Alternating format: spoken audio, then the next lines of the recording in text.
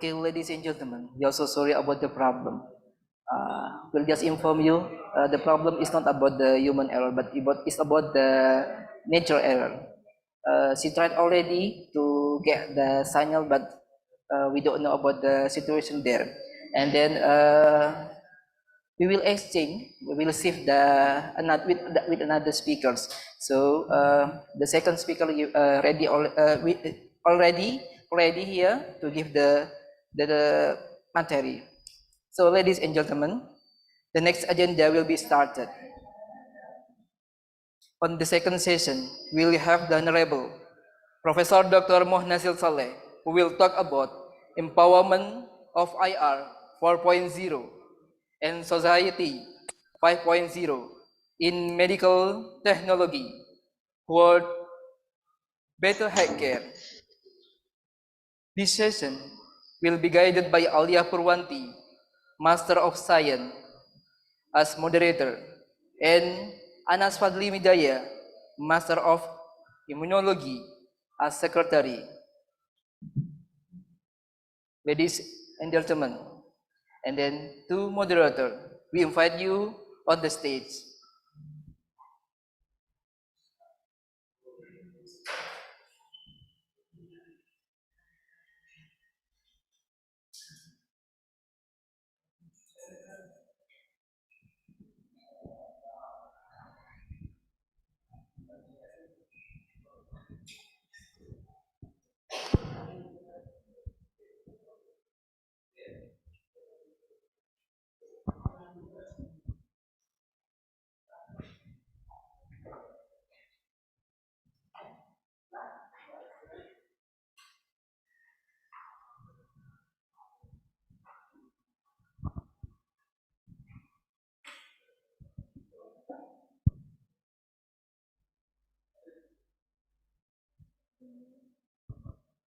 Thank you, Mr. Sidney and Mr. Ahmad, as host for this conference. Ladies and gentlemen, may I have your attention, please? The conference will be begin soon. Thank you very much for preparing yourself to join this conference. Please have a good signal and condition.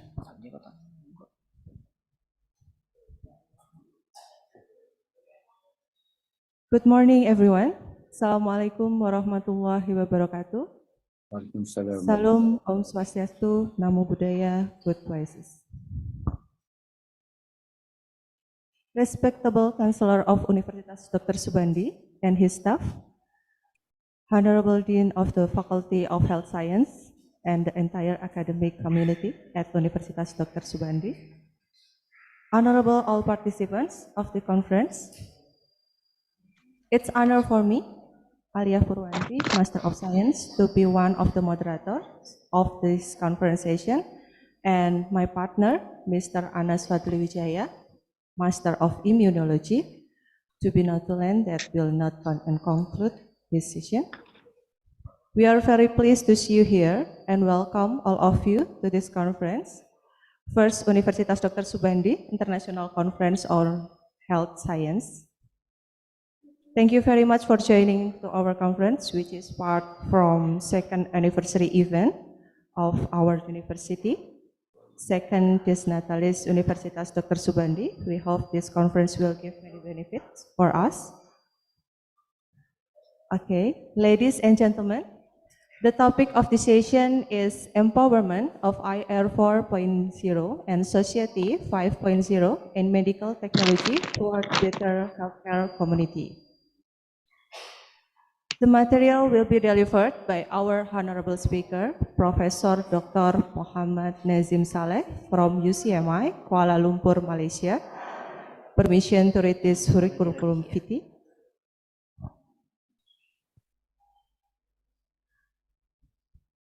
Professor Muhammad Nazim Saleh was born in Kuala Lumpur, Malaysia on June 17, 1972. Professor Dr. Muhammad Nazim Saleh is professor in biomedical science. He has completed his PhD study as a doctor of philosophy, biomedical science in University of Putra, Malaysia, UPM, in 2003. Currently, Professor Dr. Muhammad Nazim Saleh serves as Deputy Vice Chancellor for Academic and Internationalization in UCMI. Since September 2022, Professor Dr. Muhammad Nazim Saleh has served as Interim Dean of Faculty of Health Science in UCMI. Professor Dr. Muhammad Nazim Saleh also became a young professor in School of Medical Laboratory, Polytechnic Medika Farma, Husada Mataram, Indonesia. He is also President-elect for ASEAN Association of School Medical of Technology and council members of Malaysian Institute Medical Laboratory Science. He has been involved in 27 years teaching experience, especially in biomedical science program, medical diagnostic, clinical biochemistry, and metabolomics. In addition, he involved in training of research from various institutions, from undergraduate, postgraduate, and also research. He also got many achievements and participate in numerous projects, mostly about medical laboratory technology, biomedical science. Without further ado, I would like to greet our honorable speaker today. Assalamualaikum, Prof. Waalaikumsalam warahmatullahi wabarakatuh. Welcome to our international conference. Thank you for inviting me today. How are you, Prof? Sorry? How are you? Alhamdulillah, I'm good. Thank you very much. Okay, you're welcome. Thank you for joining with us today. Okay, before the presentation begins, let me inform how the presentation will be going on. First, our honorable speaker will be invited to present the material about 50 minutes. After that, there will be a Q&A session for 15 minutes from participant. You can raise hand in Zoom. And then we conclude our session today. I also remind for all participants to turn on your camera and turn off your microphone. Thank you. Now, this is the session. Allow me to welcome the speaker from Professor Dr. Muhammad Nazim Saleh to deliver his presentation about empowerment of IR 4.0 and Society 5.0 in medical technology toward better healthcare community. Professor Dr. Muhammad Nazim Saleh, the time is yours. Bismillahirrahmanirrahim. Assalamualaikum warahmatullahi wabarakatuh. Thank you, Madam Arya, and also Mr. Anas Fadli Wijaya is our moderator today. And also thank you for your kind introduction about myself. Ladies and gentlemen, boys and girls, Alhamdulillah, thank you very much for inviting me to be a part of the guest speaker for your first USD International Conference on Allied Health of your university. And the title was given to me regarding the empowerment of IR 4.0 and also Society 5.0 in medical technology towards better healthcare community.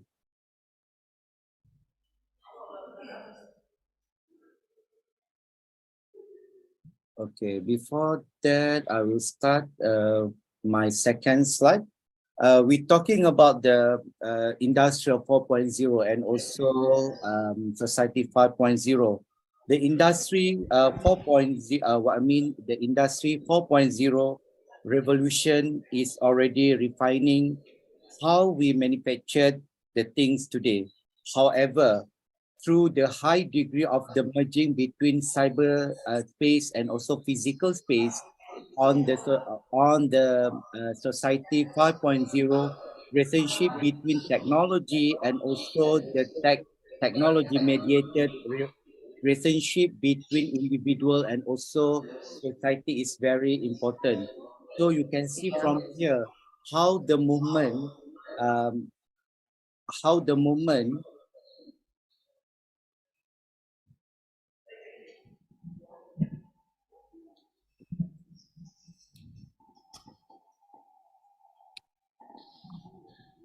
This slide.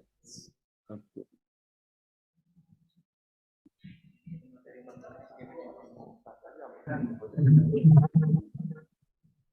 Second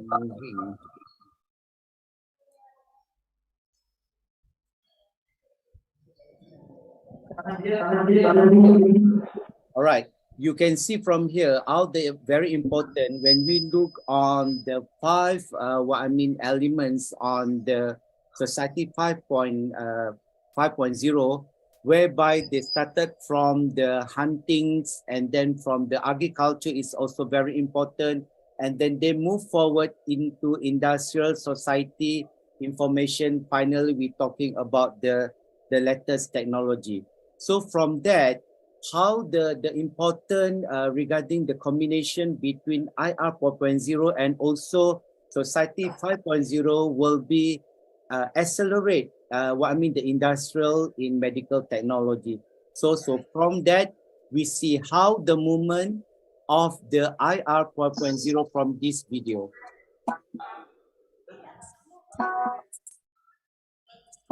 So we can see from the beginning how the industrial 4.0 starting from 18th century, and then on the 19th century, how the production increased gradually and make it the more faster on the industrial. So we can see how they started way back in 19th century from the German company, how they produce the production, for example, like Mercedes-Benz, the production of the car during that time. So from here, you can see the first, they're using the programming analysis and then come out with the digital and also the connection. And then they have also connected with the cyber technology, big data analysis play a role to make it all the series production, the industrial 4.0. Oh no, sorry.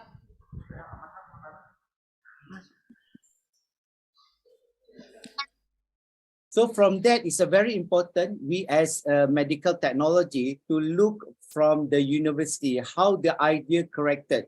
So from that, normally, basically all the lecturers, for example, like docent, they have their own research. So from that, they come up with the innovation. And then from the innovation, normally we're talking about the bench work and the upscaling to the mass production to look the possibility to create something and then to contribute to the medical industry. So from that, we can see a lot of things available in during the 20th century. A lot of things has been done. For example, we're talking about the merging digital technology, how the people interpret basically from the scientists. They look from the genomics up to the metabolomics. So you can see in between, for example, like proteomics, for example, analysis, people look on during the COVID-19, people look on the gene expression profiles and up to the detailed things on the disease. This is a very important as a medical technology to look in deep from the industrial perspective, what is the important needs to be done and what are kind of the technology to be leveraged more on the industry. So from that, we can see how I think everyone know about this actress Angela Jolie. The parents, the mother and also the sister has been died because of the breast cancer, and she believed that from that she also potential to have a breast cancer. So what she did during that time, I think about 10 years back, she did on the on the microarray technology from one drop of the blood, so they can see the screening of the gene profile, what kind of the gene will be interact and produce the breast cancer. So from the analysis has been done, so she found that the BRCA1 mutation is 80% risk for the breast cancer. And then from that, she did the mastectomy to remove the breast cancer. So until now, she are still alive and contribute in the industry of basically on the movie. So from that, we see it's a very important how the scientists, collaborate, look into from the basic mutation and then up to the clinical data. And 2015, the president during that time is the Obama already announced it's a very important on the precision medicine, because this is a part of the evolution whereby people have to treat differently. One patient and also the treatment of the disease slightly is different. It's not like our old generation. For example, like say they having problem headache, for example, they take paracetamol like 2 tablets. Now it's no more. People have to treat differently between one disease to another disease. This is a very important. And I believe majority hospital and also the technology look into one-to-one treatment, what we call precision medicine. And then from that, we can see how the people previously look on the symptom base, and sometimes it's taking a longer time to predict the disease. So they have to look all the symptom, everything. Nowadays, they look on the pattern recognition. They look on the pattern based on the data analysis, and we believe after this, people will look on the algorithm based, whereby it's a very important towards the AI as well. So you can see the prediction, the movement on the medical technology towards on the better life for the patient. So from that, I think now these people talking about the internet of the medical technology. I think everyone have their own smart, smart phone and also smart device. You can check and you can look into your activity daily. Either you good in the health problems, and this will be helping us during our daytime and monitor the technology. So from that, there is about 11 industrial 4.0 application has been discussed, and you can see from the innovation service to the patient, and then we're talking about the patient data analysis, and then the sensor to sense disease. And I believe like in Malaysia during COVID-19, we have like My Sejahtera, and also in Indonesia they call Satu Sehat, whereby you can check your profiles, everything on the disease, or even the people already receive vaccine in your system. This is a very important as a medical technology to look this kind of the parameter has been discussed. For example, like we try to ensure we give the accurate information to the patient based on the data analysis, and also other things has been discussed thoroughly to be a better diagnosis to the patient. So from that, the integration between IR 4.0 and also Society 0.0 is a very important, whereby we have to basically from the laboratory, people create the knowledge and then come up with the innovation, and then from that they have to increase the efficiency and then come up with a new technology and also the new company, because sometimes you need to develop to create your own company to make sure the production will be sustained. And finally, we have to pay the tax. This is a very important, whereby we have to balance on the economy. For example, like Society 4.0, whereby the people pay the tax and then return to the governments. And then from the government, they refunded the grants for the academic to use that money for the research purposes and return to the community service. So from that, it's a very important, we're talking about the collaboration between the research, between the education, and then also we have to outreach the community outside, for example, to make it, the people in the community aware about new things available in the market. and then we have to collaborate with the government agency and also the private enterprise, whereby the private enterprise will be enhanced and also to accelerate the production on the certain technology. This is a very important. And based on that, we also talking about the from the beginning of the basic science, and then we look on the human application, and then I believe towards the clinical application, and finally we talking about the industrial solution and also socialist impact to the community as well. So because the end of the day, the community will be benefit to the production on the new technology available in the market. So that's why it's a very important. There is basically in Malaysia, we propose about 3 models. So we're talking about the focusing on the research and also the academic cooperation. And then from that, we look on the global research, whereby it's a very important to collaborate networking with the university with the same niche area. And finally, we have to come up with the collaboration with the reportable university to ensure that they will be verify and also basically to verify the research and also to come out is for the reportable production on the research.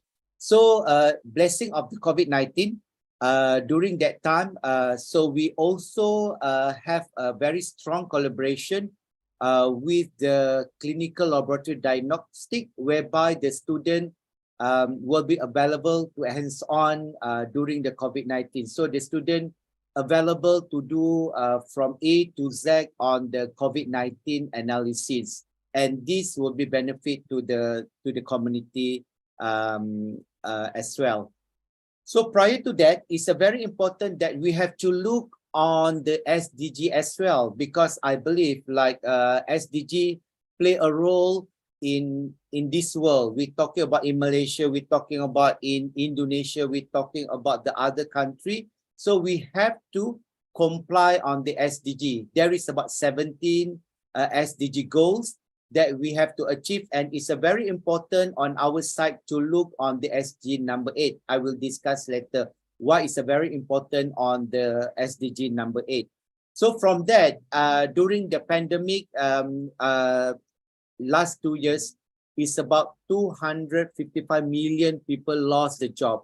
I think you can see, but the industry of the healthcare and also the education always sustain, and that's why it's a very important that we have to invest on the healthcare industry, because the healthcare industry will be helped to ensure that the generation and also the people more healthier, even though we are in the era of the crisis during that time.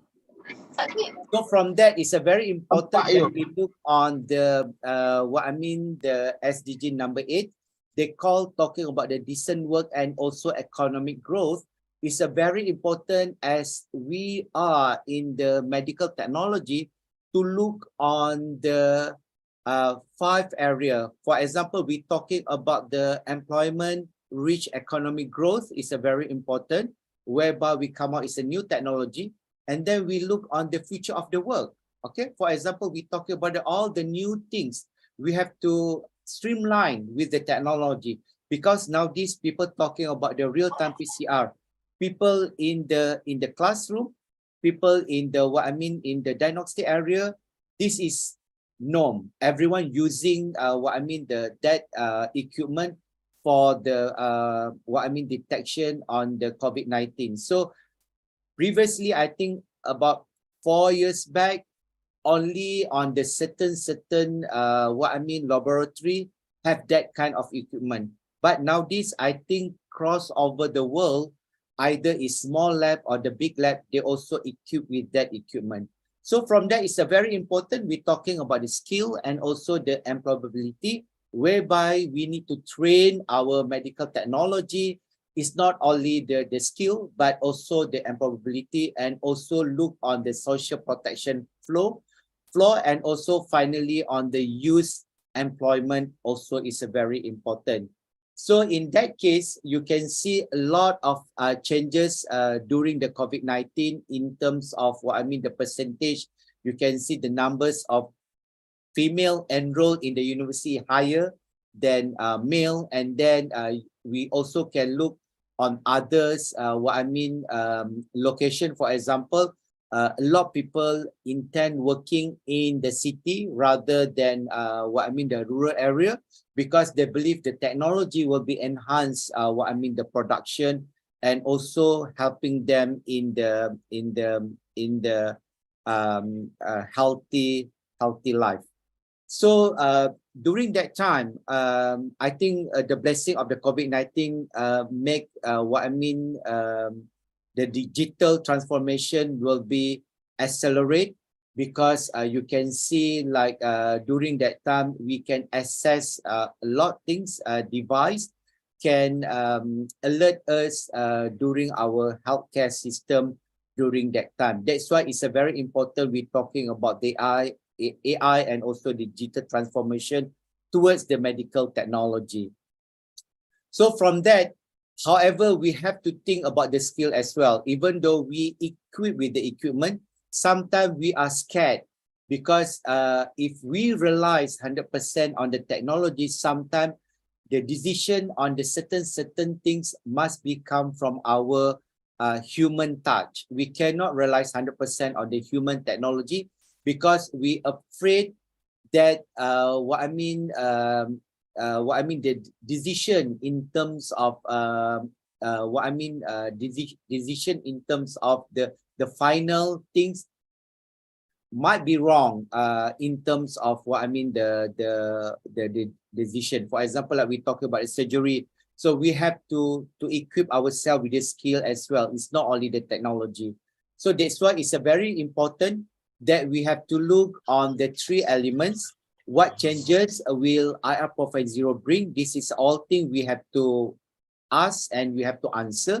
And how tasks will be differ in the future.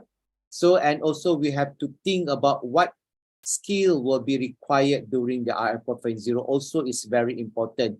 So either we have to look on the curriculum, basically on the medical technology, to revise and then and also to embark with a new technology in the curriculum as well, as long as the decision and also towards the technology will be parallel in the line.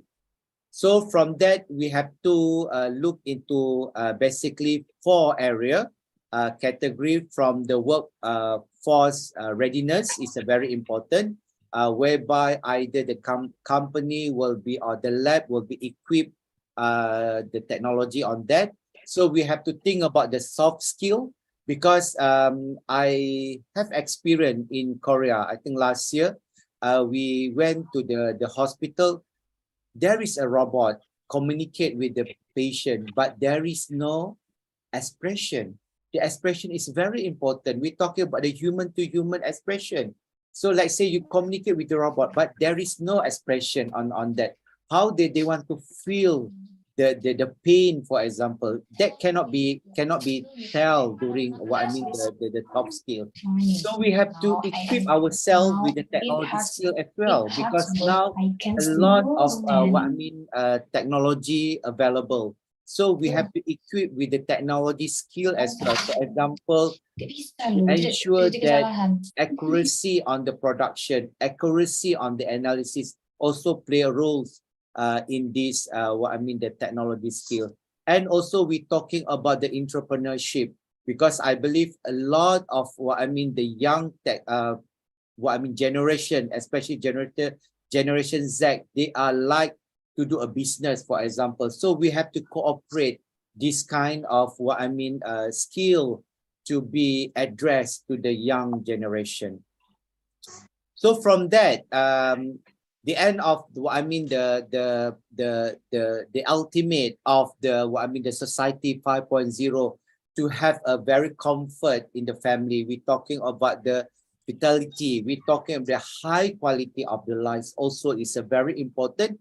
Even though there is the device around with us, but we need is a very high quality of life. Before I end my presentation, this video will be the summary of my thought.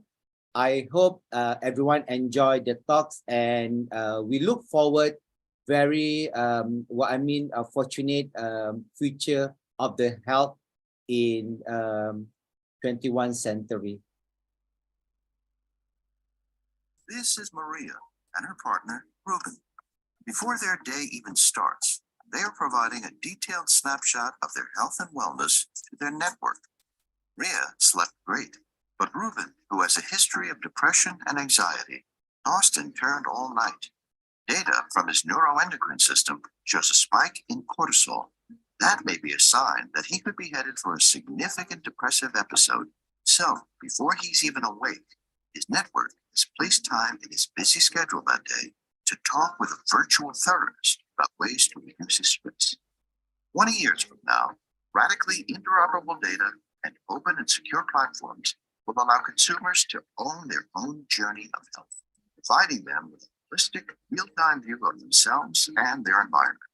A system of personalized experiences that are highly tailored to one's preferences and needs are the norm, not the exception, and where care and services can be accessed quickly and seamlessly. Consumers are increasingly willing to share their personal data through wearable technology, smart appliances in the home, and even with the home itself. This vast pool of data forms the basis of their personal health profiles, so that changes or deviations can be detected and addressed immediately. This information empowers consumers to take control of their well-being in ways that were impossible in the past, whether it's proactively heading off depressive episodes for Ruben, or getting Maria her time-released antihistamine well ahead of a high-pollen day.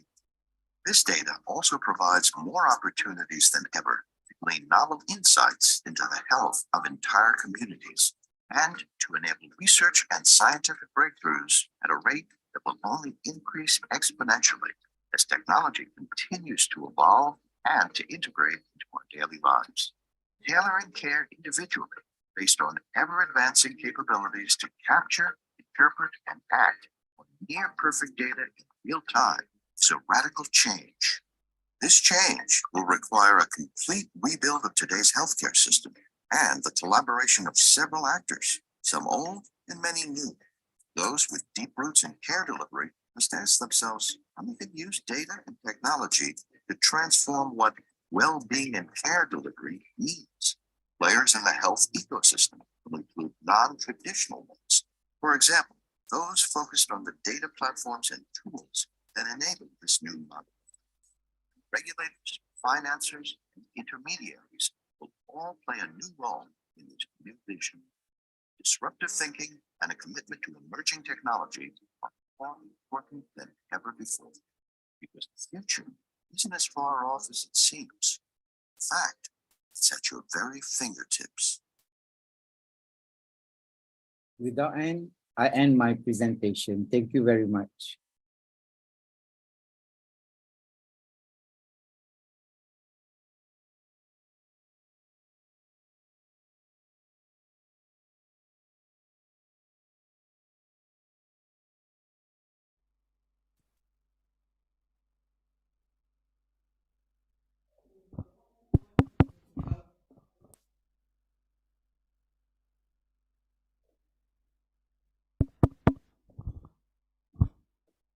Check, check.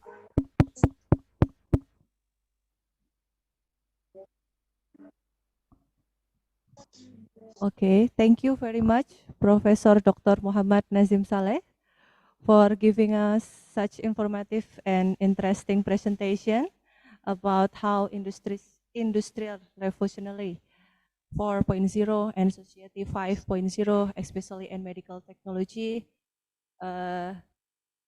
Some word that I can say that it's about combination, it's about how technology can help us for the next step, especially for medical and healthcare community. Something I take my master program in that, how we can combine about biology substance to detect the disease or to make something like medicine, vaccine, or anything, so we can have the solution for the current situation. For example, like the COVID, for the past pandemic, it's very awful for us, but it also make our medical community wake up to grow, to create how we can give solution for this pandemic. Okay, to all participants, now the next session is the discussion. I would like to have a question for the participant, please. You can raise hand via Zoom and introduce your name and institution first, then ask a question. Also, you can chat your question from the chat column. Okay, I will check.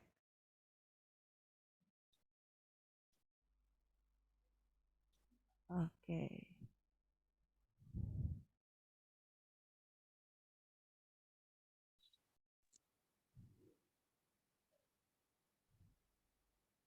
Okay, we have first questioner, Mrs. Ina.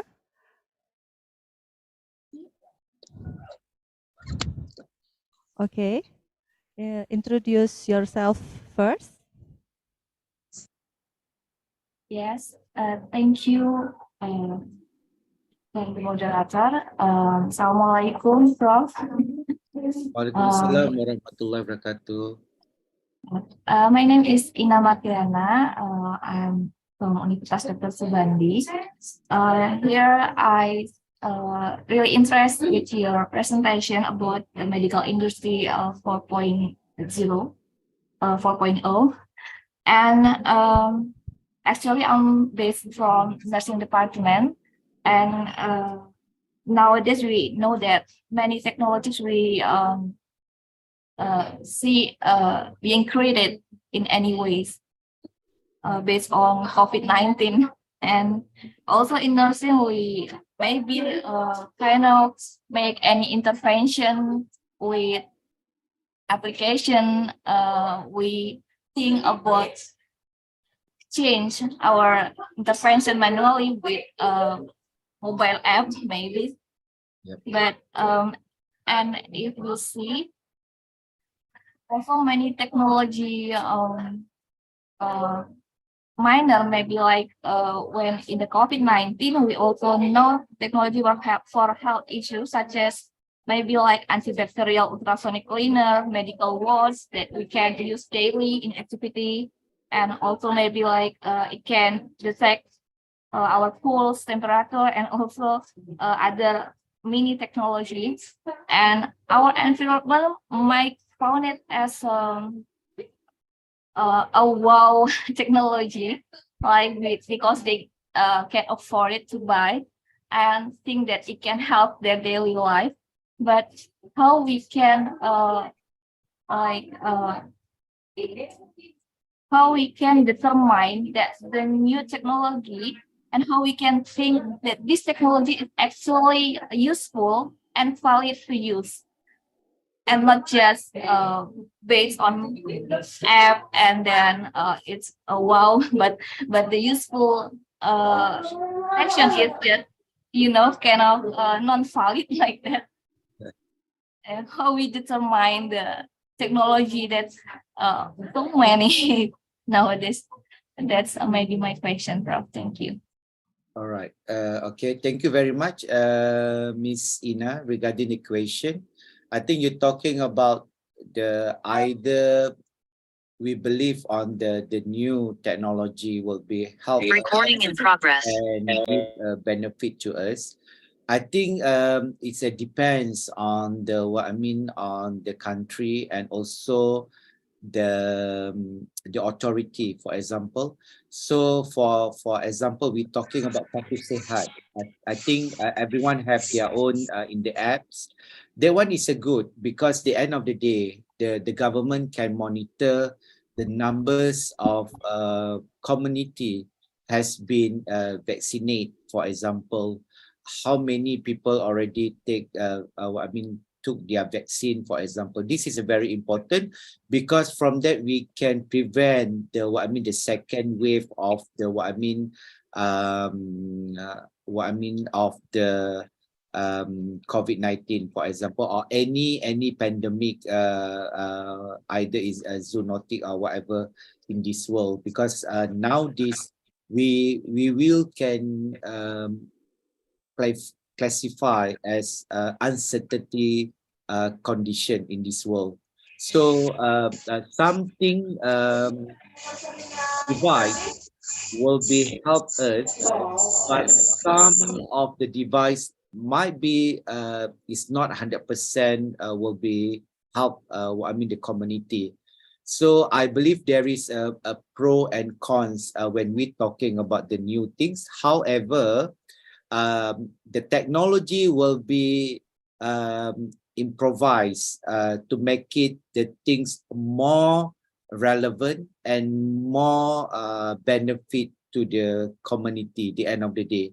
So I believe for early the new innovation, and then after that they will be look into it, the weaknesses of the things, and then they will be supervise the things and then make it a more benefit.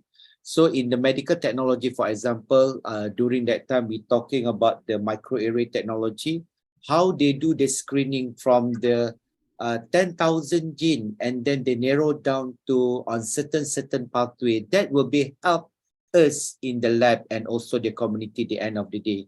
So that things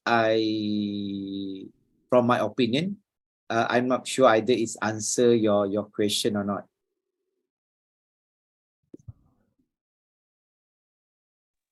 Okay. Thank you, Pro, for the feedback. And for the next question, from the column chat. Okay. Okay, this is from, I don't know, this is Mr. I think, yeah.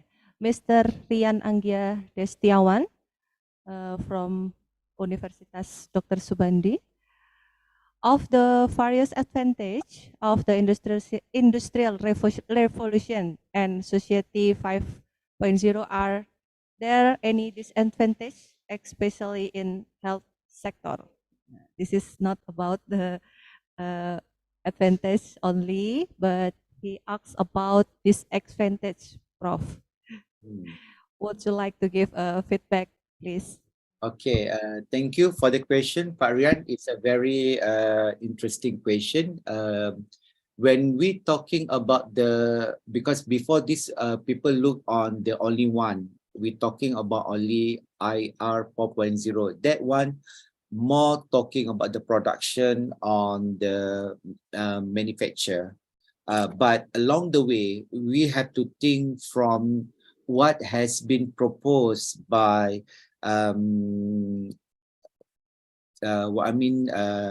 Japan during the fifth plan, science and basic science and technology. During that time, I think is the president of Japan is Abe, and the cabinet proposed the society. It's a very important that we have to balance it between the IR 4.0 and also the society 5.0, and the combination between the physical and also cyber technology. That will be accelerate the industry, because from that we have like a big data analysis, for example, and then the people can look into the projection in the future, for example. This is a very important, and also we have to look on the balance on the economic development. That's why it's a very important we cooperate society 5.0. So when we're talking about either is a pro and cons, I think there is what I mean contribute both. As I mentioned in my slide, last 3 slide, I talking about the very important, the 4 elements. We're talking about the soft skill, we're talking about the technical skills, we're talking about the entrepreneur skill, for example. This will be help, people to ensure that they already capable towards the new era on the technology. So it's not only one area. So we have to streamline between 2 things: soft skill, our technical skills, and also the readiness of the company or government, for example, to provide a sort of the needs by the workers also is very important.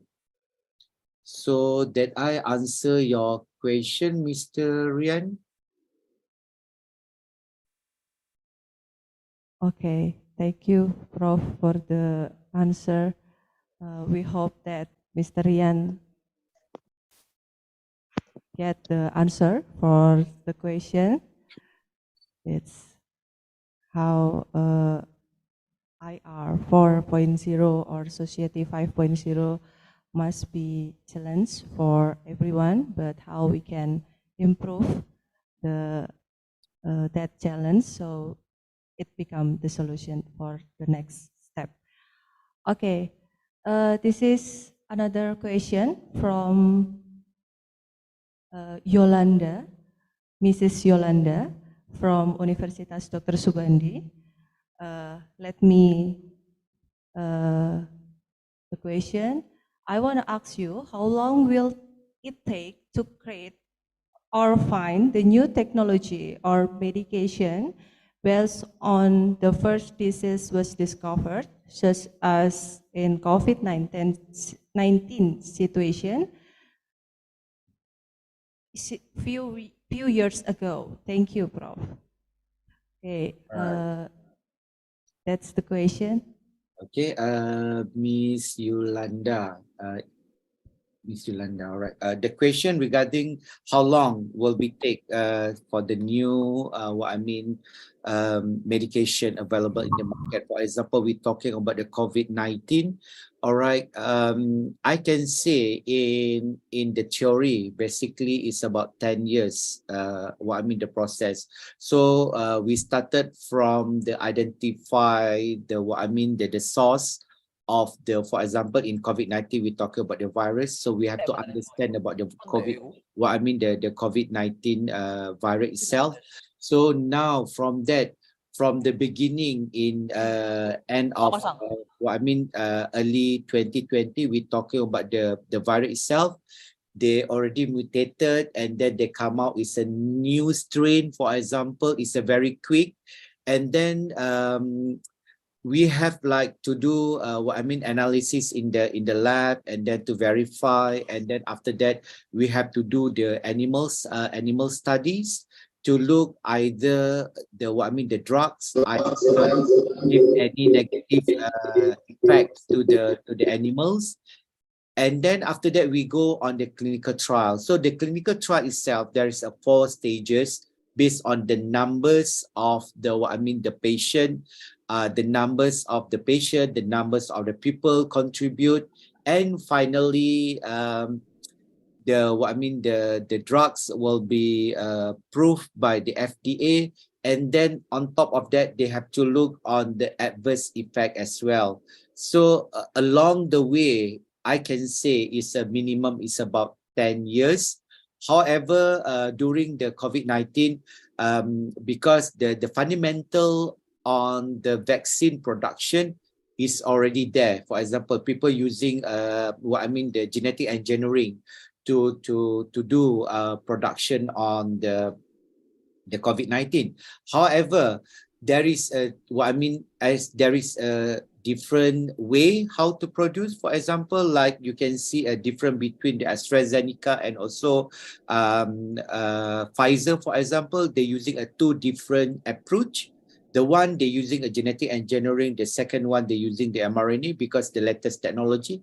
However, as I said, the production will be accelerate, but the side effect and also the others factors will be taking longer time because this is what I mean, the pandemic. So people still look into it, the best, what I mean, medication. So for your question, I think up to 10 minimum 10 years, I believe, or maybe longer than that.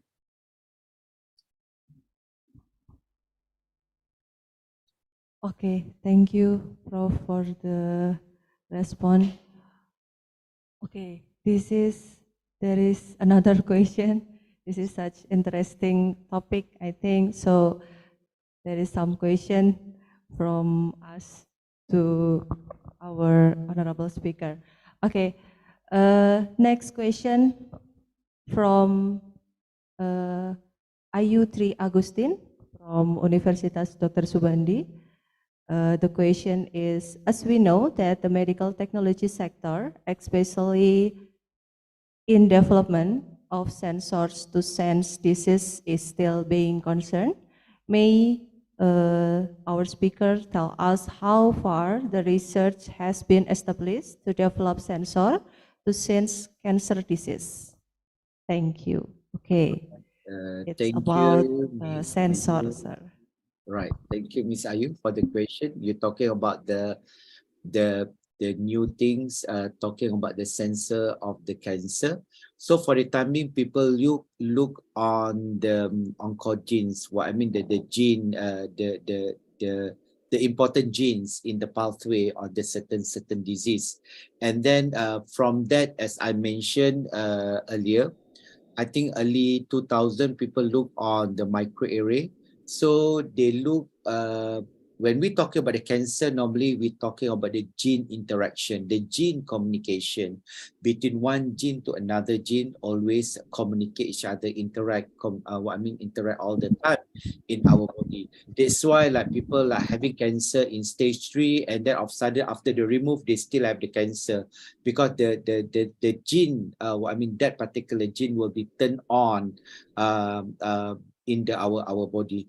That's why at this stage, people using the microarray technology, the gene expression, as the indicator.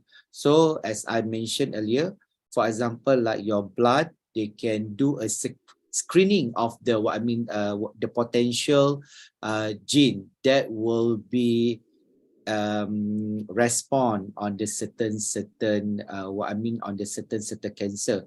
However, there is a dedicate, for example, we're talking about the breast cancer, for example, is already established using oncogene. Gene can indicate the signal, so can give the early stage either you having cancer or not.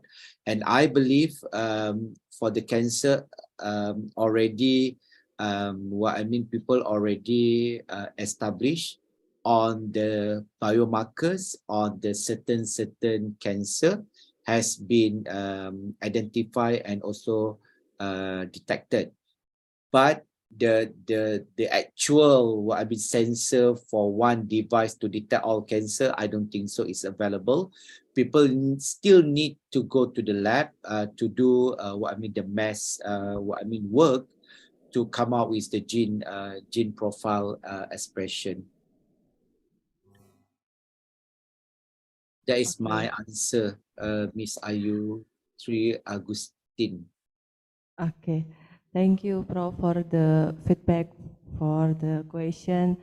I think it's very interesting because by this era, we can collaborate, we can combine the technology to detect, to prevent the disease.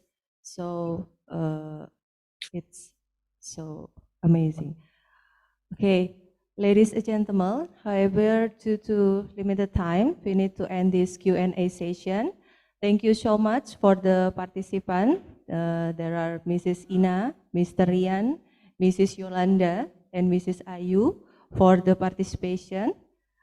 Okay, now I would like to invite our speaker to give us short closing remark, please. To Professor Dr. Muhammad Nazim Saleh, are there any final talk before we end today's session? Time is yours, Prof. All right. Thank you very much again to Madam Alia and also Mr. Anas and also the organizer from the Faculty of Health Science, I believe Dr. Lindawati and also the team. It's a great honor to be a part of speaker today to share my knowledge and also experience to all the students and also to the lecturers in this platform. Once again, thank you very much. And I wish you all the best for the second anniversary for the university as well. Assalamualaikum warahmatullahi wabarakatuh. Waalaikumsalam warahmatullahi wabarakatuh. Thank you for the concise closing remark. Before I close the session, our Notulen would like to take a conclusion from the session. Mr. Anas, it's your time. Thanks, Mrs. Alia. I will read the conclusion of our topic in this session. The Industrial Revolution 4.0 was marked by rapid development in the IT world. The key is in several words such as automation, big data analysis, robot technology, artificial intelligence, to the Internet of Things. While many are still adapting to the Industrial Revolution 4.0, the term Society 5.0 appears.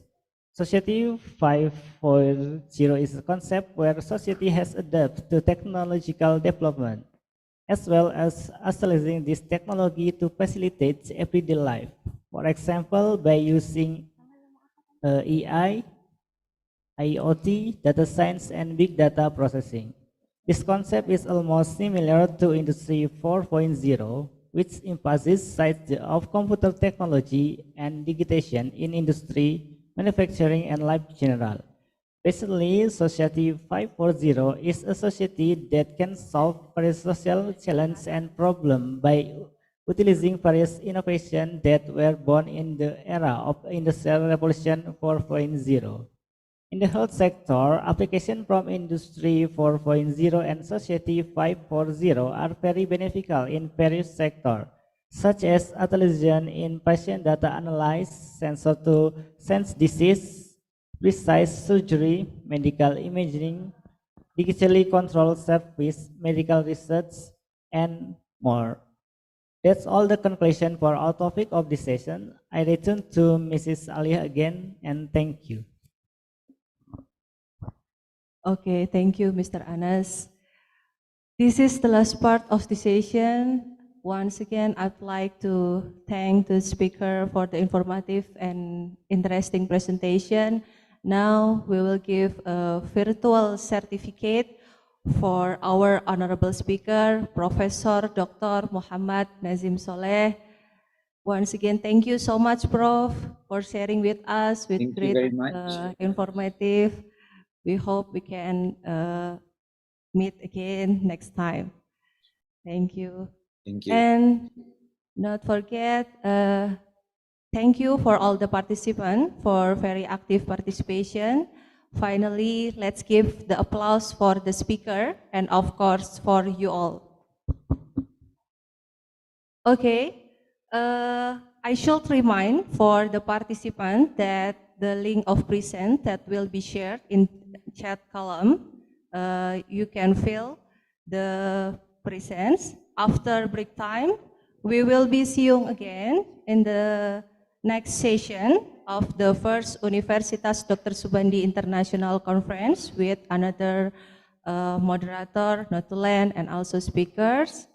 The last but not least, we apologize if something is not acceptable in the session.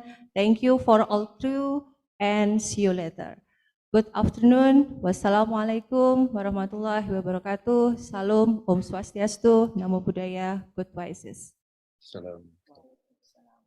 Back to our house, Mr. Ahmad and Mrs. Sydney.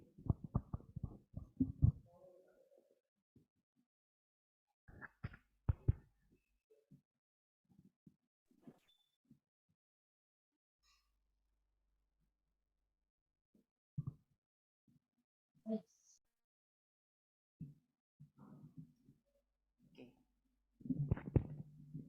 Thank you very much for the speaker, Prof. Dr.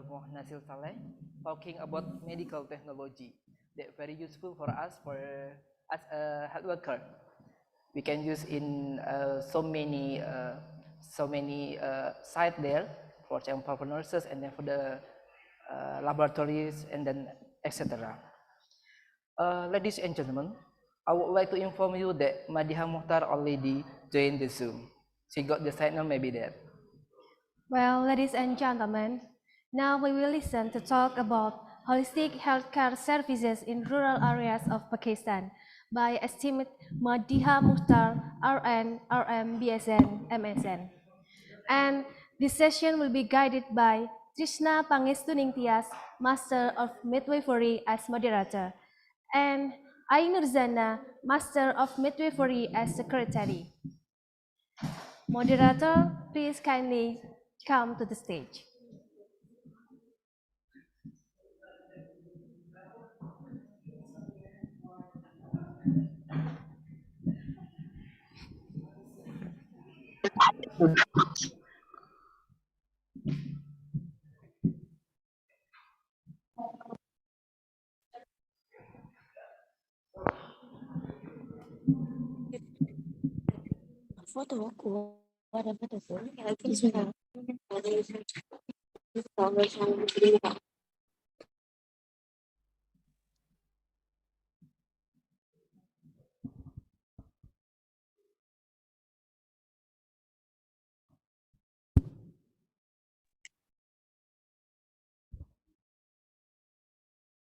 Assalamualaikum warahmatullahi wabarakatuh.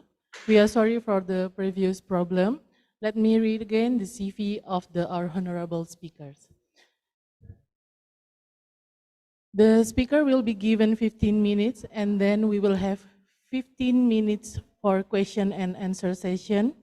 For the audience, the participant, you may type your question in the chat room and I will read the question for you, or you may raise hand using the raise hand button if you want to ask the question directly to the speaker.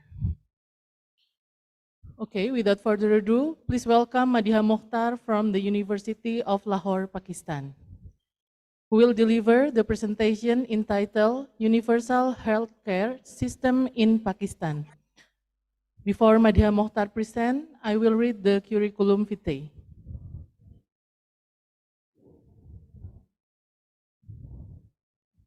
Madiha Muhtar co-role now as Assistant Professor of Lahore Nursing of the University of Lahore.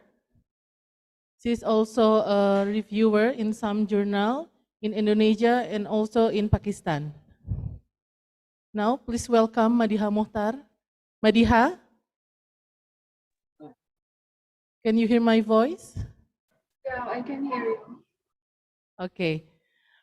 Madiha, do you need help to share the presentation or you will share your share screen? I will share my screen. Okay. Madiha, the Zoom is yours. Thank you so much.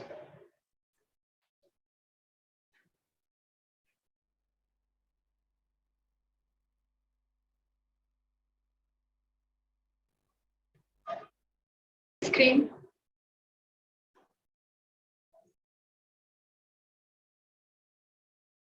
Hello.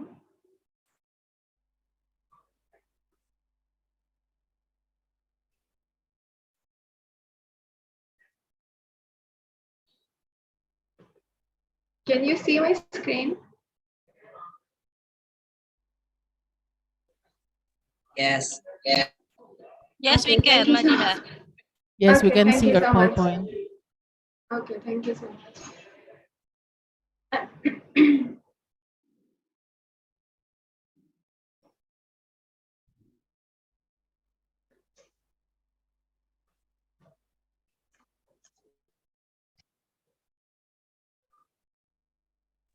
Assalamualaikum everyone. My name is Madiha Mukhtar and I would like to extend my thanks to the organizing university, and I congratulate them on organizing the very first international conference on the healthcare, which is very, I think, needed in this era. And I apologize from my side for the connection in the previous time because I think there was some signal issue. So I would like to talk on the universal healthcare system in Pakistan. Um, we know that as the population is growing, so the healthcare demands are also growing in I think in globally as well as in Pakistan as well. So we were the sixth largest population in the world in the previous era, but after 2021, so we have ranked as the fifth largest population in the world. So because the population is growing rapidly, that's why the healthcare demands are also growing along the side. But fortunately or unfortunately, we have a lot of burden we have burdens of the disease, we can say, as we are already recovering from the COVID. We all know that, but in Pakistan we have some of the other issues for accessing the healthcare, and some of the problems linked with the resources here in Pakistan. But the global life expectancy is like 73.5%, 5 years in worldwide. But in here, we have in Pakistan 66 years average life expectancy for the women and 67 years for the men. The total population is 232 million. It was recorded last in 2021. Which was also included with the Afghan refugees, because after the Afghan war, after 9/11, so a lot of people migrated from Afghanistan to Pakistan. So that was also another burden for the Pakistan, because there was a lot of migrants from that. So they carry some diseases, or they have the burden for our healthcare sector as well. So in Pakistan, we have five tiers of levels of the healthcare system. So we have at the community level, we have the rural health centers, which we call RHCs, and then we have BHU centers, which are basic healthcare units, and then after that we have rural healthcare centers, and then we have some areas we have PHC centers, which is called primary healthcare centers, and some areas we have a maternal and child health care centers as well. And after that, we have on the tehsil level, we have tehsil headquarters, district headquarters, and then the divisional headquarters. And the lastly, we have a tertiary care hospitals, or we call it teaching hospitals. So teaching hospitals are the highest health facility in the country, and the system runs in all the provinces. The same system runs there in all the areas of Pakistan.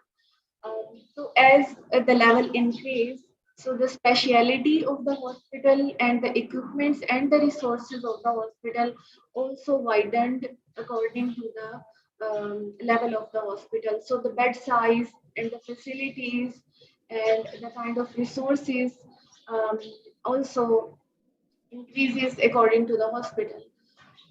So what we have a challenge here, sometimes people directly approach to the tertiary care hospital, which is like a huge burden on the healthcare. Why? Because if there is a small injury, or the patient suffering from a fever or suffering from a diarrhea or any minor illness, so they can be treated on the on the first or the second level. but they sometimes directly approach to the tertiary care hospital, which increases the burden and the burden for, for 360-degree, because it is a burden for a human resource, it is a burden for the resources, and burden on the economic side as well. So this one challenge is, we are facing, but it is, a well-structured infrastructure for this healthcare system. Next, I just wanted to show you a bit of the glance of the healthcare matrix. So, as I already told you, we have like 32 million people, which was last recorded in 2021. It's a kind of debatable thing that either it's a good thing to be growing faster or not, because we as a Muslim country sometimes, we have a both sides views, because some people think that, we cannot stop the population, but again we have a family planning system, and then on the different levels in the rural areas and the urban areas and in the cities, and on the government private sector level, and in the on the from the NGOs, from the WHO, a lot of strategies, or a lot of efforts has been produced to minimize, or we can say like restrict the population, rapid growth of the population. But still, yeah, it's a debatable thing.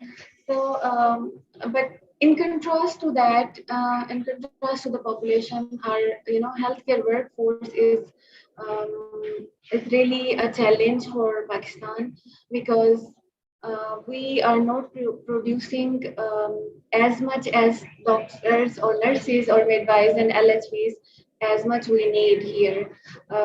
And another challenge we have, that some people, because of sometimes economic situation or another political situation, we face the brain drain also, because people usually go to the European countries or another country for the better opportunities.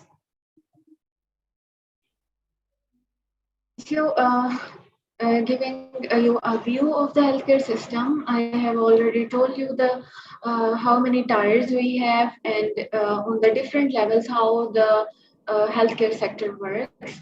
But we have a mixed kind of healthcare system, because the public sector is also struggling on the government or the administrative level, but private sector is one of the prominent sector in Pakistan, which is operating here in Pakistan. And some of the hospitals which belongs to the trusts or the non-governmental organization, which is funded by the expats, for example, those Pakistanis who are living abroad, so they fund those hospitals and or the healthcare facilities. So this is a kind of mixed kind of system. We cannot say that 100% we are being run by the government, but it's like 3 to 4 sectors who are run the healthcare system in Pakistan. So we have multi-level stakeholders. Another thing which was initiated, 15 to 20 years ago, that was the lady health visitor to encounter the problem which was faced in the rural area, because a fully qualified doctor or fully qualified nurses who are registered with the councils, they are not willing to go in the rural areas or in the far areas, or we can say we say that hard areas where there are political problems, or there are the areas which are like cities, or the tribal areas, or the areas which are which has less facilities. So the fully qualified healthcare workforce are not willing. So that was the reason why we Pakistan has envisioned that the lady health workers or the visitors and the community midwives or community health workers, they will go in the rural areas. They get the 1 year or 2 year of their training from the registered institutes, and they are also registered with the Pakistan Nursing and Midwifery Council, and they have the license. So they can go in the hard areas or the rural areas to take care of the patients or take care of the community where the qualified nurses cannot reach or cannot go. So that has a positive impact on the healthcare system, especially in the rural areas, because of the healthcare force that was, that was produced and that was envisioned. A new healthcare vision has been envisioned in 2016, and their aim is to outreach or to have the health for everyone, and especially in the rural areas or in the far areas, which will complete until 2025. So that is like Pakistan 2025, one nation, one vision, which is the purpose of that that vision or the program or the strategy was to approach to the every citizen of the Pakistan, that he or she can get the healthcare facilities or the treatments or the care, which they cannot. Sometimes people cannot afford the transportation, or they cannot approach to the healthcare facility. So the healthcare facility or healthcare workers can approach them. So that was the envision of that. And there, along with that, there are a lot of other things or other values also envisioned. For example, the National Health Vision has 6 to 7, principles, which was like to initiate the good governance, innovation in the healthcare sector through the research and through new technology, and digitalization of the healthcare system, especially in the public sector, because private sector has the funds, and because they generate their own funds, because they are privatized, so they have their own guidelines and strategies and the rules. But the public sector really starved with the funding. Because I will show you in the next slides that government has less funds, less than required for the healthcare sector. So another one was the acuity and pro-poor approach that was also envisioned in the 2020 vision, and the responsiveness to the community and the transparency and accountability, because sometimes we know that in the community, the people who are resourceful or who are sometimes powerful, they can approach the healthcare sector more easily and more quickly than those who are not have the accessibility or the any resources. The last one was the integration and cross-sectoral synergies. So in the cross-sectoral synergies, they have the public-private partnership. So if the public sector hospital or their governance is not good, so now they are, in those 5 to 6 years, from 2016 to 2025, they are handing over the public sector hospitals governance or the administration to the private sector hospitals, or the governance of to the private sector, so they can run according to their own policies, because they have successfully run their hospitals previously, and they have shown the progress or the results in the community. That's why they are like trustworthy. So the government thinks that they can, run the government hospital as well to that optimum level where they have thought of. So the core objective of this National Health Vision 2016 to 2025 was the unified vision to improve the health while ensuring the autonomy and diversity in the healthcare sector, and then the coherence of the federal and provincial efforts by consolidating progress, learning from experiences, and moving towards the universal health coverage. And then I have already told you the international treaties, they have already collaborated with the WHO or the UNO, and they are also working on the SDGs, and they Higher Education Commission as well on the board. So they are instructing to the universities. For example, like I am working in the University of New York. So Higher Education Commission also instructed that every research which we are producing from master level onward, so that should be innovative. There should be a factor of innovation. Other than that, and another factor, another point is the innovation factor and the factor, the innovation and the SDGs also, because as a healthcare worker, SDG 3 is comes directly, attached with us, like health and well-being of the people or of the community. So they have directed to the universities that every research should have that contribution. Other than that, they did not get the permission to go ahead or to proceed with that research. So it is on the educational level.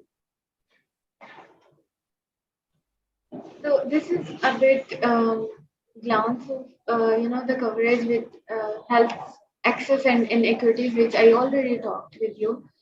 Because of the lady health workers, or we can say the skilled birth attendants, Pakistan have a high rate of infant and maternal mortality rate, especially in the rural areas. Why? Because they don't have a trained birth attendant. So sometimes, we call it DAI, which means the untrained birth attendants. They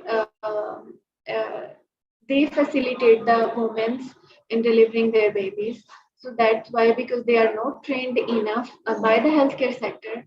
So that's why they are not. They are not concerned, or they are not fully trained. A woman or sometimes the child get the complication of the delivery. For example, the fistulas, women get fistulas in the rural areas, and sometimes postpartum hemorrhage or any other issues which are not tackled by them, or the delayed labor, sometimes that are the issues. And in the children or in the new age, birth asphyxia, sometimes the courts have a issue. So that's why they have impatient the lady health visitors, so they can visit those areas, and they are already allowed from the Pakistan Nursing and Midwifery Council. So they can give some of the medications, um, the emergency medications, or the medications which are co-joined with the delivery or with the labor. So they can administer those medications because they are allowed from the Pakistan Nursing and Midwifery Council. So in the rural areas, they have a really great impact, which has shown has improved from 18% to 58% um, by the year 2020. So that has a huge impact by introducing those lady health visitors or the skill birth attendants. Because they go door to door, and they educate them throughout their pregnancy, not only throughout their pregnancy, but their nutritional status. And to the girls who are in the puberty age, they sometimes give them the nutritional, the multivitamins like the folic acid, or sometimes they give them the hygiene care education and other awareness campaigns like how they can take care of the children, especially the newborn. So that has really impacted in the rural areas. Um, Especially in the rural, in the low income areas, there are some problems of nutrition and low compliance with the immunization. Especially, maybe you have heard of it that we are still having some of the cases in the rural areas with the polio positive because of their low compliance of the community and their cooperation with the healthcare workforce. That's why they are still facing some of the issues. So by the 2020, this was the statistics of the burden of the disease in Pakistan. Neonatal death rate was amongst the highest, because I have told you, because there were some of the untrained birth attendant, or sometimes ladies the women doesn't go for their antenatal visits, and sometimes they are not well educated for the upcoming events. That was the top 10 burdens and risks, which was like malnutrition, air pollution, high blood pressure, dietary risk, tobacco, unsafe abortions, which we call sometimes wash, and diabetes, obesity, and the kidney dysfunction. So to tackle with the workforce issue, the WHO has given this vision that 2020-30, we have to optimize the existing workforce, anticipate the future workforce, strengthening individual and institutional capacity, strengthen the data and the evidence and the knowledge. So in Pakistan, how we are working, Pakistan has its own, vision from 2018 to 2030 to enhance or to promote or to accelerate the human resource for health, so they can achieve the sustainable development goal, or they can reach to the every part of the country, and provide the healthcare services at every level, from the primary to the tertiary care. We stand at the at this level because I think we are still on the 16.9 level, because we are still facing the issue that 16.9 per 10,000 population, extremely low proportion of the healthcare workforce. And I have told you that some of the people from the healthcare, they migrate to another countries, which which is known as the brain drain. It happens in all sectors, I think. But as we are concerned with the healthcare sector, so we know that a lot of people are migrating to the abroad for getting the better opportunities, because they get the better work environment, or we can say better incentives. That's why they are moving to another country. Sometimes, government have the restrictions on that, because WHO also put Pakistan on the red list country, that we cannot directly recruit the nurses or the doctors, especially the nurses or midwives um, from the country, because we are already facing the shortage, and we are not producing enough to fulfill those gaps. But still, I have seen in the last 5 years, Pakistan Nursing and Midwifery Council has initiated some of the initiations that they have registered more, institutes to produce more nurses and midwives, especially the degree holders or especially the postgraduate institutes. And they are also enhancing the seat capacity in the organization. For example, in University of Lahore, we had 100 seats which was reserved for the Bachelor of Science in Nursing, and now they have enhanced it to 120. So we can produce more, and we can combat the shortage.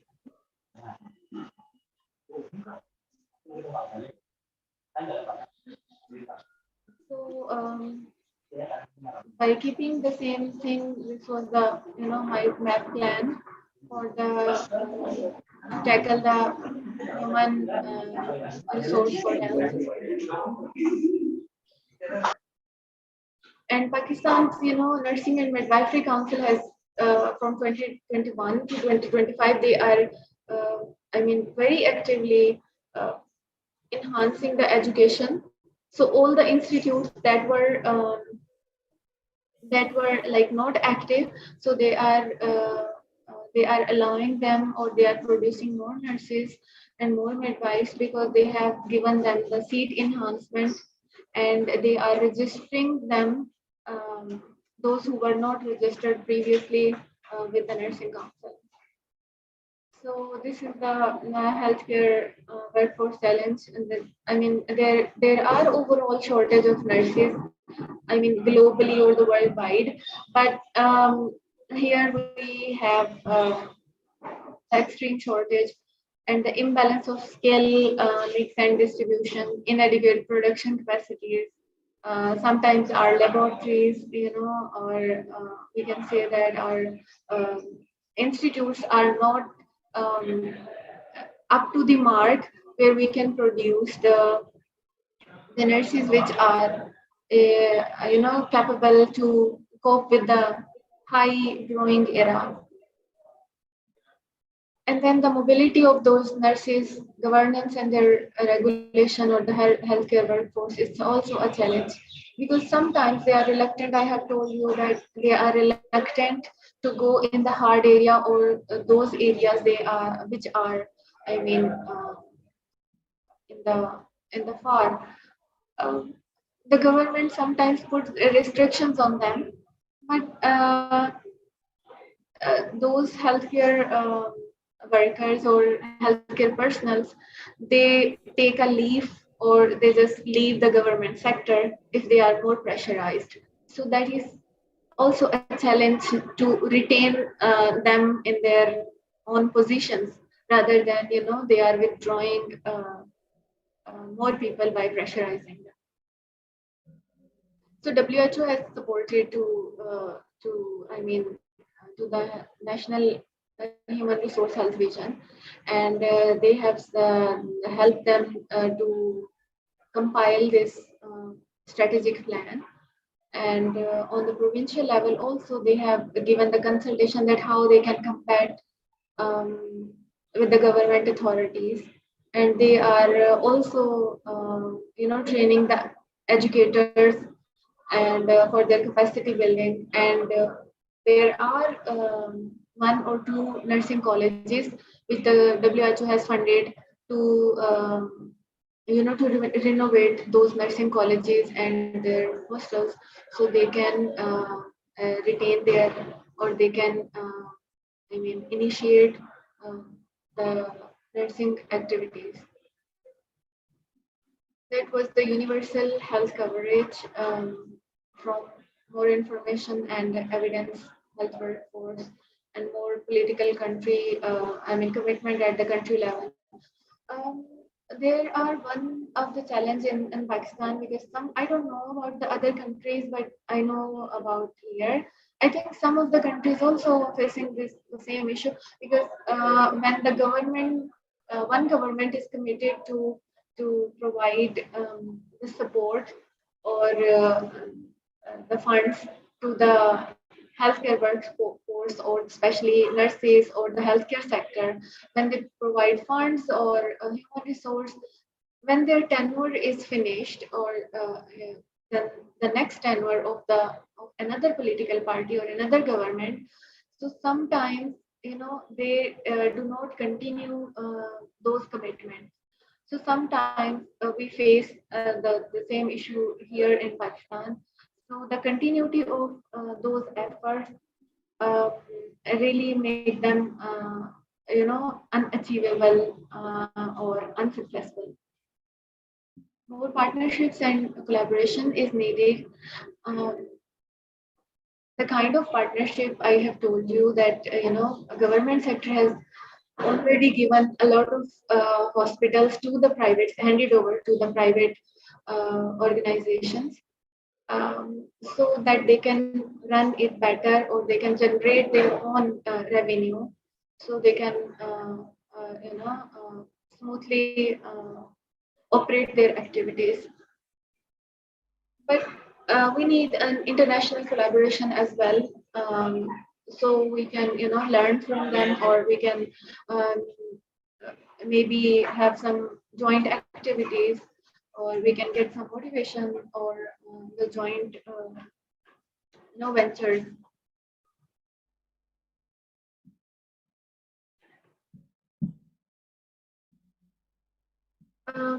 We are spending, I have told you, we are spending less amount of the, less amount on the healthcare sector. So here we can say that the healthcare sector in the private sector and the public sector. So private sector even spending 2% of their, GDP on the healthcare, but on the other hand, 1% of the GDP is spent by the government sector. Whereas the WHO has recommended that 3% of the total we have to spend on the healthcare sector. So health financing is a kind of challenge we face. There were some key challenges which I have already, I think, discussed. This is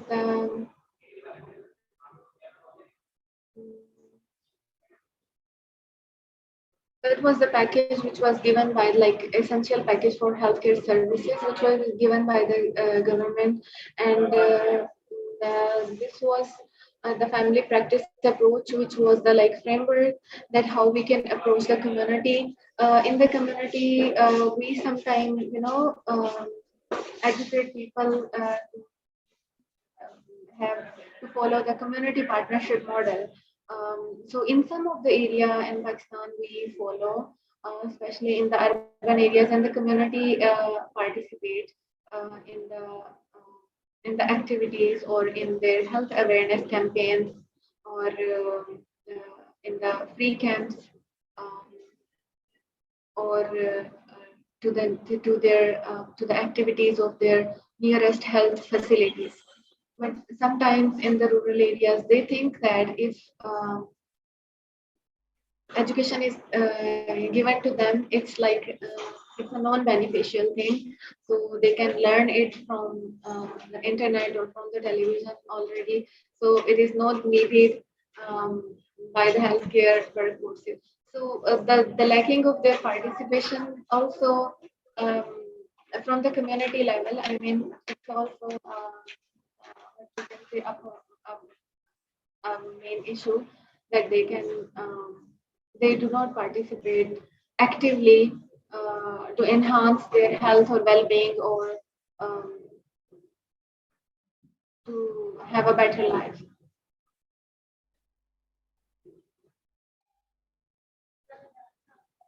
I have shown you in the previous slide that reproductive, maternal, and neonate or the child health is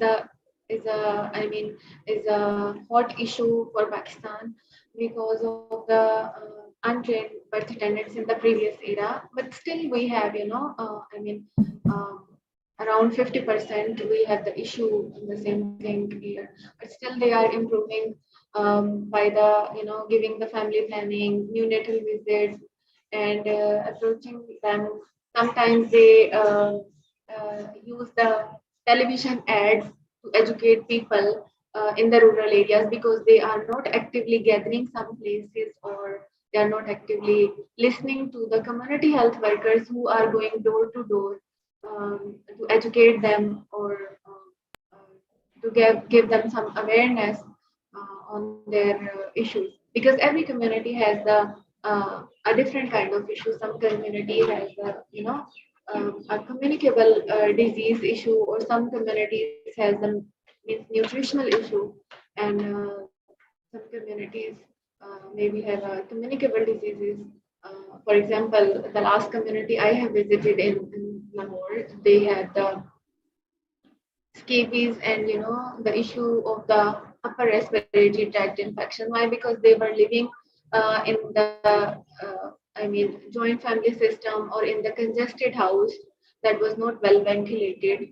So that was the issue which was faced by them. And sometimes in the government at their level, what they can do, because they cannot provide the whole new house to the community, but they can at least educate them to maintain the distance, or to take the precautions if they have the carrier in them among their family, or if there are some diagnosed persons, so they can take the proper treatment, and they can have some isolation.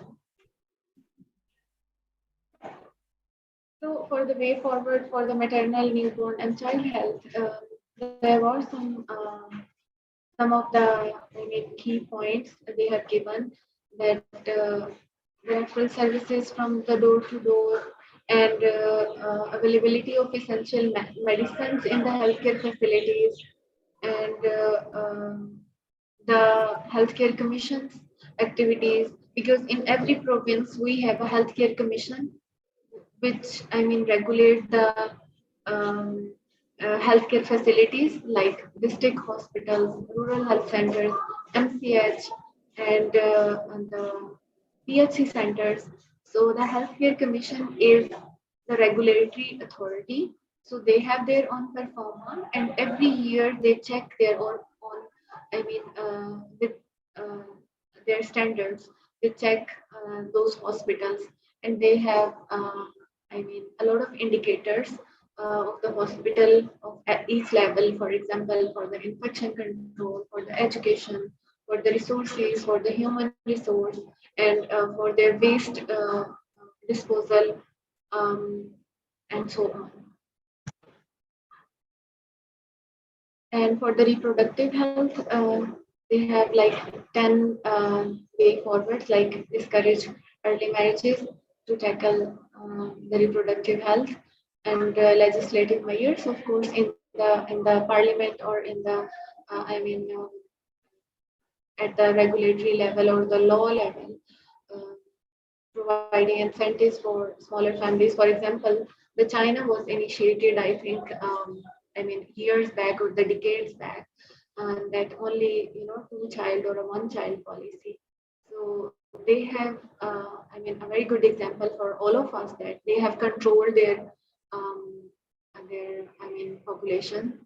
Although they are facing now some of the issues that the population is growing older, and there are few young children or the adults. So their healthcare or the financing burden, because after retirement, we have to see our elders as a nation or as a country. That is a kind of burden, because they are not producing, but they are, increasing the burden for the healthcare sector as well, because of the diseases they have, because of non-productivity years, they have in the older age after retirement. But yes, in the country they are rapidly growing. They can take some examples, or they take wise decisions to have a population control. And the women empowerment, especially in the rural areas, and eradicate poverty, education, and their nutritional services, and easy accessibility or the availability of contraceptives. That I will tell you that the government sector, we have a population and welfare department in each province. So they are responsible to give the healthcare education and free family planning products to the I mean to the couple or to the person who is needed of that contraceptives. So they are free of cost. Some of the NGOs also working in the provinces, and they are providing free family planning services, and education or awareness campaigns, and even the products they are giving the free, so people can have the easy accessibility, or they would not have any excuse that we are not having the money or we cannot purchase it. And lastly, they can have a development. So universal health coverage index have like 3.8 SDG sustainable development goal. They have like 4 tiers. So that is like in Pakistan. So we have covered this reproductive, maternal, newborn, and health, child health, infectious diseases which are more common, that are like tuberculosis, HIV, malaria, and water sanitation. And then non-communicable diseases, diabetes, cancer, tobacco control, and cardiovascular diseases. And in the service capacity and access, we have like focusing on the hospital access, healthcare worker density, because their proportion can be matched with uh, the growing population, because the population is growing more rapidly rather than the healthcare workforce is, so the demand is also increasing, but they are not producing enough, because the product which has already been produced in the country, they are they have drawn by the another countries, because they have moved to another countries. So this proportion needs to be aligned equally, so that essential medicines and the health security of all citizens. There were the 12 interventions which has been taken by the essential planning for health system. That was reproductive health, birth spacing, antenatal care, um, delivery care, postnatal, neonatal care, nutrition, child care, school age child care, because some of the children face the malnutrition or the personal hygiene issues, adolescence health, especially in the puberty, to the girls or to the boys, how they can tackle those puberty issues, because sometimes girls face the during their menstruation they face the issues, or their hormonal issues, so how they can tackle it, infectious diseases, NCDs, and healthcare service access, that those 12 areas uh, were included in the intervention of the essential plan for healthcare system. For this, they have one health survey framework. They want to, like I have already told you, they are harnessing and then they are coordinating with the healthcare sector and the education sector. So Higher Education Commission has already instructed all of the universities which comes under them. So they have instructed that especially the health research should be innovative and should cover the sustainable development goals, so we can achieve those goals at every level. And then strengthening the evidence to policy conduct, and then digital health and innovation, which is like the demand of this era. We cannot deny it, either we want it or not, but it's like on us that we cannot hide from it. these healthcare system innovations, which I think I have already discussed, which can be a way forward. Healthcare financing can enhance, and then the information technology and innovation can be a way forward for us. But along with that, the referral system, I have told you that in Pakistan, sometimes, I think in other countries also, people directly, until unless the government has a restrictions, but here the government does not have any restriction, or the doctors or the healthcare facility members does not refuse to give them care if they approach to the tertiary care hospital for minor illness. But the government has already, initiated the soft, strategy that um, if you have a minor illness, it can be treated at the, rural health center or the basic healthcare unit. For example, if you have a minor injury, a rural care center, because it is available in all the districts, all the provinces, so people can approach. But sometimes they just directly, overpass that rural health center, even the district health center and the divisional health center, but they directly come to the teaching hospital, which is the highest, and then which should not be crossed by, because it increases the burden of the health sector. I mean, at all levels, either it's financially, or the, or we can say the time waste of the time wastage, and because those minor illnesses are or can be treated at the at the level 2, so it should not become here, so it can be tackled here. And the wash hand and the cleanliness facilities, and sometimes we have the quality or the standards issue as well.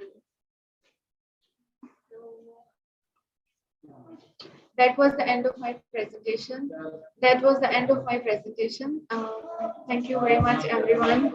I hope you all have benefited from it. And I'm sorry for my previous inconvenience. But I'm glad that we can connect here. Thank you. If you have any query, you are most welcome.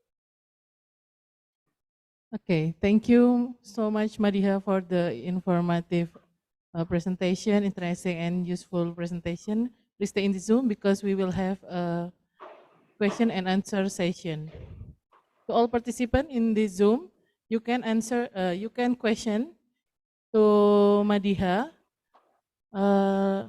In the chat room, we have some question for you, Madiha. Yeah, sure.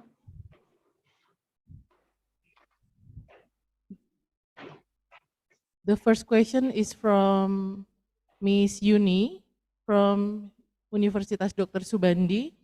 I'm so interested about complementary healing. Maybe you can share to us kind of complementary therapy that used in Pakistan. You can directly answer, Madiha. Okay. So we have some of the traditional therapies as well. For example, like the I because I have lived in Indonesia, so I have seen some of the complementary therapies which I have already experienced on me as well. So here we have some of the botanical I mean. What you can say, like botanical teas or botanical some products that are being used for the cold. And sometimes the massage therapy is also well established here, because sometimes people, if they face the issue of the, especially the muscular issue, or the some issue which is associated with the ligaments, so they go to the massage center or massage therapist, so they can have the reflex therapy. And now I mean, as we know that chiropractic also introduced in a lot of countries, so that chiropractic also practiced here. And it is not like widely accepted, but people are, slowly accepting those, because once you are benefited from the from any service or from any therapy, so you can introduce to someone else, and then after that they are it is acceptable for the other community or for the other people. So and uh, I myself has gone through the acupuncture. So I have benefited because I had an issue of the bulging disc. So I have taken I mean 3 to 4 sessions for the acupuncture, and then my pain was like clearly reduced. So otherwise, I cannot sit like I am sitting right now. It happened like 3 years back, so I have benefited that. But the homeopathic, we introduced the homeopathic because a lot of people um, are having those medicines from homeopathy, but some of people who believe that um, destroy, or we can say that deteriorate the functions of the liver or the kidneys. So they purely believe on the allopathic medications, like on the modern medications. But some people believe that they are not harmful, so we can, go for that. But you know that because a lot of research is needed to be done to maximize the compliance with the those complementary therapies, because the research is not available. uh, so the people of the modern era, they don't believe that they are worthy enough or they can treat enough to the community, because there are no evidences. So I think the research in that sector is still missing. Okay, thank you so much, Majadiha, for your answer. There is some raised hand in the chat room. Please, Miss Regita Widya Margareta. Okay, thank you for the opportunity. First of all, hello, Mr. Mediha. First, I would like to say thank you for your explanation. I really appreciate it. My name is Regita Widya Margareta. I'm from University of Dr. Soebandi in the midwifery program. I would like to ask you a question. My question is, how is the Pakistani state collaborating with other countries in an effort to improve the quality of health workers, especially in the problem of the lack of distribution of health workers right there? And how do you think about this strategy? Is this method effective enough in the field of public welfare in Pakistan? That's all my question. Thank you. Your question is interesting and very simple, but answer is a bit complicated, and maybe I am unable to answer it like fully, because we are living in the era which is free for all. I think so, because we are living in the era which we all are connected, regardless of the part we are living in. Because every human is a free spirit, so we cannot restrict anyone to grab or to go for any opportunity. For example, I was the example, like I got opportunity, so I went to Indonesia for 3 years study, so nobody can retain me here or nobody can restrict me to not to get that opportunity. So same like that, the human workforce or the health workforce, we cannot restrict them, because we humans believe that work on the betterments, because as we have already read the Maslow hierarchy of the needs, we always look for the self-esteem or the self-actualization or the fulfillment of the higher level. So if we get the more opportunity for either my personal development, my professional development, so I will definitely go for that. It would be in any country. So here in Pakistan, we are collaborating with the international community, for example, with the Indonesia, with the Malaysia, with the UK. We are already collaborating from the University of Jakarta. I think my university is already collaborated with them, and there are, I think, University of Muhammadiyah in Yogyakarta. I think they have already, had the MOU signed with them. So they have the some kind of, student exchange policy, or sometimes they attend their educational events there and here, because they also visit. And now also we are in summer from the University of Chester from the UK. Their faculty members and their students are coming to experience and live here for 4 to 6 weeks, and they will get involved with them. After that, maybe we will go to their university, and we see their healthcare system, and we will collaborate with them. But when it comes to retaining someone, I think it is not possible. We can minimize maybe the turnover, we can minimize, but we cannot restrict fully, or we cannot achieve it 100%. Why? Because people will go, either you are, founding them somewhere or something, because they are means they are looking for better opportunities. So they will definitely, uh, take a way to go somewhere where they really want to go. So I think we can. I mean, no strategy can be.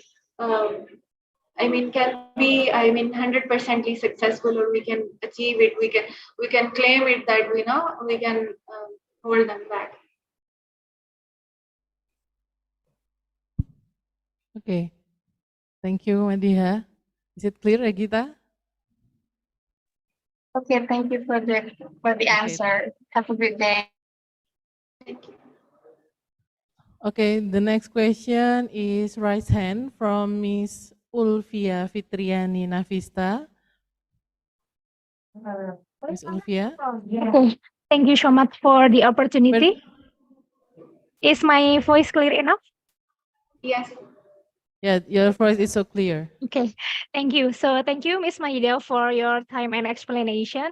It is really interesting for me because between the Pakistan and Indonesia, we have similarity.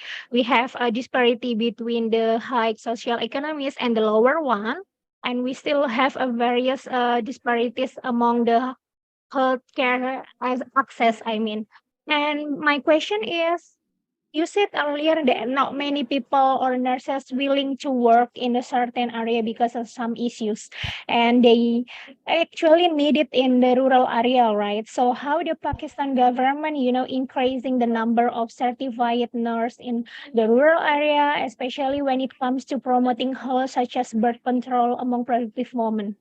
So that's my question. Thank you. What was the last part of the question? Sorry, I didn't. Get a clear voice. The last part. Okay, the last part is actually how the government actually promoting the healthcare, especially in the using of birth control in productive women. Okay, I have already, I think, mentioned in the presentation that because you cannot come between the couple while they are mating.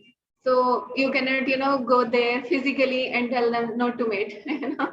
So that's that is a kind of, we can use the strategies. So they are giving them a door-to-door education, and another government level from through the door-to-door education through the lady health workers, not by the nurse educators, because they are having already shortage. So those nurses are working in the tertiary care hospitals, or the divisional level hospital, or the district level hospitals. So they cannot go door to door. So lady healthcare visitors, community midwives, and another community workers, they go door to door and they educate the women. the prominent problem is that we as a Muslim society, or especially in Pakistan, I would say that it's a male dominant society. So the women cannot decide, solely for the childbearing, that either I want or not. They need the consent of their husband, or sometimes even their in-laws. So that issue also, sometimes create a difficulty. So the woman alone cannot decide it. That's why. But the government, of course, the government is taking initiatives.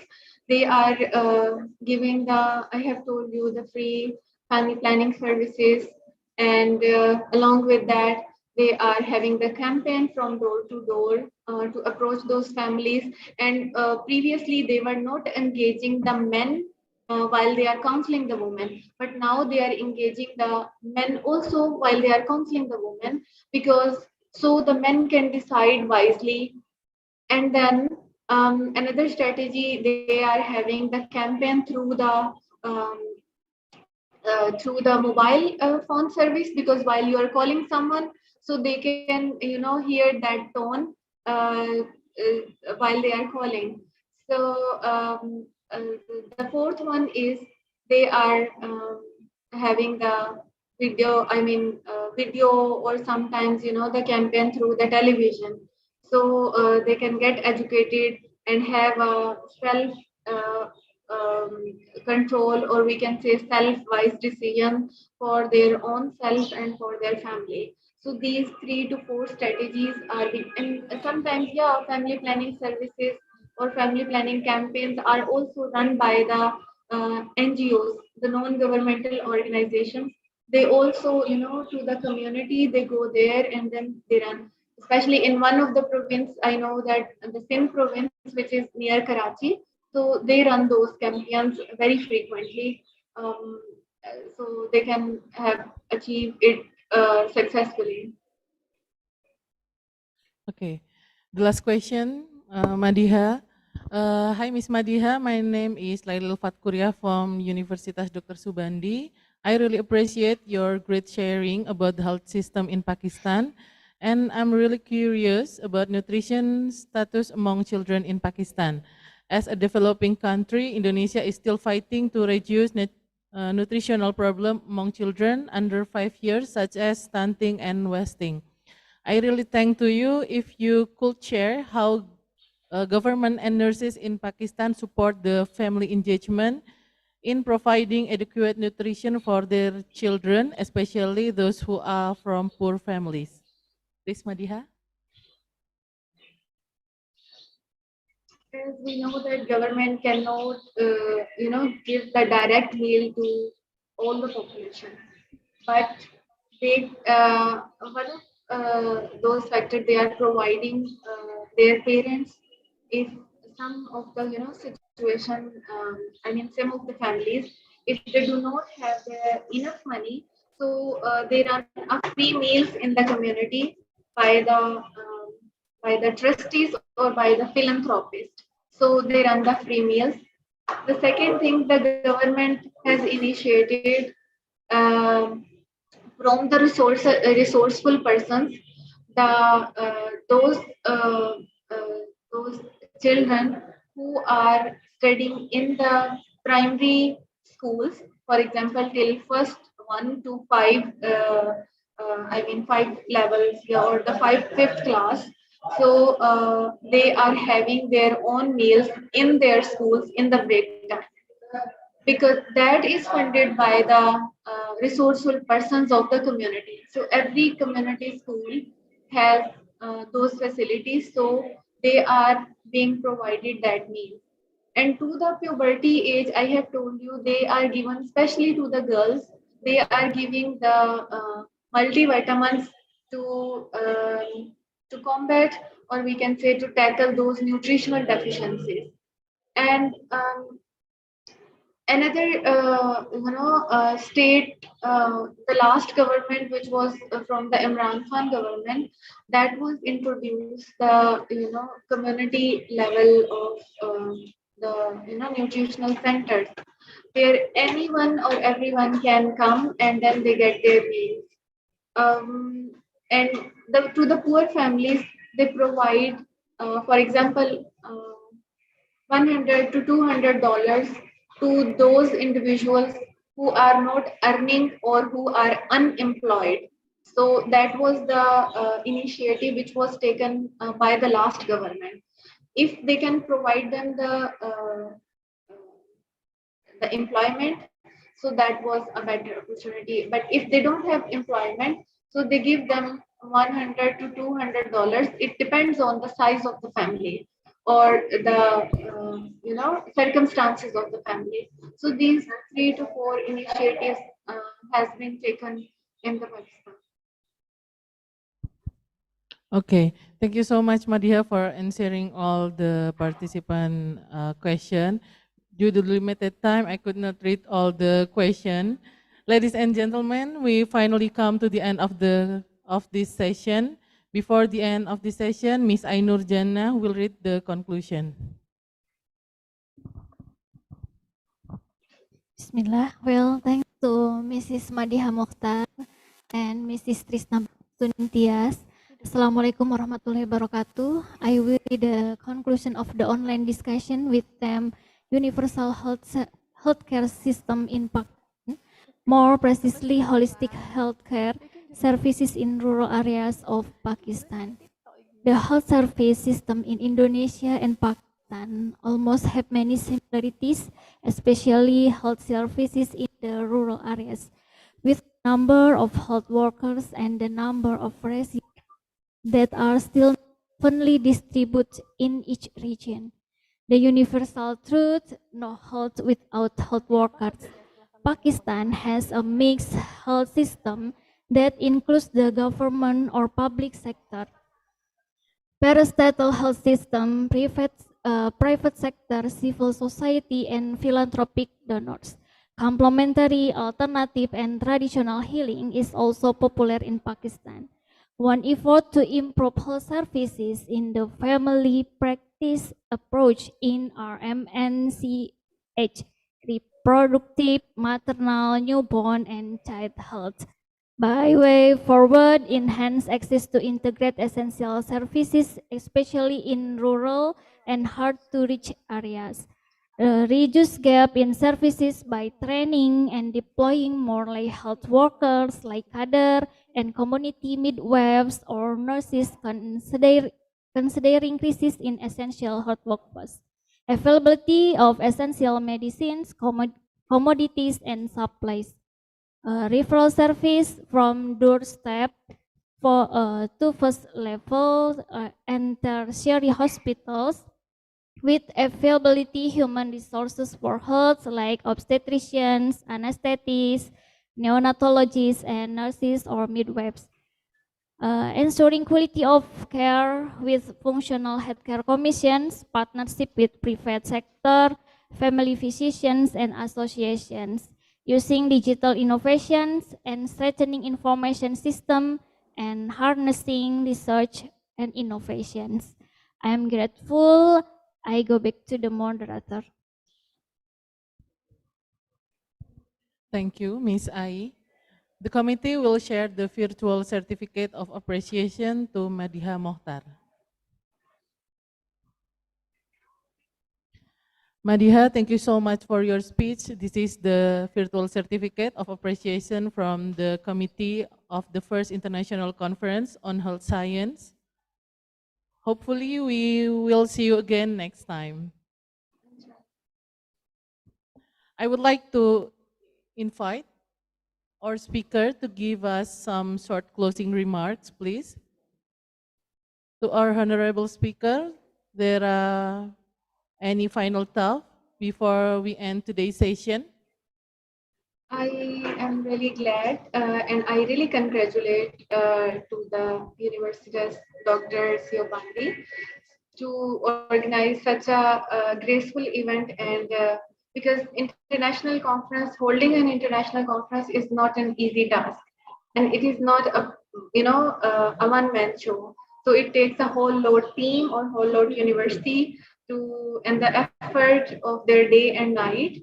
And I really appreciate their efforts. So they initiated towards the excellence or toward the development of this university, as well as their persons who are involved in it. And I really appreciate and congratulate again to the dean and to my dear friend Prestasi as well, who had contacted me, and to be a part of this prestigious event. And I'm grateful to present. I hope you like it, and then I hope you all enjoy. And I hope we can collaborate in future as well in the educational or the research activities. Maybe with myself as individual, or maybe with my university, the University of Lahore, Pakistan. Thank you so much, and terima kasih. Sama-sama, Miss Madiha. Thank you to our distinguished speaker, to all participants. Hopefully the session will be beneficial to all of us. Wassalamualaikum warahmatullahi wabarakatuh.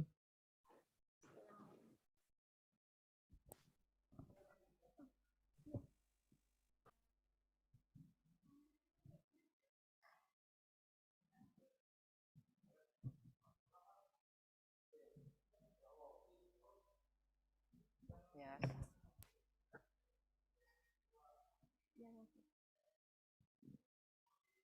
Okay. Wow, it's very interesting and amazing topic discussed before. Uh,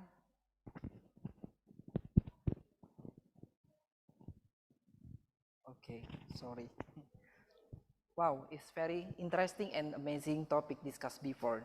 Thank you very much for Madiha Mohtar as a speaker, talking about the healthcare system in Pakistan. Maybe some of them can be taken and can be implemented in Indonesia. The second session of the first Universitas Dr. Soebandi International Conference of Health Sciences has now complete. Dear ladies and gentlemen, we will have a 40 minutes break to allow the Muslim to have Zuhur prayers and to all of you to have lunch. Please all the participants return to the conference room at 12:40 p.m. Thank you and enjoy the break time.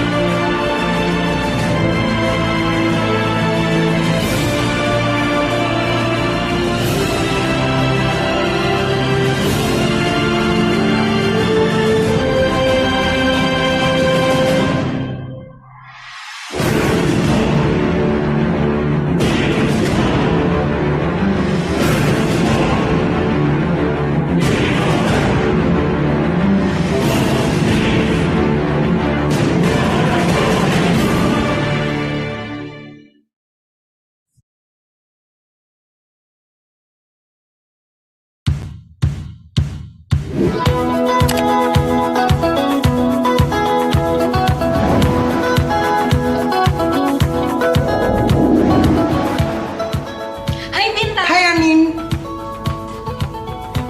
Halo semuanya. Selamat datang di Universitas Dr. Soebandi. Perkenalkan, nama saya Bintang. Dan saya Anin. Hari ini kita akan mengajak kalian untuk virtual campus tour. Penasaran kan? Yuk ikuti kita.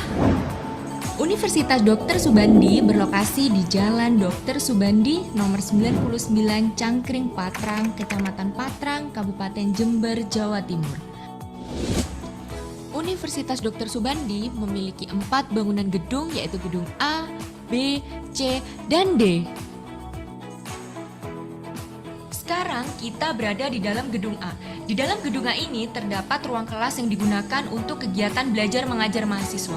Di sini mereka dapat belajar dengan nyaman karena di dalamnya terdapat fasilitas-fasilitas yang memadai seperti AC, proyektor, dan yang pasti kursi yang nyaman. Nah, sekarang saya sedang berada di gedung B. Buat kamu yang penasaran dengan fasilitas laboratorium Universitas Dr. Soebandi, yuk!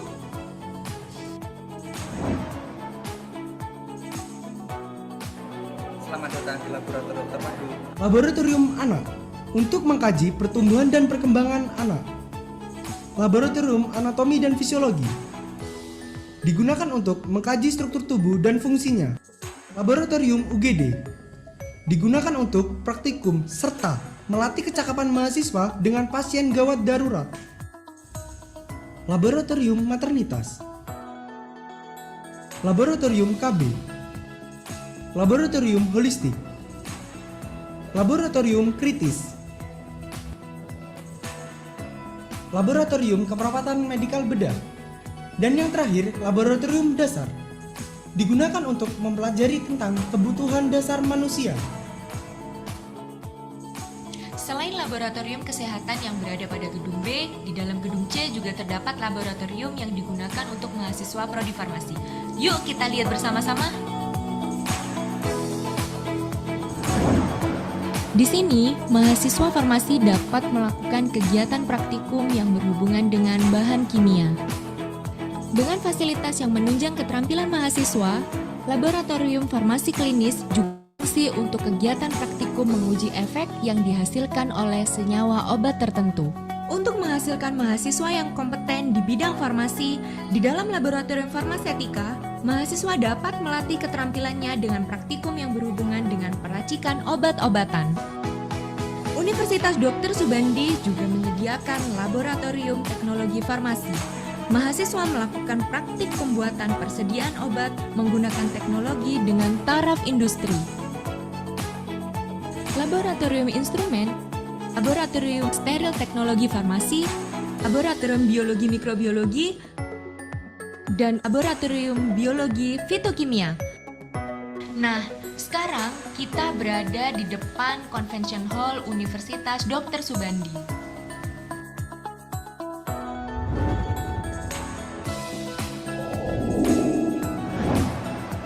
Universitas Dr. Soebandi juga mendukung mahasiswanya di bidang minat dan passion dalam dunia ekonomi maupun bisnis.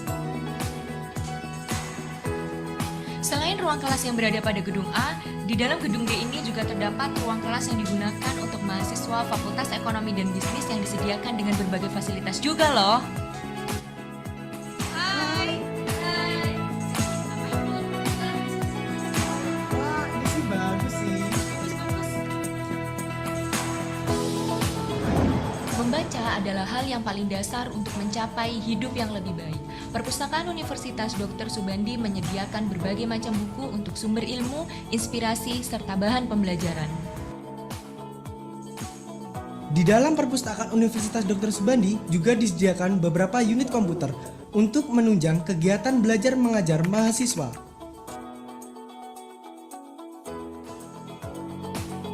Di era digital ini, Universitas Dr. Soebandi juga sangat mendukung mahasiswanya agar terus berkontribusi untuk masyarakat dengan cara menggunakan teknologi sebaik-baiknya.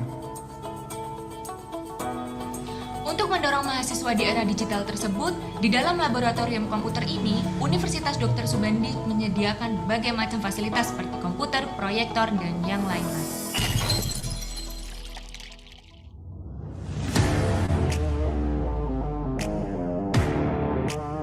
Salah satu unit kegiatan mahasiswa yang bisa kalian ikuti ada UKM Tari. Tari ada tari tradisional dan tari modern. Yuk kita lihat bersama-sama.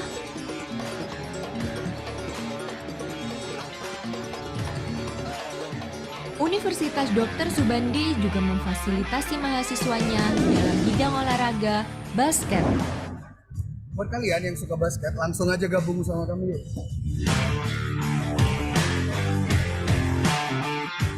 UKM futsal,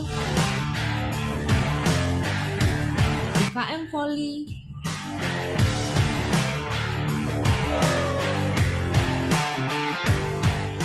UKM bulu tangkis,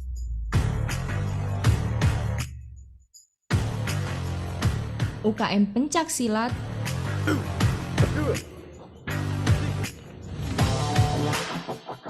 UKM KSR,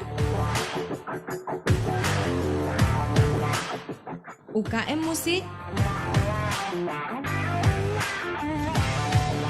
UKM paduan suara,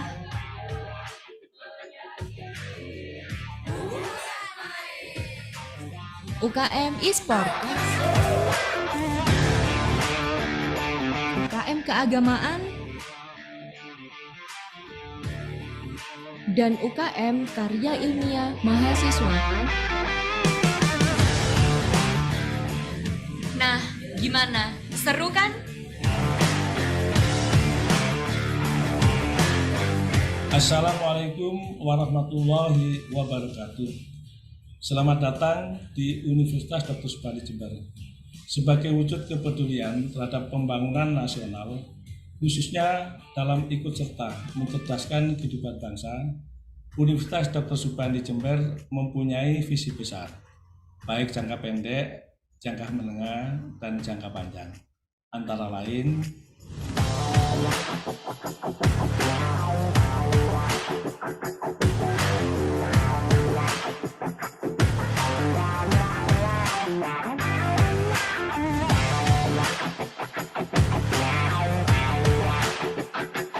Jadi, itu dia virtual campus tour dari Universitas Dr. Soebandi. Selain fasilitas dan sarana yang sudah kalian lihat tadi, masih banyak fasilitas yang lainnya loh. Untuk info lebih lanjut, kunjungi website Universitas Dr. Soebandi di www.uds.sc.id. Dan jangan lupa follow akun Instagram kita @Universitas Dr. Soebandi. Terima kasih dan sampai jumpa.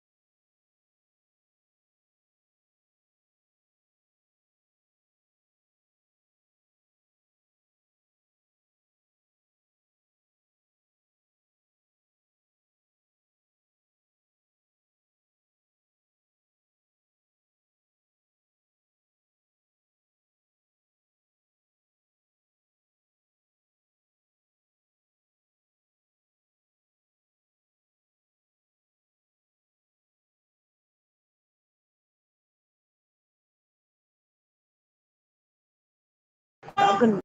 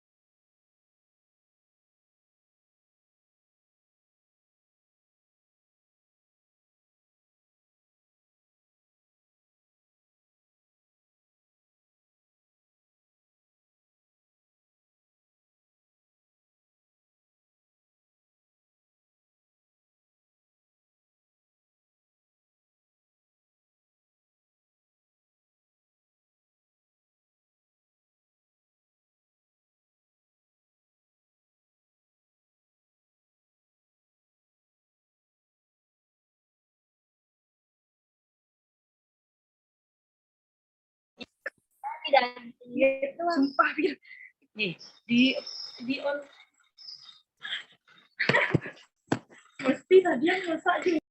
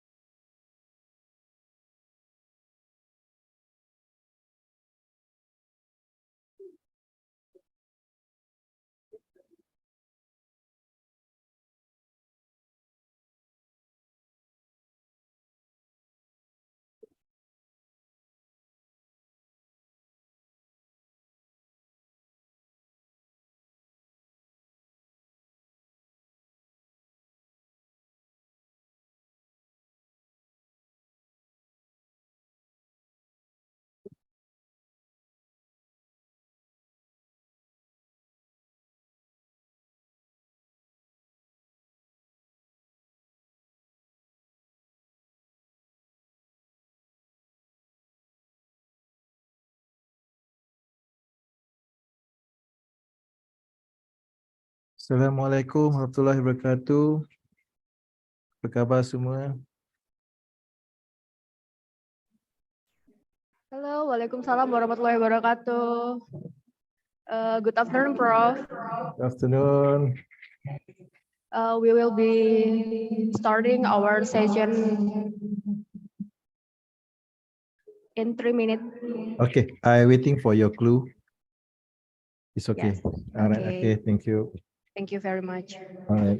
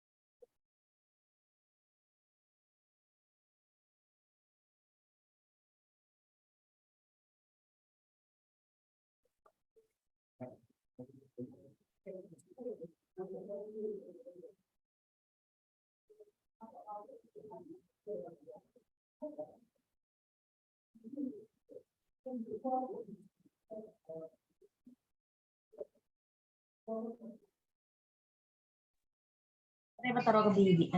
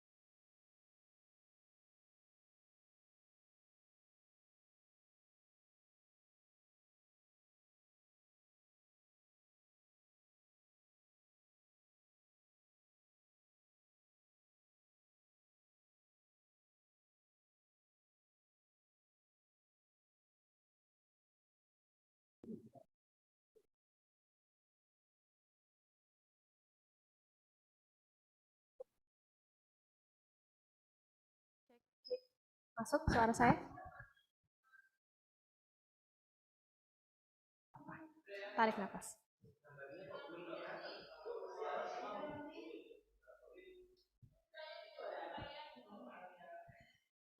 Ladies and gentlemen, welcome back to First Universitas Dr. Soebandi International Conference on Health Sciences. We are about to start our next agenda. At the third session, we will have the Honorable Associate Professor Dr. Muhammad Fadli, who will talk about assessment of knowledge and attitude toward use of dietary supplements among public in Klang Valley. This session will be guided by Firda Aprilia, Master of Clinical Pharmacy as moderator, and Dina Ayu Susanti, Master of Health as secretary. To moderator, we invite you on the stage.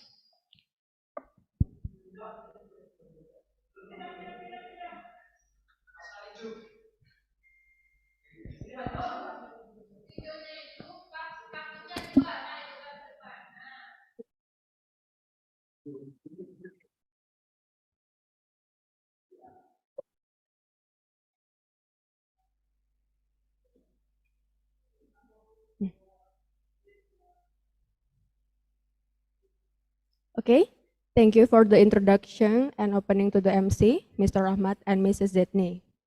Assalamualaikum warahmatullahi wabarakatuh. Salam. Respectable Chancellor of Universitas Dr. Soebandi and his staff, Honorable the Dean of the Faculty of Health Science and the entire academic community at Universitas Dr. Soebandi, and Honorable all participants of this seminar. Before we start the third session of this conference with an awaited honorable speaker, please let me introduce myself. I'm Firda Aprilia as one of the moderators of today's seminar. I'm very pleased to see you here and welcome all of you to this seminar, the first international conference on health science of Universitas Dr. Soebandi. Thank you very much for joining our seminar. And I would like to kindly remind the participant, please make sure your microphone is on mute and your camera is off. Thank you very much. Our third session today is about assessment of knowledge and attitude toward usage of dietary supplements among public in Klang Valley, and will be presented by our honorable speaker, Associate Professor Dr. Muhammad Fadli from Management and Science University, Malaysia. Ladies and gentlemen, first I would like to write a brief introduction to our honorable speaker. Associate Professor Dr. Muhammad Fadli has completed his PhD study as a Doctor of Philosophy, Pharmaceutical and Health Science in Josei University, Japan, in 2015.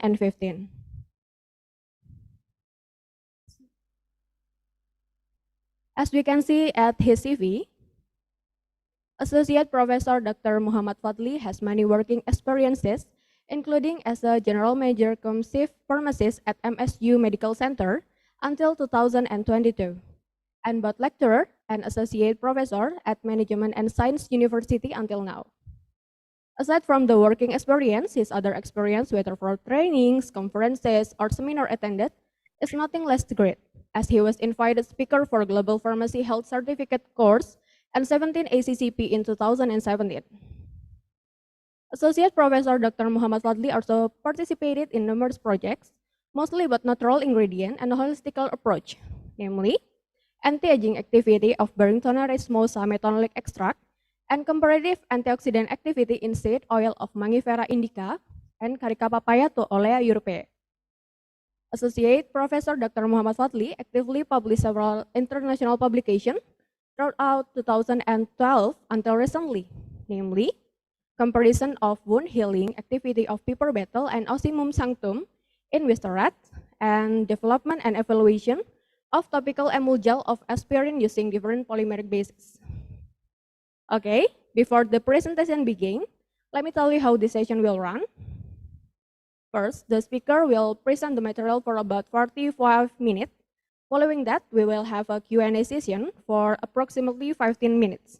And finally, the session will be ended by a conclusion that will be concluded by our minutes Apoteker Dina Ayu Susanti, MKes. Without further ado, I would like to invite our honorable speaker. Assalamualaikum. Good afternoon, Associate Professor Dr. Muhammad Fadli. How are you today? Yeah, fine. Thank you. Thank you, moderator. Okay. Are you ready to present your material for today? Yeah, inshallah, it's ready. Alhamdulillah. Thank you for joining us today, and I hope all is well. Ladies and gentlemen, without further ado, now allow me to welcome Associate Professor Dr. Muhammad Fadli to present the material of assessment of knowledge and attitude toward usage of dietary supplements among public in Klang Valley for about 45 minutes. Associate Professor Dr. Muhammad Fadli, please, time is yours. Okay. Thank you very much. Assalamualaikum warahmatullahi wabarakatuh. Bismillahirrahmanirrahim. First of all, thank you very much for the kind introduction from Frida Aprilia, moderator for this session. I feel very honored to receive the invitation to be a part of your members in this the first event, the first conference. First of all, on behalf of MSU, Management and Science University, I would like to convey our gratitude, thank you, and feel very honored from MSU to Universitas Dr. Soebandi, who are willingly to invite us to be a part of your conference sessions. Thank you very much. So can I proceed to share with you all with my slides? Is it okay?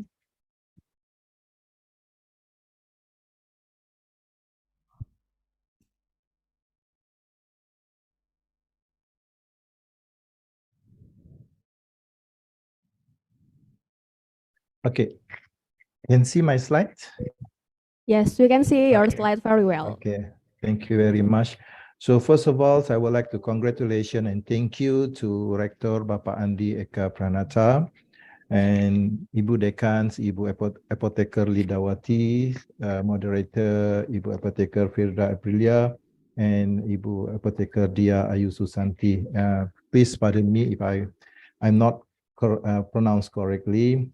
And I feel, once again, on behalf of MSU, Management and Science University, feel very honored to be called with you to join your conference today. And thank you very much. And I hope you will come to MSU as well. So hopefully we can have close collaborations later on. Thank you very much. So I proceed with my presentation. Actually, I think related to the enhancing role of holistic care approach for health status in clinical and community. I feel is a good for me to start to present or to share the finding of one of the small research project from MSU, which is a study on the knowledge and attitude of adult populations in Klang district toward dietary supplement. For your information, the Klang district means that a surrounding of MSU. MSU is located in Shah Alam and is considered in the Klang Valley of Malaysia.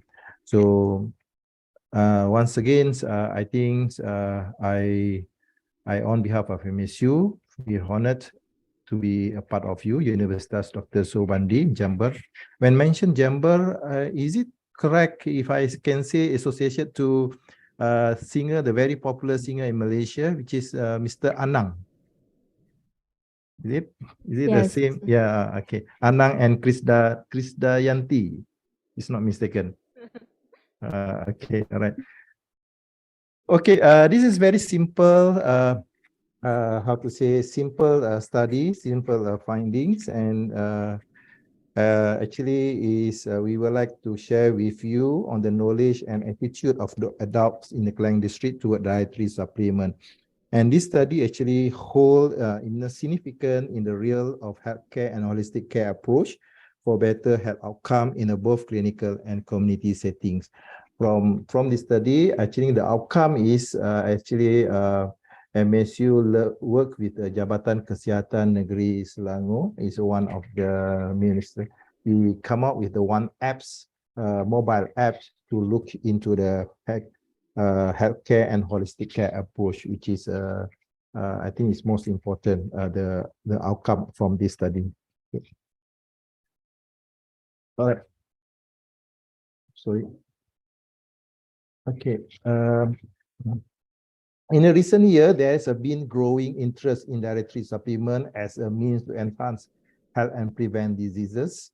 However, the effectiveness and safety of this supplement heavily depends on individual knowledge and attitude toward their use. Therefore, understanding the knowledge level and attitude of adult towards a dietary supplement is crucial in ensuring informed decision-making and promoting better health practices. Yes, this is the most important fact we should realize that. In the Klang district, located in Selangor, Malaysia, served as a suitable setting for this study due to the diverse population, increasing popularity of dietary supplement. So by investigating the knowledge and attitude of adults in Klang district toward dietary supplement, we aim to shed light on the current understanding and perceptions surrounding this product in this specific community. This is our aim.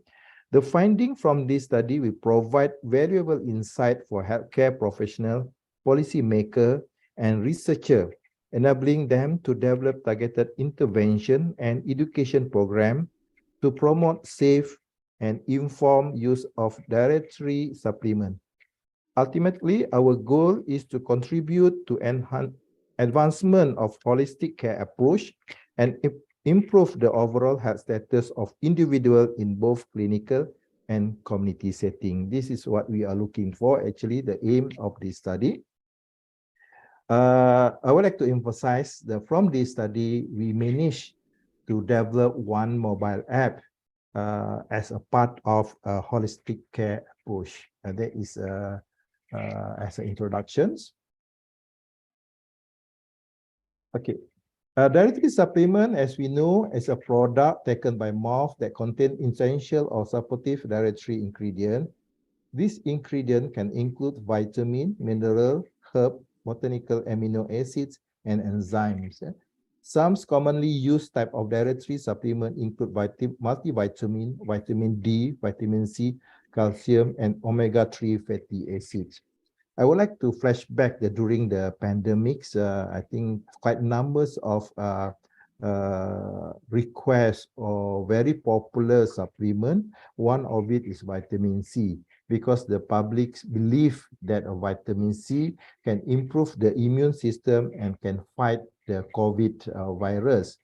But we can end up, there is not yet a study, there is not, but we can see that there is a side effect of it.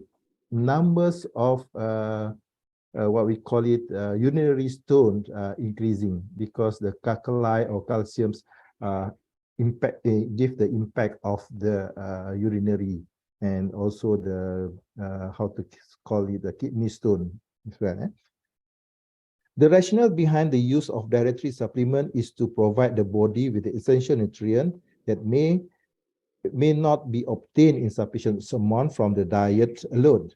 Dietary supplement can help fill nutrition gap and support overall health and wellness. Some potential benefits are using dietary supplement include improving immune function, supporting bone health, and reducing the risk of chronic diseases. However, it is important to note that dietary supplements should not be used as substitute for a balanced and varied diet.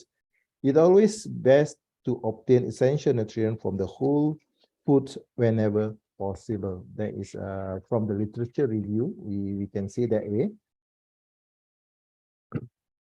Dietary supplements are used by about 30 to 50% of adults in developed countries. However, the popularity and usage of dietary supplements among adults can vary depending on various contexts, such as age, gender, lifestyle, and health habits. In Malaysia, according to the Malaysian Adult Nutrition Survey, MANS, in 2014, the prevalence amongst the general adult population for use of multivitamin, mineral supplement, and food supplement was 28% and 34% respectively. A survey conducted by Waters Insight on health supplement in Malaysia found that vitamin C was the most popular supplement among Malaysians, consumed by 50% of respondents. This was followed by multivitamin and fish oil, which are consumed by 20% of respondents respectively. This is what I mentioned just now. The most popular is vitamin C, particularly during the pandemic. They believe that vitamin C can improve the immune system that can fight the COVID virus. And furthermore, the vitamin C also very popular among teenagers or even among the women. Ladies believe that can improve their appearance, especially the skin appearance, and also can be used as a cosmetic purposes as well. Dietary supplements can cause unwanted side effects. As many, as in the slide here, quite numbers of the side effects, especially if taken at a high dose or instead of prescribed medicine. Some supplement can increase the risk of bleeding, or even taken before surgery can change their response to anesthesia. Supplement can also interact with certain prescription drugs in ways that might cause problems. For instance, taking high dose of vitamin A or iron may cause a liver damage. This, I think everybody knows that we cannot take overdose, even though we call it as a safe product, even though we call as a supplement. Yeah? Significant study of this study actually is a three main one. It's the importance of holistic care approach, potential roles of dietary supplements, relevant of understanding, knowledge, and attitude in the client district. That is specific significance of study. So as we say, that's important of holistic care approach. Holistic care approach emphasizes the interconnected of various aspects of an individual well-being, including physical, mental, and social dimensions. By addressing these dimensions collectively, healthcare professionals can optimize health outcome and promote overall well-being. Our study contributes to this approach by examining the knowledge and attitude of adults toward dietary supplements, which are an integral part of holistic health management. Number two is a significant of study is a potential role of dietary supplement, which is encompass a wide range of products, including vitamin, mineral, herbal remedies, and so on. These supplements have gained popularity due to their precise potential of health, prevent diseases, and bridge a nutritional gap.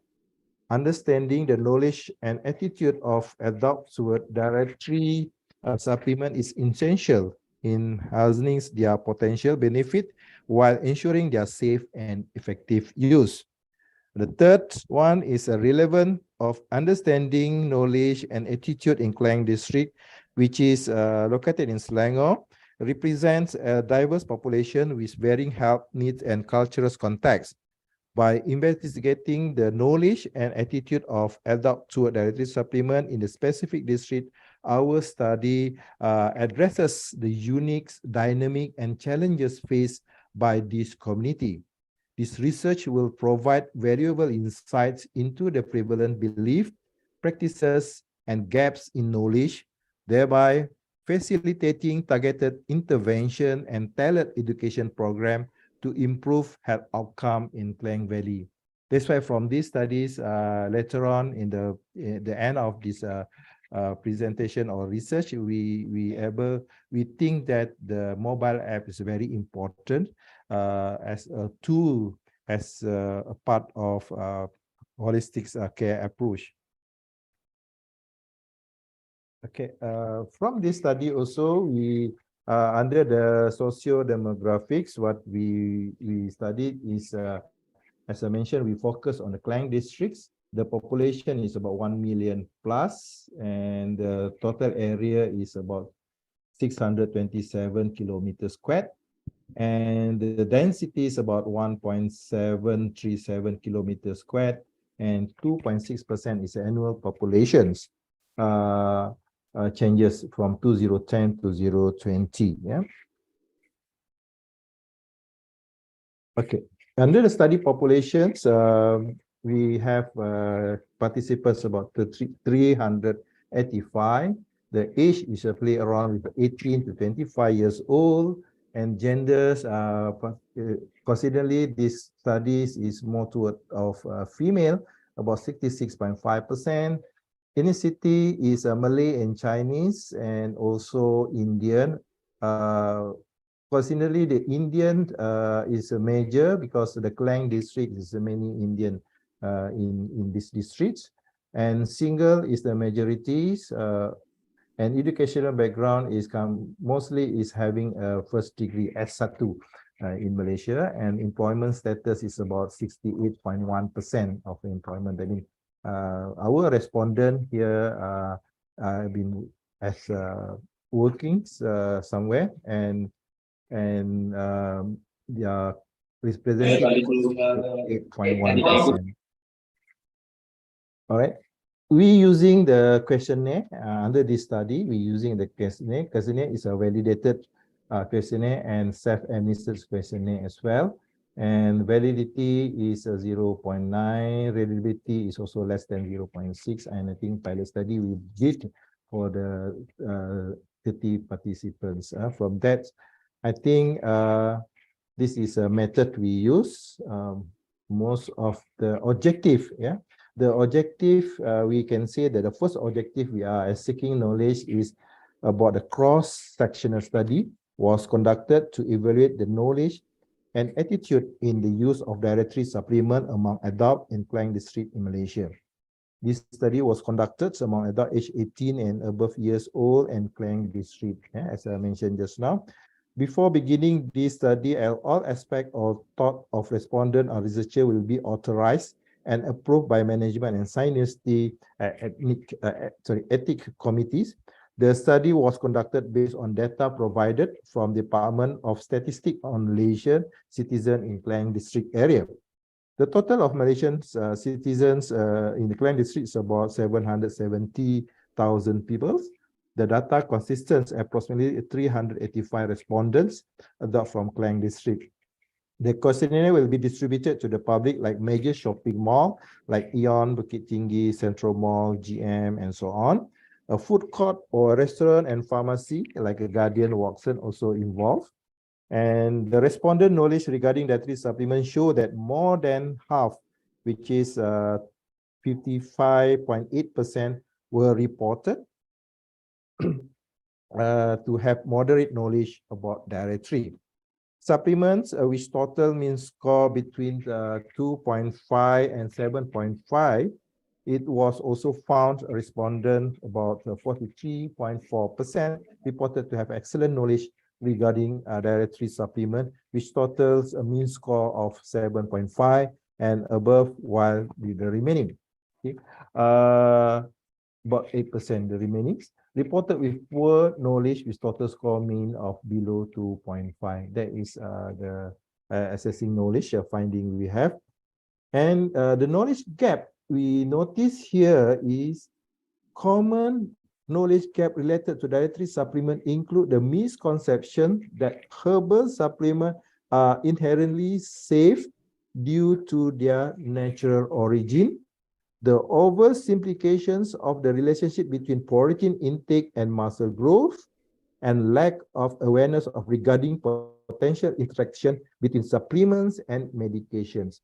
Addressing this knowledge gap is crucial for promoting informed decision-making and safe use of dietary supplement. So this is a gap. This is a issue we found. And I think it's very, very important and very crucial, because and quite dangerous as well, because mainly the respondents in Klang district, they are taught that anything related with the herb is safe. Number one. Number two, they are taught that anything with the herbs will not have interaction with the current medicine they are taking. For example, if let's say they take a diabetes medicine, and at the same time they will took the herbs supplement, it will not give any harm to them. So that is the knowledge we gathered. We can say the issue in the Klang Valley populations. As a summary, we can say that commonly known knowledge about dietary supplement represent are commonly known to be supported by a reliable government source and database. They can offer potential benefit for specific medical condition and overall health, with their effectiveness backed by clinical study. It is important for dietary supplement to meet labeling claim accurately. Additionally, cautions should be exercised when combining supplement with the prescription medication, emphasizing the need for professional guidance. So this is what I think we can put it as a summary, and we believe it is very important to make the publics aware about the effectiveness, about the potential side effect, and so on. So that is we hope that by holistic approach about the health is very important. So congratulations to Universitas Dr. Soebandi. I think you take up a very good team, very good issue to bring up to internationally when talking about the holistic approach toward the healthcare system. Yeah. So that is objective number 1. And in the study also, we look into the objective number 2, which is examine the attitude and belief of adults toward dietary supplement. Attitude were assessed using a combination of Likert scale questionnaire. Likert scale participants were asked to rate their agreement or disagreement with the statement related to dietary supplement. Finding the majority of the participants show a positive attitude toward dietary supplement, which 66% expressing belief in their potential health benefit. Quotes from participants highlight their positive attitude, which is, I trust the reliability of the sources of information I receive on supplements. Another quote is, I recognize the importance of researching information about the supplement before purchasing or selecting it. And another one is, I believe that taking dietary supplement while exercising yield better result. Nevertheless, a portion of the participant display skepticism and have concerns regarding the efficacy and safety of dietary supplement. That is objective number 2. And another objective is with identifying the influences of the factors, which is statistically analyzed, was performed using a chi-square test with a 95% confidence interval and a 5% margin of error. The result indicated that there were no significant association between knowledge, attitude level toward dietary supplement and the examined socio-demographic factor, including age, gender, ethnicity, marital status, education level, and employment status.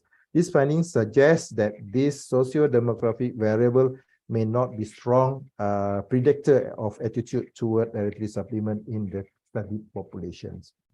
The correlation between knowledge level and attitude toward dietary supplement can be observed from the provided data. Participants with a higher knowledge level tended to have a more positive attitude toward the dietary supplement, as indicated by the higher percentage of individuals with excellent knowledge level having a positive attitude by 25.4%, compared to those with a negative attitude around 13.1%.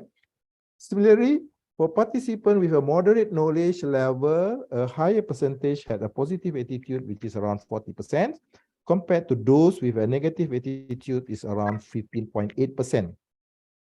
On the other hand, there were also participants with poor knowledge level were display both positive and negative attitude toward dietary supplement, although the overall percentage were relatively low, 0.3% with positive attitude and 0.5% with negative attitudes. Yeah. So overall, these findings suggest a positive correlation between knowledge level and attitude toward dietary supplement, indicating that a higher level knowledge is associated with a more favorable attitude. These highlight the importance of education and information dissemination to enhance knowledge and promote positive attitude toward dietary supplements. So this is objective number 3. And the main finding is the study reveal significant correlations between knowledge level and attitude toward dietary supplement, indicating that higher knowledge level is associated with a more positive attitude. Socio-demographic factors such as age, gender, ethnicity, marital status, education level, and employment status did not show significant association with attitude toward dietary supplement. That is the main finding we can say from this study.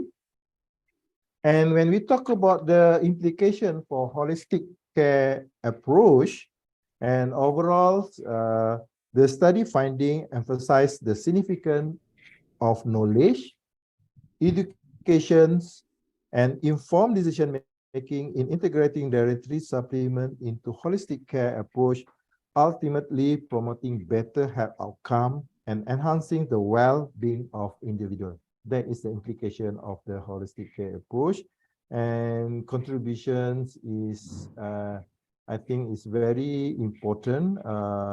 When we talk about the holistic approach, I think it's very important to the society. And inside, when we talk about the healthcare professional and policymaker as well, the healthcare professional should prioritize the providing accurate and evidence-based information about dietary supplement to the patient. It's most important, and policymaker can play a role in regulating ensuring the quality of safety of dietary supplement in the market. Collaboration between healthcare professional, policymaker, and researcher is crucial to develop guidelines and strategic for the appropriate use of dietary supplement in the context of holistic care. There is an implication we can see from this study. And if you look at the facts in the US, I just copy from the this information, regulatory considerations. Dietary supplement are regulated separately from the conventional foods and medication. Community pharmacy should consider factors such as a labeling, seal of approval, and ingredient information when counseling patients about this product. So that is, I think, we hope this regulatory will be implemented effectively in Malaysia. DSHEA and safety as well, Dietary Supplement Health and Education Act in 1994 prohibits the marketing or misbranded of adulterated product. Manufacturer introducing new dietary ingredient need to provide evidence of safety or show that they are reasonably expected to be safe. Yes. From these facts, I think we developed the app as well because we realized that is the most important, and we feel that it's good to have that a few measure, a few steps to make sure the safety and efficacy and also the effectiveness of the product. And the most important is our consumer or people's in publics will have a good product and have a benefit rather than harms from the dietary supplement. So safety and efficacy, unlike the medication, dietary supplement manufacturers are generally not required to provide rigorous clinical trial data to demonstrate safety and efficacy. However, regulating such as the dietary supplement and non-prescription consumer protection Act and good manufacturing practice are in place to ensure product safety and oversight. That is one of it we highlight into our discussions in policymaker in Malaysia, and that's why we make it the most of the product must have a QR code, and from the QR code we can track, we can monitor, we can make sure that all the products are registered and controlled by the authorities. Yeah. So basically, we're looking for the safety. Yeah? Labeling requirement, dietary supplement label must include specific information such as the product's name, complete list of the ingredient, and so on. I think our side as a pharmacist, as a health sciences, I think we not have that much issue. But whatever it is, nevertheless, we always remind all the manufacturers, all the productions, labeling requirement is very, very important, because this is I think one of the things we look into it when we purchase a product. Yeah. Okay. The role of community pharmacists. Also, we in this study also we noticed that actively inquire about supplement use. We promote many community pharmacies should inquire about supplement use, understand patients' motivations, provide non-judgmental guidance, discuss safety and efficacy, educate about potential drug interaction and commodities, and emphasize the importance of reporting adverse event. So this is the main, how to say, insights from pharmacists who are working in the community pharmacy. We look into this, and hopefully they're practicing and implement to our customer or user of the herbal product. Okay. So there is the outcome from this study. We relate from that. We work with Jabatan Kesihatan Negeri Selangor, and we go produce the Pharma Checker, very simple apps, and I believe this become very useful to the society. We promote, we make some sort like roadshow, and we promote to the society to install the apps, mobile app. We call it the Pharma Checker.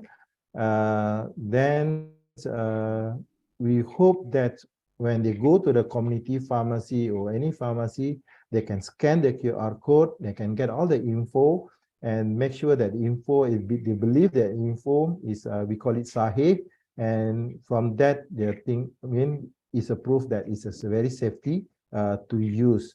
So therefore, congratulations also to our team, which is work together with the Jabatan Kesihatan Negeri Selangor, able to promote the Pharma Checker app. And nowadays, I think wisely being used by the consumer to make sure that before they purchase medication from the market, they can scan the QR code and they get all the info, and make sure that info is, make sure that this product was registered in Malaysia. And when we're talking about the registered, definitely already gone through the test and to ensure that the safety and efficacy is there. So that is the one of the apps available in the apps, Android app as well. Okay. So this is my presentations from the research study done by our student here from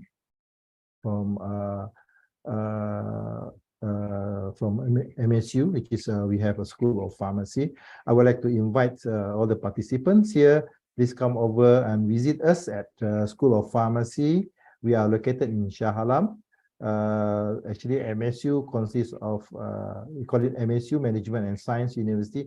Actually, we three major programs, which is a medical, pharmacy, health sciences. There's one cluster. Another cluster, we call it business cluster. And the other one is a technical or engineering cluster. There's three major cluster of program in MSU. So once again, on behalf of MSU, I would like to thank you to organizer, rectors, dean, and all the committee members who organized the first conference, Enhancing Role of Holistic Care Approach for Better Health Status in the Clinical and Community Settings. Congratulations. Thank you very much. Okay, thank you very much for Associate Professor Dr. Muhammad Fadli for giving us such an informative and comprehensive presentation about how knowledge level actually has impact on positive attitude toward the use of dietary supplement. And yes, as a fellow pharmacist, I agree that people should be aware of the fact of not taking dietary supplement assuming it will be no harm at all just because it was made of natural ingredients. Yeah. Okay, ladies and gentlemen, after we know about the comprehensive outlook of knowledge and attitude toward usage of dietary supplements among public, now it's time to have a discussion with our speakers. We are glad to receive a question from the participant. Thank you very much for your enthusiasm. And due to the time limitation, we are going to select the first 3 questions for our speakers. For next, I would like to invite those who have raised their hand to open the microphone and ask the question directly to our speaker. The first one is from Mr. Muhammad Elias Arif. Could you please open your camera and ask directly to our speaker? Okay, Assalamualaikum. Thank you for moderator give me time opportunity for I ask question for Prof. Fadli. Thank you very much. This is very amazing topic today, and I have one question for Prof. Fadli. Yeah. I am Muhammad Elias Aribudiman. I come from the Bachelor of Nursing and Clinical Nursing, University of Dr. Soebandi. My question is, if the patient is sick, which is better for improving the patient condition with natural dietary supplement or the synthetic ones? Maybe this is my question. Thank you. Come again. It's not very clear. Oh, okay. Sorry, very sorry, Mr. Okay. My question is, if the patient is sick, which is better for improving the patient condition with natural dietary supplement or the synthetic ones? Okay. Either it's question is talking about patients already illness, already warded or not very good conditions, and we should go for naturals dietary supplement or synthetic natural supplement. Is that the question?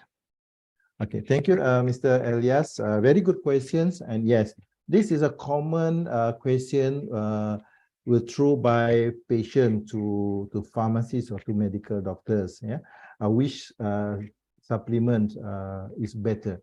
Either go for a natural product or go for synthetics. Yeah, very hard to say that which one is best. It depends on the condition of the patients. Yeah, because most of the pharmacies will go by the evidence base. And we will say that as long the product was registered under Ministry of Health, and it means that there is no effects, no toxicity, no what we call it radiology effect and so on, it is safe. Either it's natural or synthetic. But it depends to the what kind of the diseases. For example, if they already have liver toxicity, the liver is not good. So we try to go away from any supplementary which can impact to the liver, such as the vitamin A or iron. This is not really good for those having liver cirrhosis and so on. So we try to away from that. Yeah. So meaning that the most criteria to choose either synthetic or natural, we look into the diseases, type of diseases first. And then only we go for choose either is synthetic or natural. But when talking about natural nowadays, I will not put as accusations. Even though naturals, their claim, many manufacturers claim they are natural, but as we know that when we're talking about natural, it's take long time to give the effects. So most of the product sometimes they may include the synthetic as well. So for me, either natural or synthetic is not much give the crucial option to me to choose, but the most important to look at the adverse effect of the diseases and the supplement. That is the first criteria. Second, then I choose whether this product was registered or not with the Minister of Health. When they're registered, that's why the pharma checker just now is very important for us to use. And when they are registered, I can consider is a safe either go for natural or synthetic. So that is the way how I advise the patients to choose either synthetic or natural product. So am I answered the question, Mr. Elias? Okay, thank you, Prof. Okay, thank you very much for your question, Prof. I think it's enough. Thank you. Thank you. Okay. Thank you very much for the feedback for the first question. So it concludes that it depends on the patient condition and how severe their condition is. The example is already mentioned by Associate Professor Dr. Muhammad Fadli, like if the patient has liver impairment, and the most important things that we should be considered are the product is registered and didn't have any contraindication with the patient's condition. Okay, we still have a few questions from the Zoom chat column. The second question is from Mrs. Amalia from Universitas Dr. Soebandi. I want to ask about how to choose dietary supplement to minimize the potential adverse reaction. Okay, are you going to give the feedback now? Associate Professor Dr. Muhammad Fadli. Oh yeah, okay, I can give a feedback. Yes, just it's a similar question just now. Choose dietary supplement, minimize the potential effect reaction. Yes, we have to look into the diseases. For example, patient have a bleeding, definitely. What is the item, vitamin K or whatever we should avoid? There is avoid reaction. I mean, the knowledge of therapeutic knowledge. And as well the diseases knowledge is important, and from this base then we can decide it which dietary supplement is. Sometimes we don't go away to choose either is it the best for me to give you dietary supplement or is just enough, don't give dietary supplement. It just we use the common from the food itself is enough, not necessary to buy dietary supplement because I think the most important is the patient safety. Yeah, you don't simply suggest you should take the vitamin C, you should take a vitamin B and a multivitamin or folic acid and so on. That is a secondary for me. Number one is potential adverse reaction is number one. I think Ms. Amalia is concerned about the potential adverse reaction is the best. If you are the committee pharmacist later on, you can practice. The first thing you should concern is about the adverse reaction. Then you decide, should me promote the dietary supplement or it just advise the patient don't take any dietary supplement because the adverse reaction is the most important. So that is why the therapeutic knowledge, the regime of the medicines is very important. That's why in Malaysia, we make it a compulsory in the community setting. We make it compulsory. Those having apothec must have one area, one column. We call it a counseling room. In the counseling room, before we sell a medication, we should interview a patient first. We interview their background, what diseases they have, what the medication they're taking right now. That means we go for the medical history, we go for medication history, and from that we analyze and we can identify either this patient or this customer should take dietary supplement or not. If they should take dietary supplement, then only we can give the right dietary supplement. How to minimize is one of the tool we use is pharma checker.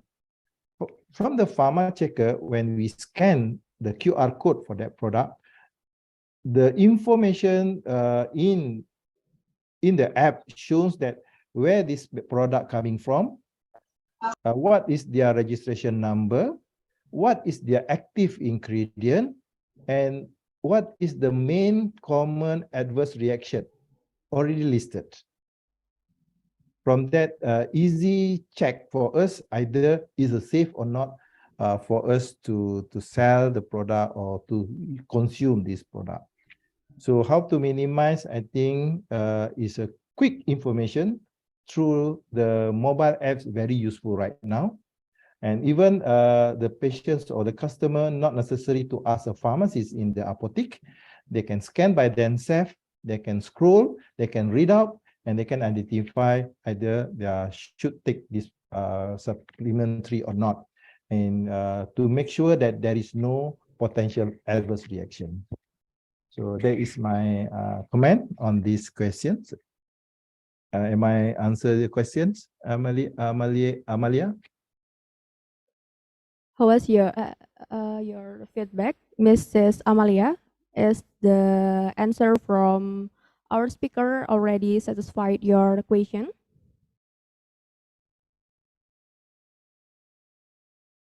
Okay. Again, the type of, yes, thank you. Okay, thank Okay, you, thank you. Mrs. Amalia, and thank you, Associate Professor Dr. Muhammad Fadli, for the feedback. Yeah, you're most Again, welcome. it's Thank the type you. of the disease is very important to decide the dietary supplementation because the most important consideration is the patient safety. Yes. Actually, you mentioned pharmacist committee group, which is very interesting. Pharmacist committee group. Personally, I'm interested on the pharmacist committee group, and I wonder if the pharmacist committee group discussion is going to analyze all patient or not, or a few, maybe a few selected patient with specific criteria, Prof. Oh, okay. It's actually voluntary for the patient itself. So that is why the roadshow coming in, we promote to the society, to the public. So better go to the pharmacist and ask to the pharmacist what kind of the dietary, what kind of the product, what kind of the medicine they should take. So in Malaysia right now, it's not the compulsory. We will not counseling patient every patient. It's just based on the voluntary from the public itself. But nevertheless, we always encourage them to discuss, to check with the pharmacist, and we always try to help them. It's not necessary to have a face-to-face discussion. Also, we can use the mobile app to discuss, to ask about their concern about the product, more toward of safety, efficacy, and to prevent the adverse reaction. Okay, Emmanuel, answer the question? Yes, it's clear. Thank you very much. Okay, thank you. Because we have another question, so we are going to move on to the second question, the third question actually, from Mr. Muhammad Rafiq Usman. Okay. Good afternoon, Prof. I'm Muhammad Rafiq Usman from Universitas Dr. Soebandi. Did you find any important or major interaction between drug and supplementation in your research? And what did it do to the patient? Thank you, Prof. All right. Okay. During this research, so far I did not find any interaction, the major interactions. But anyway, we come across there is the history of a patient. I mean, medical history and medication history. So we also find that, for example, patients have bleeding, and they take any medications, any supplement, which can cause bleeding itself. So it's promoting a bleeding is very, very rich, but it's not happened to while we do the research in that day, but we know there is a potential, the side effects or adverse reaction. So from that questionnaire, from that interview to the patients, we did remind patients, please forward to see a doctor immediately when we have find, for example, the bruises, or you find that there is a bleeding occur, and please go to the hospital immediately. That is during our research and study. But anyway, it's very good question. So far, my answer is so far there is no under the study that we could not have any major interaction between drug and supplements. Okay, thank you very much for your feedback. How is it for Mr. Muhammad Rafiq? Do you have any question for our speaker, or is it already clear?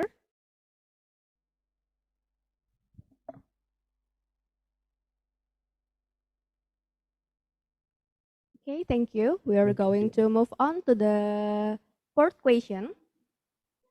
because we have still time, so we are going to have our Okay. fourth question. Is that okay with you, Prof? Okay, no problem. Okay, thank you very much. Okay. Okay, for the fourth question, this is for Mrs. Trisna. Assalamualaikum. I'm Yundi Handayani from Universitas Dr. Soebandi. After the pandemic, health, especially for children, has become a concern for parents. How to increase immunity in children? Because usually we give supplements for kids. Okay. Yeah. Okay, thank you very much, Yuni Handayani, for the very good question. I think most of the patients who come to our apotheques also asking the same thing. Which supplement is the best for increase the immunity so that our kid will not affected with the COVID? That is a common question. But it's very hard to answer that. It's very general and we don't have any specific data, any specific finding to suggest that which supplement for the kids. But nevertheless, we inform to the patients, okay, make sure most important is the kid have a good balanced diet. That is number one. So that means not necessary to have a supplement for the kid, for example. Let our bodies get the immunity by naturally. Because our body, as you know, that in our body system, there is always have a negative feedback and positive feedback. So we don't want to disturb this system. Furthermore, the kids always still young and very healthy. So we encourage, make sure there is a balanced diet, enough water. The nutrition from the diet itself is a good to increase the immunity in the children. That is the first fact we encourage patients or the customer who come to our community pharmacy. This is number one. Number two, if the patients insist to have a supplement, yes, we always encourage them go for the vitamin C. Vitamin C, as we know, as an antioxidant, and is a water soluble and does not really harmful to the kids and as well. So, but of course, we encourage don't go for the overdose, don't go for the drastic dose, a very high dose. It's just enough for 5 milligram or daily and so on. So we follow the guideline of the dose of the vitamin C. That is the most common supplement we recommend to the kids, which is vitamin C. Other than that, like folic acid, iron tablet, folic acid, we not really recommend that. So we just go by vitamin C. But of course, number one, we recommend go for the proper diet, balanced diet. That is the most important. All right, thank you. Thank you very much for the feedback. For Mrs. Yuni Handayani, is that already clear? Okay, thank you very much. So it concludes that good balanced diet is the key before the dietary supplementation started, because we already know that diet alone can actually increase the immunity. But if the dietary supplementation is recommended, we still have to consider the right dose for the kids. Okay. Ladies and gentlemen, we have finally come to the end part of this third session on enhancing the role of holistic care approach for better health status. Before I close the session, I would like to invite our speakers to give us some short closing remarks, please.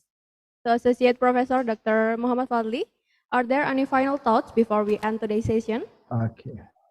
All right. So, Assalamualaikum warahmatullahi wabarakatuh. Thank you very much for how to say is invite me to be one of the speakers in this first conference. And once I hope I have a chance to visit your university later on, and at the same time also I would like to invite to come over to MSU as well. So thank you very much. I feel honored, and hopefully we'll see you again in the future. Thank you very much. Thank you very much for the closing remarks. And for the last part of the session, allow me to hand the session over to our minutes to take some highlighted points from this today's session. Please, Apotheker Dina Ayu, time is yours. Okay, thank you for the opportunity to Mrs. Firda. Okay, I'm here as third session to conclude this session. The first, dietary supplements are products taken by mouth that contain essential or supportive dietary ingredients. These ingredients can include vitamins, mineral, herbs, botanical, amino acid, and enzymes. Some potential benefits of using dietary supplement include improving immune function, supporting bone health, and reducing the risk of chronic disease. Research has been conducted in Klang District, Selangor, Malaysia, about knowledge and attitude of adult population toward dietary supplements. The selection of this area as a place of research is due to its diverse population and increasing popularity of dietary supplement. The result of this study show that the most popular supplement in Malaysia is vitamin C and fish oil. Unwanted side effects taken at high doses or instead of prescribed medicines. Some supplements can increase the risk of bleeding or if taken before surgery can change your response to anesthesia. Supplement can also interact with certain prescription drugs in ways that might cause problems. And the last, a good supplement product selection is that the product has been registered and has no intra-indication. Okay, that's the end of the third session conclusion. Over to moderator. Thank you very much. Thank you very much, Apotheker Dina Ayu. And finally, ladies and gentlemen, I would like to thank the speaker, Associate Professor Dr. Muhammad Fadli, for his informative and interesting presentation, and also to all the participants for their active participation. We would like to give a virtual certificate as our token of gratitude to our honorable speaker. Thank you very much. Thank you. Please give applause to the speaker, and for all of you, thank you. Thank you. I should remind everyone that we will be seeing you again on the fourth session of the Enhancing the Role of Holistic Care Approach for Better Health Status. And don't forget to fill the attendance Google form for the participant that will be shared on the chat column by the committee. See you all later and thank you very much. Wassalamualaikum warahmatullahi wabarakatuh. Assalamualaikum warahmatullahi wabarakatuh. Thank you very much, Prof. Yes. Thank you. Over to you. Yes. Over to you, Mr. Ahmad and Mrs. Zidni.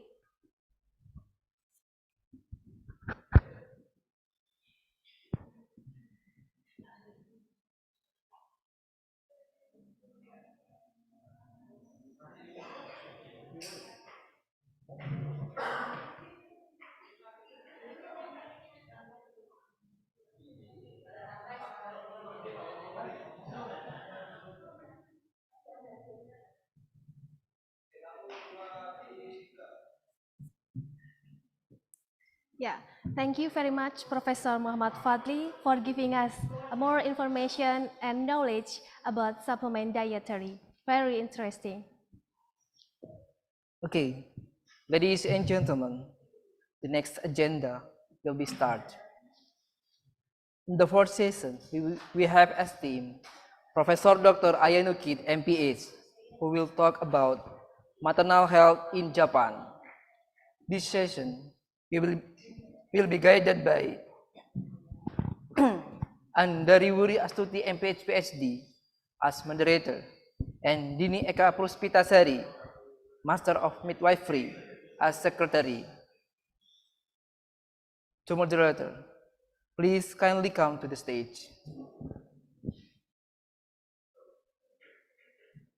Thank you. I'm here. I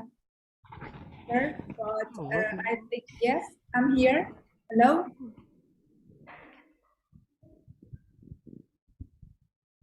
Hello. Hello. Yeah, but I think Professor Ayano is not coming yet.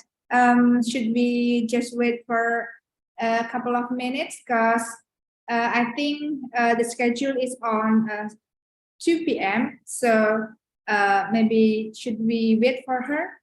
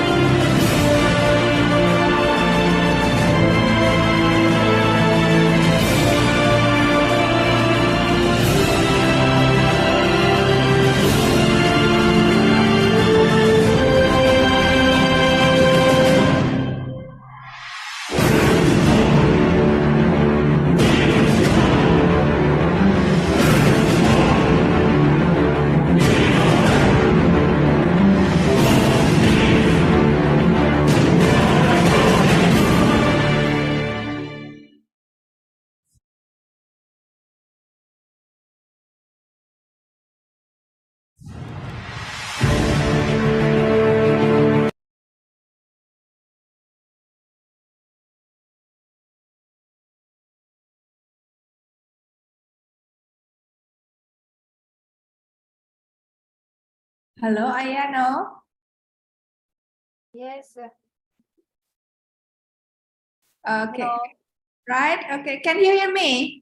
Yes, I can hear you. Right. Great. Yeah. So, right. Welcome to Universitas Dr. Soebandi, Ayano, even though this is virtually. So, for the Master of Ceremony, should I start or should you start first? Okay. No, I mean, no, for the Master of Ceremony. Okay. Right. Okay. Wait for a moment, Ayano.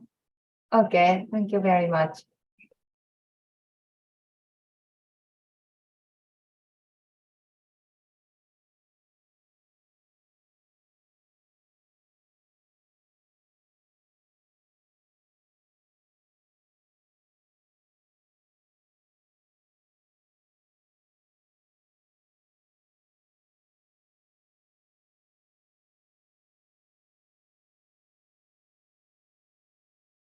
Okay, right. Ayano, good afternoon and good afternoon, everyone. As mentioned by Master of Ceremony previously, that I'm Andari, that I will be the chair of this session for Professor Ayano sessions. And before I start, let me to introduce her first. So maybe I would like to share her short biography first. Wait a moment.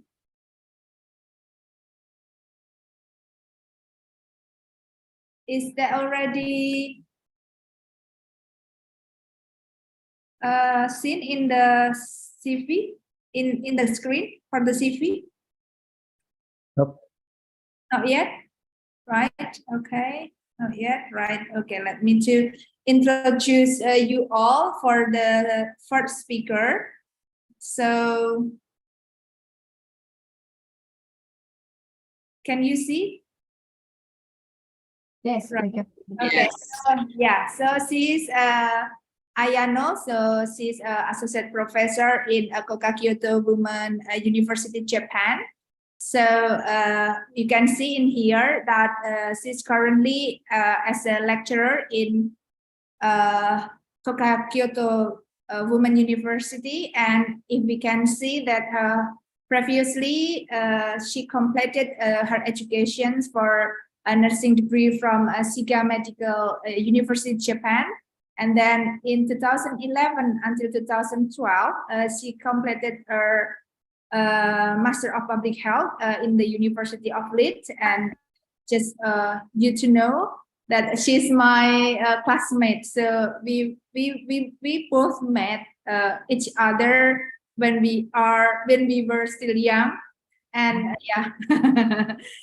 Right. Okay. And currently, she completed her PhD, Doctor of Medicine in Nagasaki University in Japan. And previously, before she coming to lecture in the university, she worked for many company and also many health services, and also for the overseas cooperation. So you can see from 2003 until 2006, she was a staff of nurse in Global Health and Medicines at Tokyo for the Center Hospital of the National Center for Global Health and Medicines.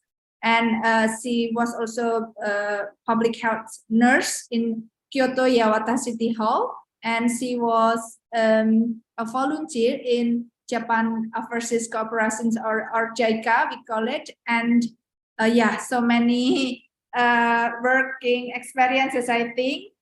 She was also assistant professor in Oita Nursing Science University in Department of Nursing. She also became assistant professor in Nagasaki University Department of Nursing, and currently she's in Koka Kyoto Women University Department of Nursing. So I think this is the short biography of her. And also, if you can see from her profile, maybe in Google, that she also writes some of publications for her research. So if you all interest on her publications, you can also see her publications. So this is a very good time to see you here, Ayano, and also everyone here. And today, Ayano will talk about maternal and health system service in Japan. And that will be 45 minutes for talk. And then after that, we can have questions and answer at the end. So for everyone who would like to ask or want to know more about her talk, you can chat in this chat box. Both in Bahasa or in English is okay. I will, if you write in Bahasa, I will then translate it to Ayano. I think time is yours, Ayano. Over to you. Okay. Thank you very much, Ibu Andari. Okay, so I'm very happy to be here today, and I practice Bahasa Indonesia a little bit. Selamat siang. Nama saya Ayano Kit. That's great. Senang melihat Anda semua di sini. Is it okay? Yeah, it's good. Yes. See you, all of you today. And today I will introduce Japanese maternal and child health system and services. So let me share my PowerPoint. Can you see my PowerPoint? Yes, it can be seen clearly, Ayano, but if you could please, make it bigger, slideshow, yes. Is it okay? Yeah. Okay. Okay, so first I prepared this, but already Andari introduced me. So today I will talk about the 3 points. And today's outline, first one is the system of maternal and child health in Japan. And second one is the representative services regarding the maternal child health at the municipal level. And the last one is an introduction of the challenges facing maternal and child health in Japan. So please listen to my lecture comparing with your country's context. Okay. So let me introduce Japan first. And, this is Japanese current capital, Tokyo, and this is Jakarta in Indonesia. So it's quite far from Japan to your country. And the population is 125 million. So it's about half of Indonesian population. And religion is Shinto and Buddhism is 2 top popular religion in Japan. And the area also it's smaller than Indonesia and 1/5 of Indonesia. And the life expectancy is very long in Japan. For male, it's all about 80 years old, and the female is about 86 years old. So compared to Indonesian life expectancy, it's much longer, as you see here. So now I'm working in Kyoto. So let me introduce some photos in Kyoto. Kyoto is one of the most historical cities. So there are a lot of World Heritage sites in Kyoto. And currently, so many tourists in Kyoto. Yeah, this is one of the famous World Heritage sites, Kinkakuji Temple and the Kiyomizu-dera Temple. So as I said, Kyoto is here, the center of Japan. and the X capital in Japan. And in Japan, there are 74 prefectures and 1,724 municipalities. So today, I introduce the MCH system in Japan, MCH service in Japan. And most of the services provided by municipality. So municipality means city, town. It's a so in total there are 26 municipalities. And I also explain about the Japanese organizational unit. So the top of top one is Ministry of Health, Labor and Welfare, and under the ministry, prefectures. So there are 74 prefectures in Japan. And under the prefectures, there are municipalities. So when women get pregnant, they need to go to municipal office to register as a pregnancy. And after giving birth, also parents need to go to municipal office to register the baby, newborn baby. Okay, so this is our organizational unit. And from now, I will introduce 3 indicators regarding the maternal and child health. And the first one is maternal mortality rate. As you see, this is the Indonesian maternal mortality rate in 2020 is 173. And on the other hand, Japanese one is 4.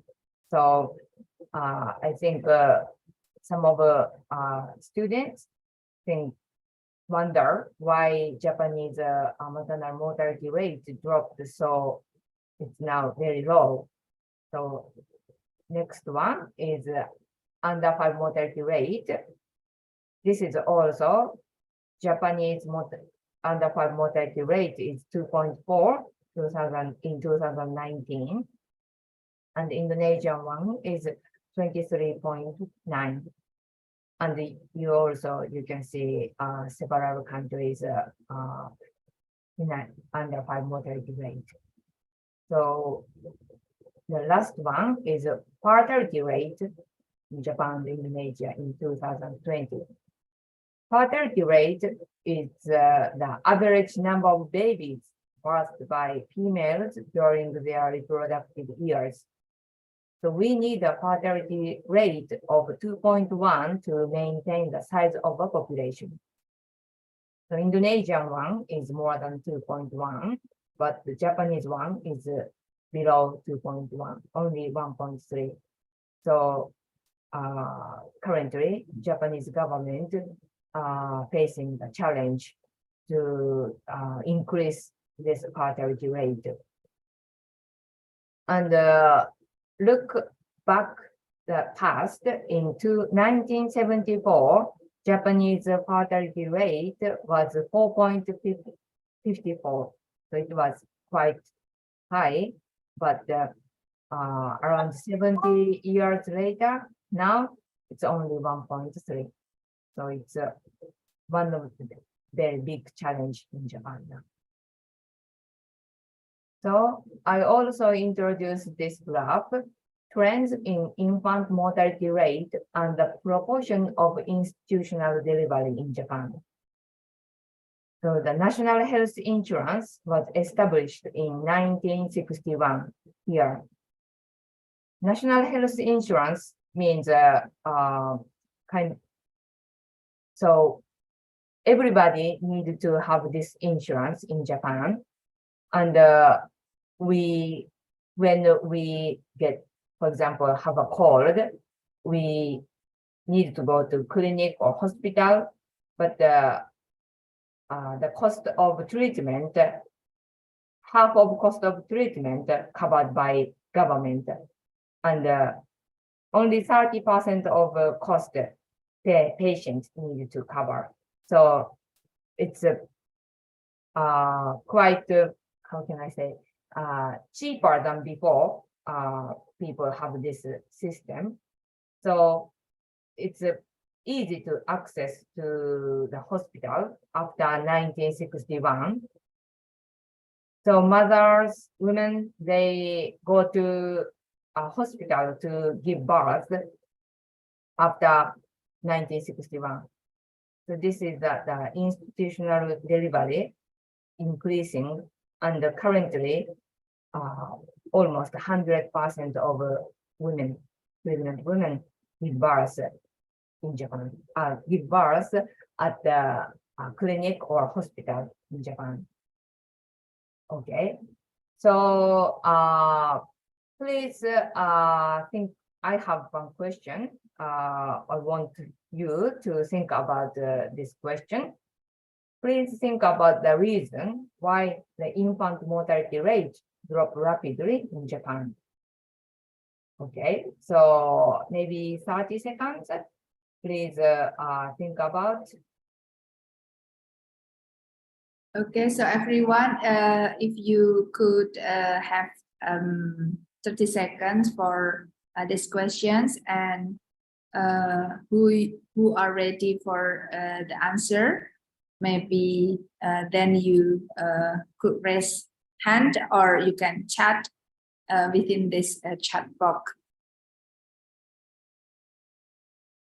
Okay, I think cannot share the opinion maybe, but yeah, if does anybody want to answer this question, please share your opinion.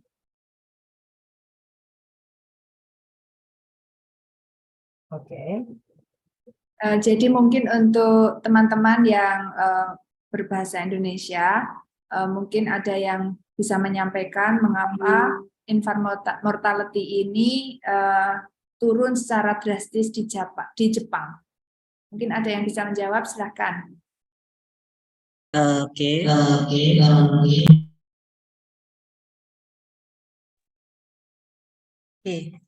Izin Bu Andari menggunakan bahasa Indonesia untuk pertanyaan supaya lebih improve. Kalau pakai bahasa Inggris nanti takut enggak ini. Oke, silakan Mr. Ilyas. Yang menjadi pertanyaan Bu, perkenalkan nama saya Muhammad Elias Ari Budiman Bu, saya dari program studi ilmu keperawatan Bu. Ingin bertanya gitu ya. Khususnya di Kabupaten Jember ini untuk angka kematian bayi dan ibu itu lumayan sangat tinggi Bu. Ya. Jadi sebenarnya kan di Jember ini sudah ada banyak sekali gitu universitas yang kesehatannya, bahkan juga termasuk kota ya, kota terbesar.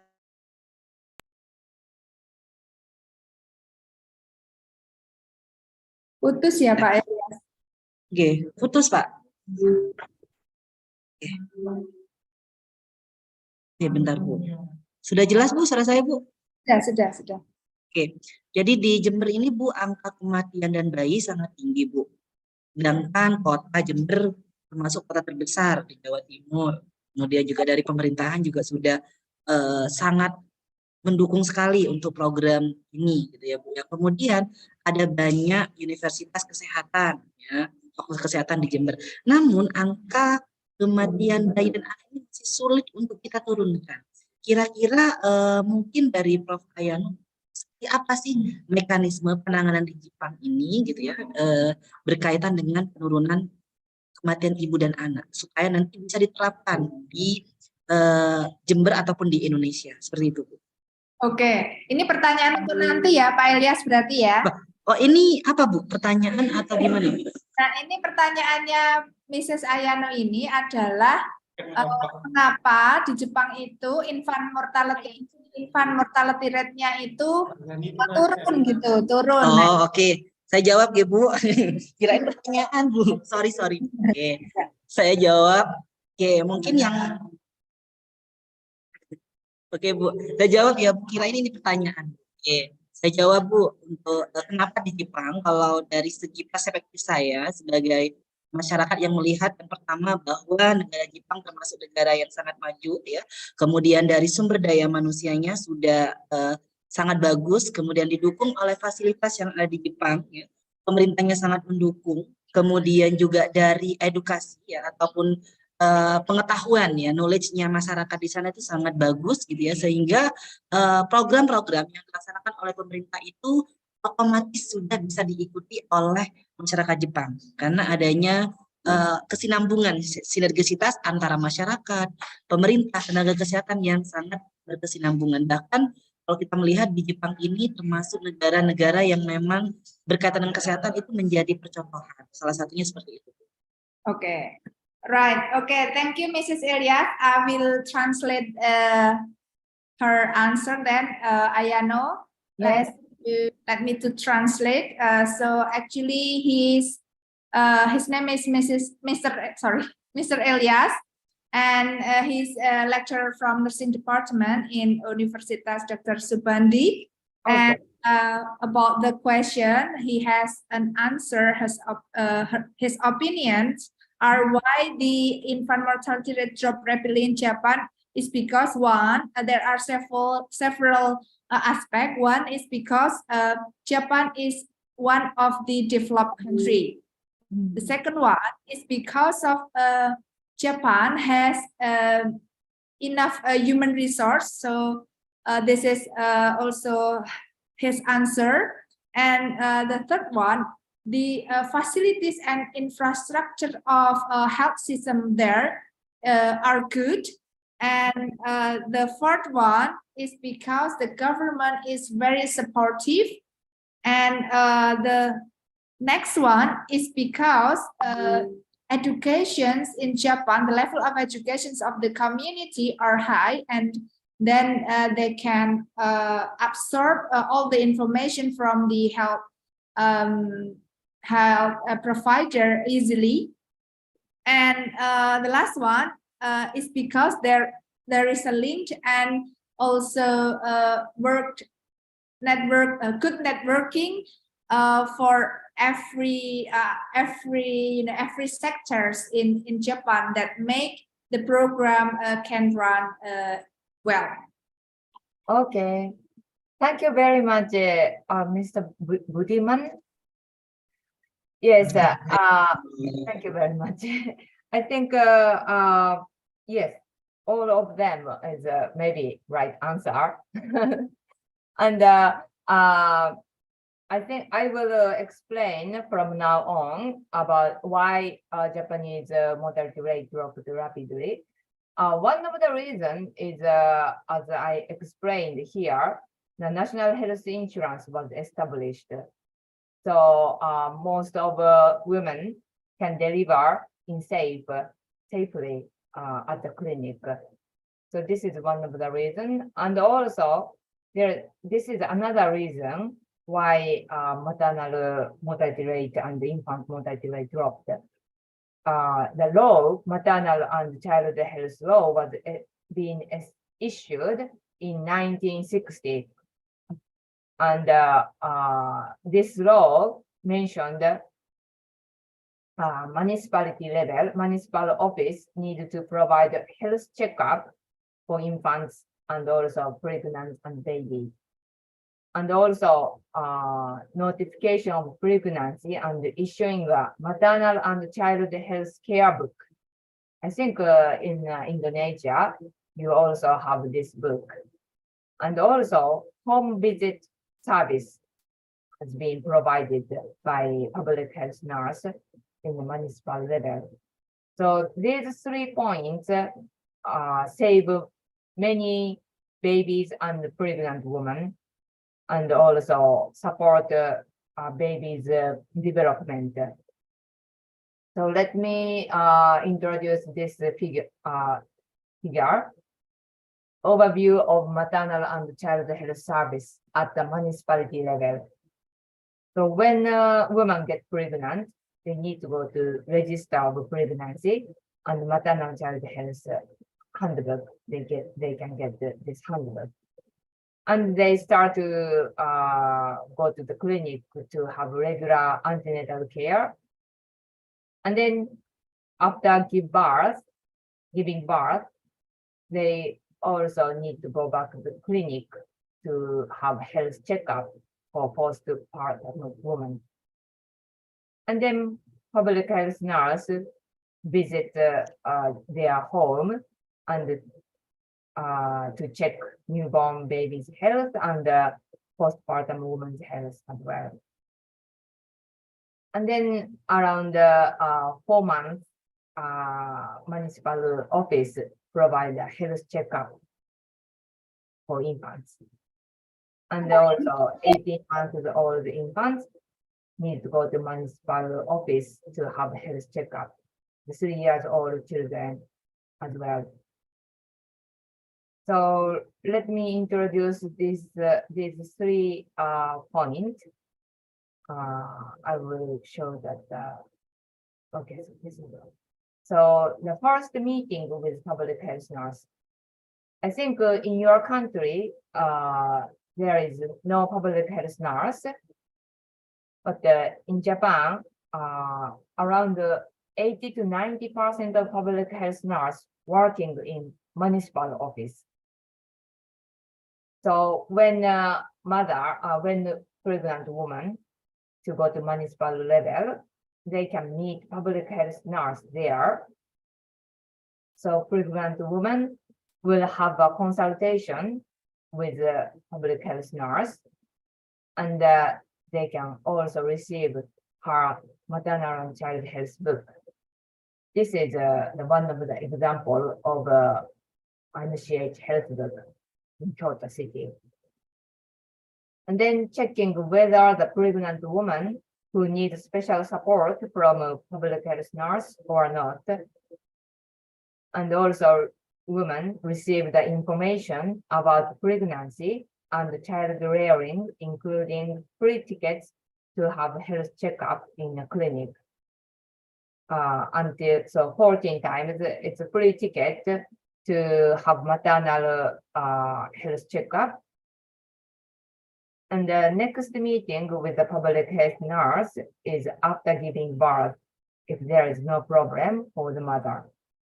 The public health nurse have consultation, and if a mother woman do not have a problem, then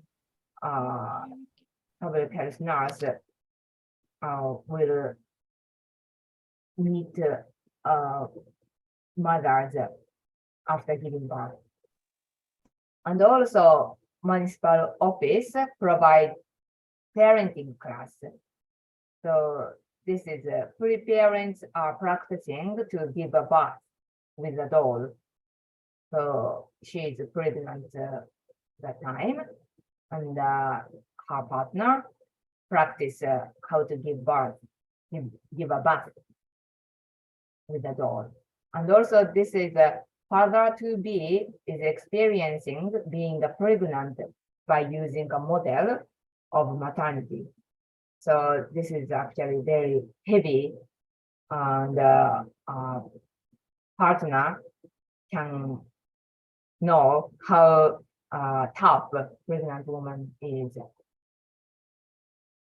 And after giving birth, public health nurse visit the house, infant's house.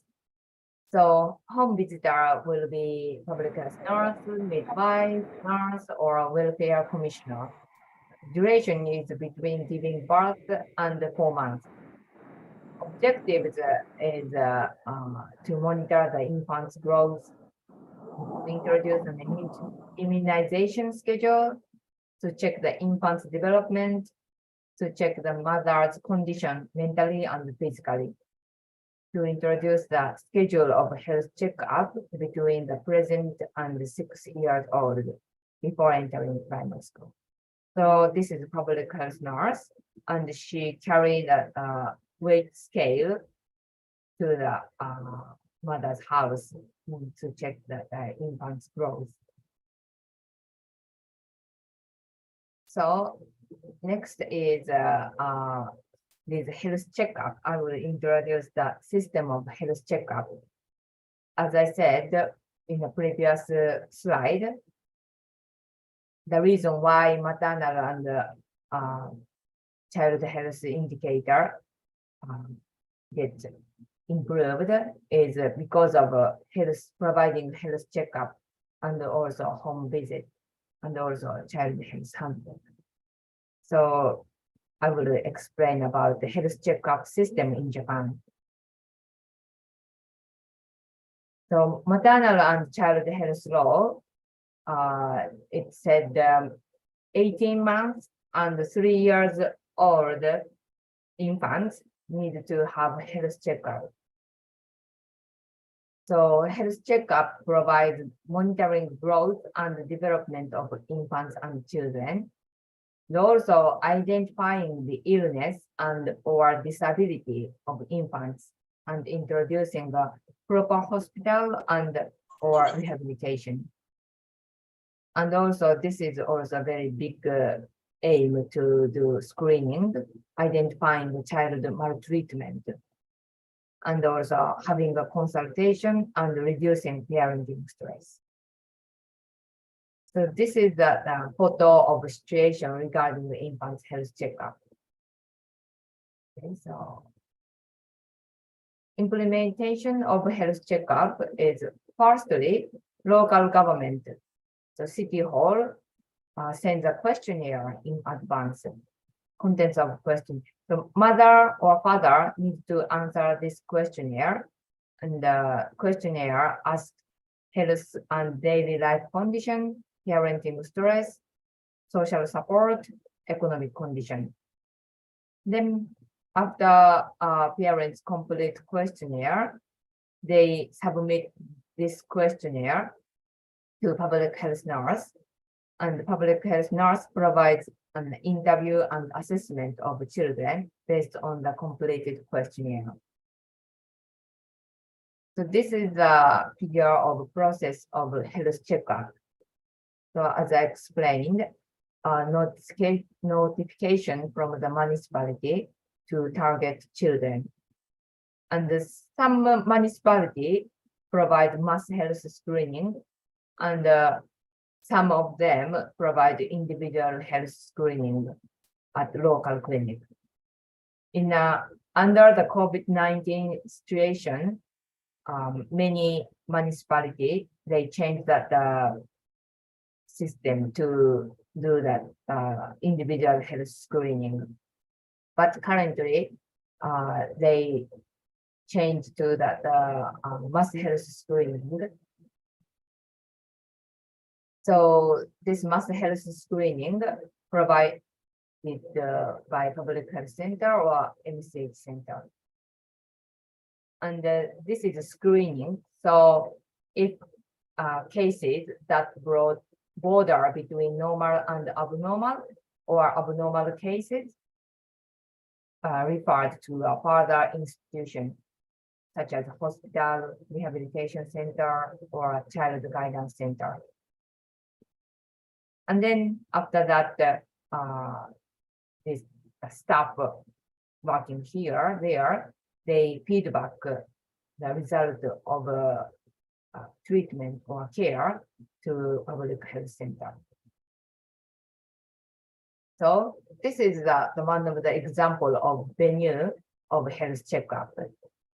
Usually, a big place for children to play is used, and public health nurse gathered information regarding the way children are playing with friends or toys. This is the example layout of venue for 3-year-old health checkup. So from now, I will introduce the example of a 3-year-old health checkup. So mother or father come to reception first, and then submit the questionnaire which they filled at home.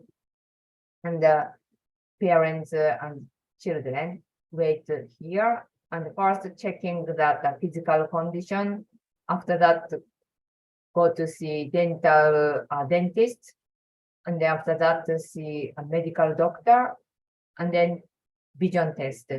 I will explain later this, and the consultation with the public health nurse. And some of them, if they have problem about nutrition, they also have they can also have a consultation with the nutritionist. So this is checking the physical condition, check the weight, height, head and chest circumference. So using some dolls or toys makes infants feel relief. And these are staff, but it is not a hospital, so staff do not wear uniform, just an apron. And medical examination, medical doctor do the physical examination. And then only health checkup for 3-year children need to do vision test, hearing test, and urine test.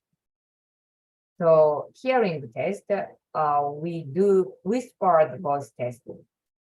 This paper sent to the parents' house in advance, and the parents say this, for example, this is a dog.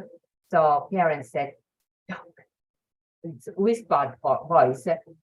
And if children can hear it and they can point the dog, then it means they can hear the mother's voice, even it's whisper. So parents do this test at home, and they take that result to that at the reception. And this is a vision test. So public health nurse say, can you make that the same as this circle? So if children can see this clearly, they can do the same as this circle. So in Japan, we use this kind of picture to check the eye test. So of course, 3 years children cannot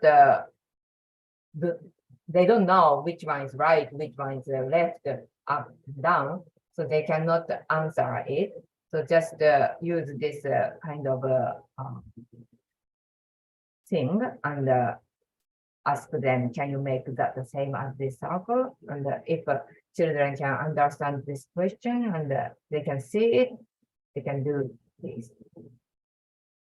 Okay, so after seeing doctor, seeing dentist to check the number of children, teeth, tooth decay, bite, and oral cleanliness. And also dental hygienist provide health education and also introduction of brushing teeth, like this. And then lastly, they come to see a public health nurse to have consultation and points to confirm with parents by using the questionnaire which parents have filled at home.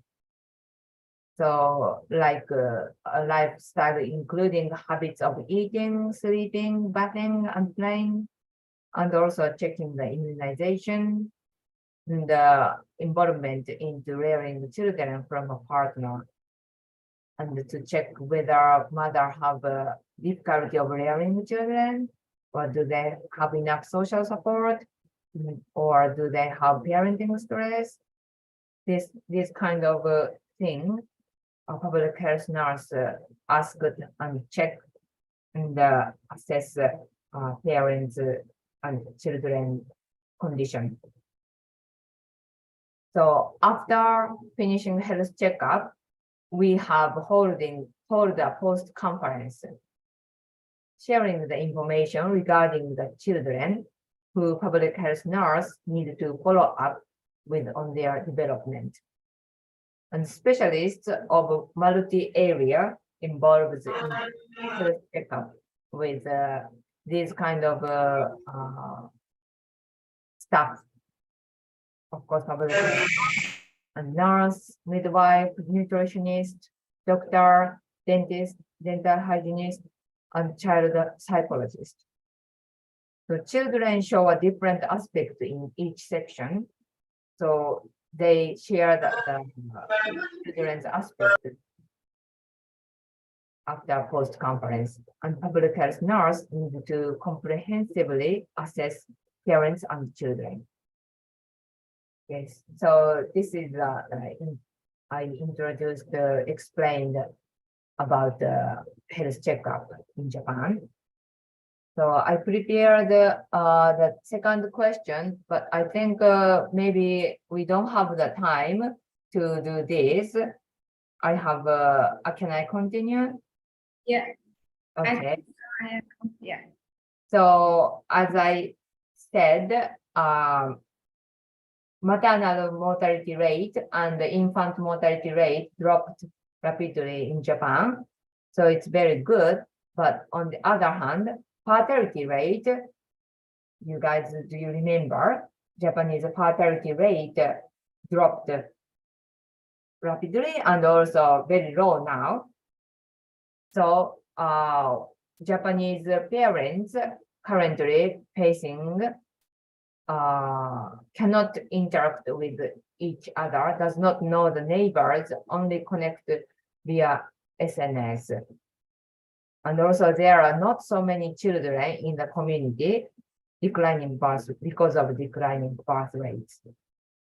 And less social support and the suffering from a gap regarding the way to rear children from a grandparent's point of view and the lack of knowledge regarding children's development. So it is very important to keep in contact with parents and support them from various aspects. So this is because protection of children from maltreatment and or abuse. So why this kind of situation happened in Japan? It's one of the reasons is a proportion of private households by family type of household 2015 in Japan. As you see here, nuclear families rate is very high. It shows about 56%. And 34% of people living alone. So long time ago, maybe 3 generations lived together, grandparents, parents, and children. So mothers can get a lot of support from grandparents or neighbors or relatives, but currently they live in the nuclear families. So, and the father go to work and only mother need to rear children at home. So I did research regarding parenting stress in 2018, and some of mothers wrote this kind of situation in the questionnaire. My second child had trouble sleeping at night and wakes up as early as 4 or 5 in the morning. I was very tired dealing with an energetic 2-year-old child when I could not get enough sleep. And also another mother, wrote this, my children are cute, but it is hard to be with them for 24 hours. I would like to have some time for myself, or at least sleep without anyone disturbing me, even if it is just for one day. I want a place where I can easily leave my child during the day. So if this happens, maybe in a short duration, then should be okay, mother can overcome. But if this situation continue very long time, then mother may get parenting stress, and so that Japanese environment, current environment is lack of community relationship and less social support. Let's see the number of child abuse consultations by year in Japan. So as you see, this it's mentioned about the 4 kinds of abuse, child abuse: sexual abuse, neglect, physical abuse, and psychological abuse. As you see, the number of child abuse consultation increased rapidly in Japan. So to sum up, Japanese social situation affecting child rearing is: 1, it trends towards a nuclear family unit, and also decline in birth rate, and the lack of community relationships, this kind of thing promote proceed less support than before. And if social support is very small social support, then it leads to high parenting stress because mother need to do everything, housework and rearing children at home. So this kind of situation makes mother having a high parenting stress. And high parenting stress causes child abuse. So it is important to improve parenting skills and make it difficult for adolescents to improve their parental readiness in Japanese society. Because of this kind of situation in Japan. So let's see that let's discuss about the parental readiness of adolescents in Japanese society. As I said, the declining birth rate and adolescents, they don't have a chance to interact with children, and then they become parents. So currently, Japanese government promote that this kind of improved parental readiness system in Japan in adolescents. So venue is at a high school, and one part of the subject of home economics in high school. So high school and also the public interest incorporated foundation in the Ishikawa Prefecture. So this is one example. And this organizer and high school collaborate together and provide this kind of situation to high school students. So contents of program, aim of this program is having an interest in rearing children and knowing the situation of a family having with infants through a talk with parents and playing with infants. So students, high school students preparing questions to parents. And then the day parents come to high school, they interact with parents and infants.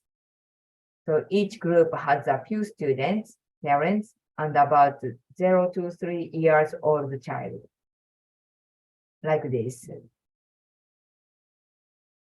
And then letting students play with kids, answering questions from students.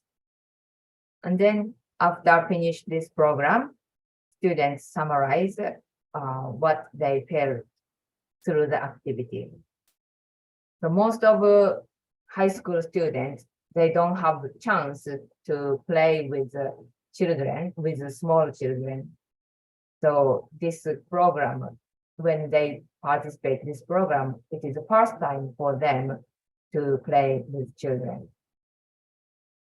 So high school students holding infant, holding the babies and playing with baby. It looks very, they enjoy a lot. So impact of the program, voices from students. I really want to have a baby, but I am feeling more anxiety now. The program made me think about the importance of a life, and also I got some courage. And the voices from parents, I had a fun talking with the high school students. It was something new for me, and it stimulated me. Another parent said it was a good opportunity to think about my family once again. So this program is positively influencing on both students and parents. The organization tried to make a nicer society to rear children up. Okay. So this is almost last slide. Parenting is not something you do alone. Things like persons or things other than the mother share child rearing. As I said a long time ago, many people involved in child rearing and they share the child rearing operation. But so this kind of sharing child rearing reduce the burden on the mother, and if reduce the burden of the mother, the reproduction is guaranteed. So mother can think about the next child. They have next child, and also an open mother and child relationship is formed. So currently, at home, mother and child, only mother and child stay there and spend time until father come back from their office, their company. So it's a very too close relationship between mother and child. And if the mother and child relationship opened, then fostering high social skills in children. Well, so this kind of system, they call Negayama, called the collaborative parenting system. The idea that the mother is just part of that system. Okay, so I think we don't have time, but please think about that situation in Indonesia and regarding the lack of parental readiness. So as I said, in Japan, high school students or junior high school students, they don't have a chance to improve parental readiness because of child rate declining in Japan. But I think in Indonesia, your society have a lot of children in the community. So I guess parental readiness of adolescents is maybe higher than Japanese one. But maybe we can share this kind of thing later. Let me finish my presentation. So to sum up, the under 5 mortality rate has decreased in Japan. However, there is still some major challenges regarding maternal and child health. Health checkups for infants are very important to not only prevent illness, maltreatment, but also give mental support for parents. And because of declining birth rates, the situation that mothers are raising the children up without any support is more severe in Japan.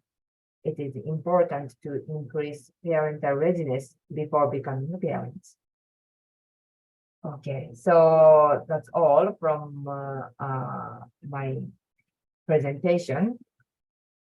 So please ask any questions. Right. Okay. So thank you very much.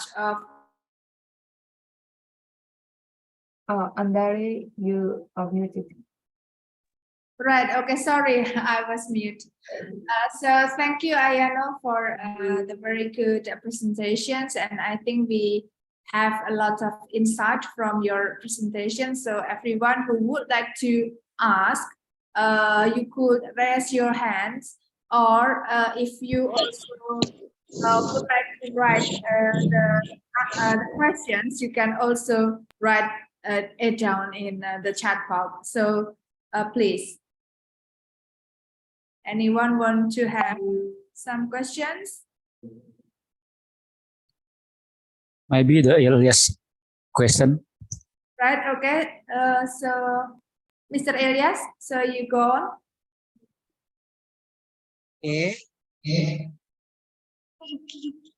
Silakan Pak Elias. Mr. Yugi, Ibu Andari. Ya, silakan Pak Elias.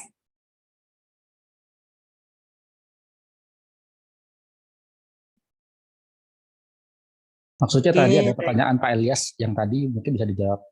Okay. So Pak Elias, you would like to ask the question that you asked before? Yes.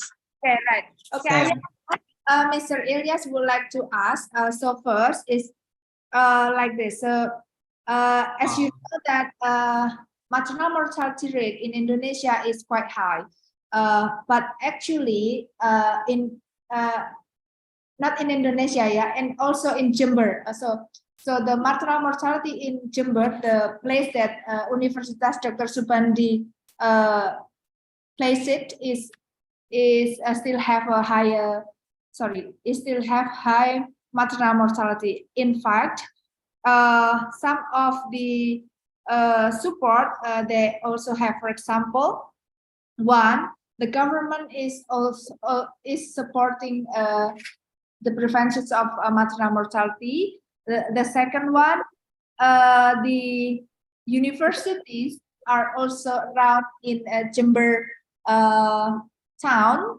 and the third one, there are also some of the program that have been run, but still they have an issue that maternal mortality rate. So if you could share from your perspective, what are the strategies to overcome this problem? Thank you. Okay. Thank you very much. It's quite a difficult question to me. Because I'm not so close to I don't know that the situation in Indonesia clearly, so maybe it's a bit difficult to answer. But at the before, when I visited Indonesia, we talked about this point, and in Indonesia, you have a lot of islands, so it's a bit difficult to access to the villages in the islands. So firstly, that maybe problem of infrastructure. If that cannot access to the villages, then mother cannot go to the clinic. So it's also very big point to save mothers, and also education issue also. And also, I think it's firstly when Mr. Budiman answered that the education at the community level, and also health provider. I think a health provider also it's a very big point. In Japan also, long time ago, we had the health provider. So they work at the village level and to give that education to mothers and children. Currently, that number of health provider is decreasing because of that maternal mortality rate dropped and infant mortality rate dropped. But they took a big part of improving that situation. So health provider also made a very big point. Okay, right. Okay, Ayano, I think this is very clear.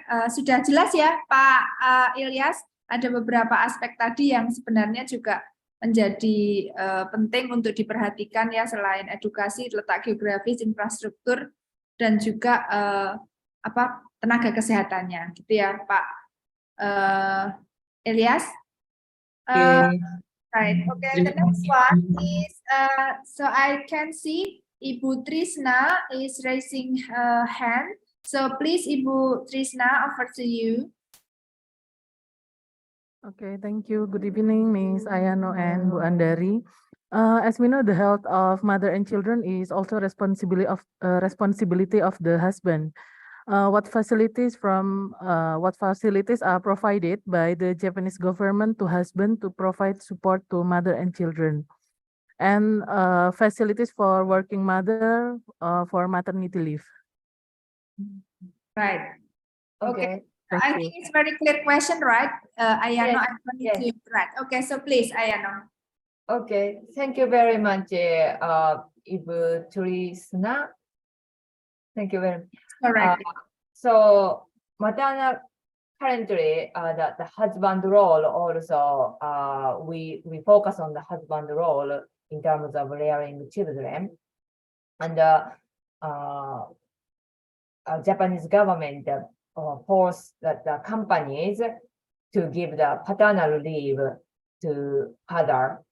So the rate of taking paternal leave is increasing rapidly, but it's only 1 month or maybe few weeks they took that paternal leave. So from mother point of view, they said please take longer than currently, but at least father knows the situation, how mother tough to rear children alone. So it's very good trend, good change in Japan now. And in terms of maternal leave, Japanese government, we have the law to support this point. So mothers can take maternal leave up to 3 years when children become 3 years old. So for 3 years. So yes, is this the right answer to you? Yeah, I think so. How about Ibu Trisna, if you could understand what what the answer? Yes, it's clear. Right. Okay. Right. Thank you. Thank you. Maybe next one. If there is still any question.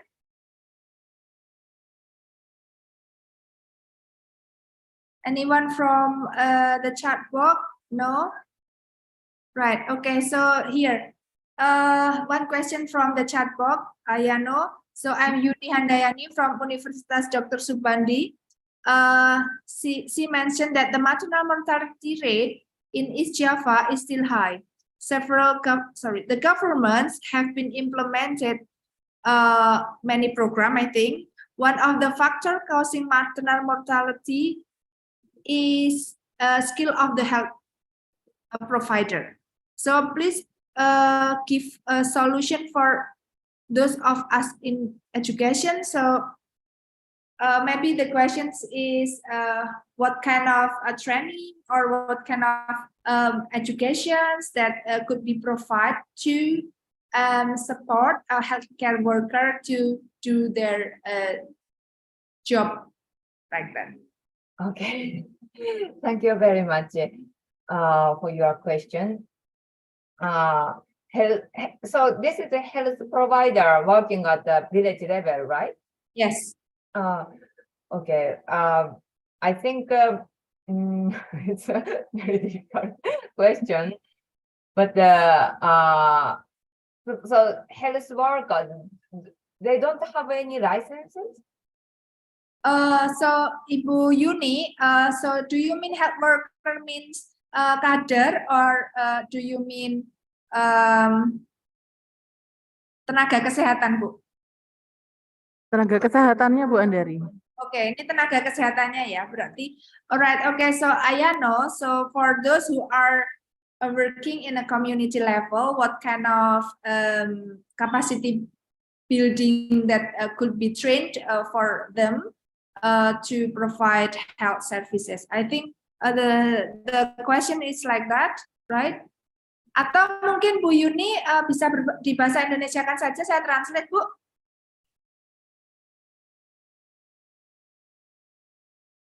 Sorry, Ayano, wait a moment.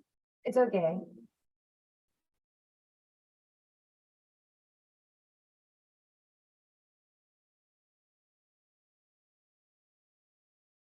Ibu Yuni?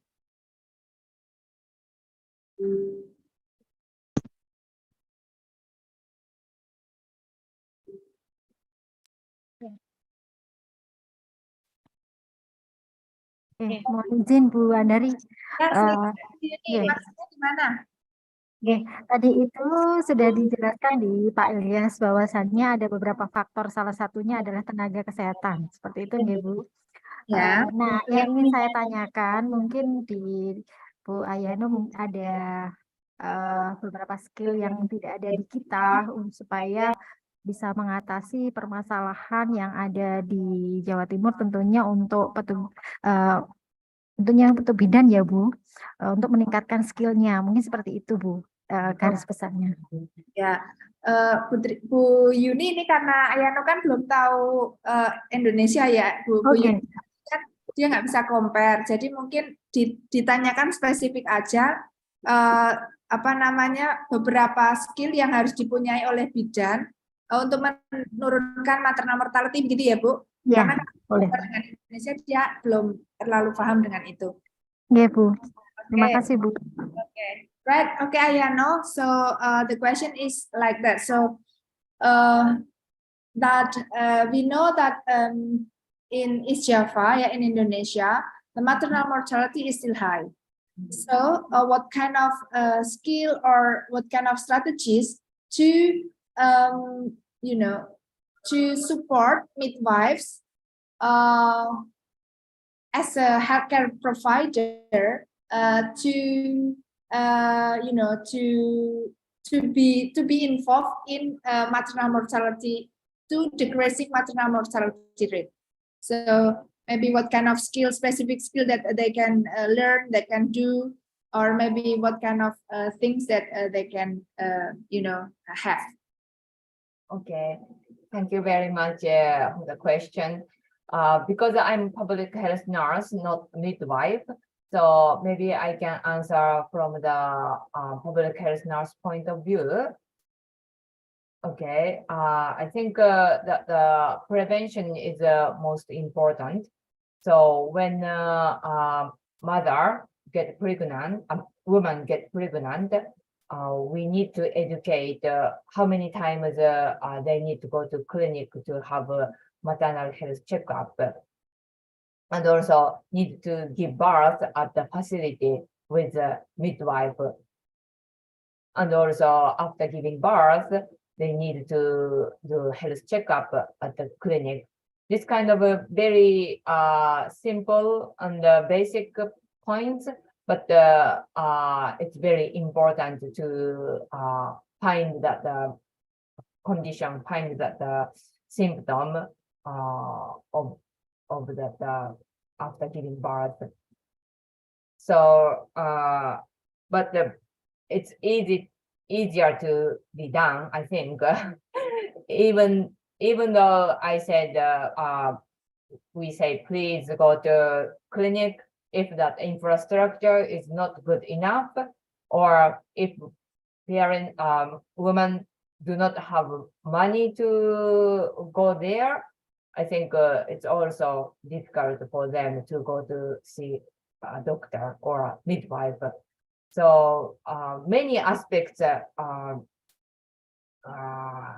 mix together and make mothers make that woman cannot go to clinic. So not only one point, but also many aspects we need to think about. And also in terms of the health providers education, I think, of course, midwife can train health provider at the village level. But also, it's if they work, do they work as a volunteer or volunteer? No. Oh, okay. So this kind of so provide that salary and also that kind of incentive to them. Otherwise, they cannot keep their motivation high. So support this kind of point of view as well.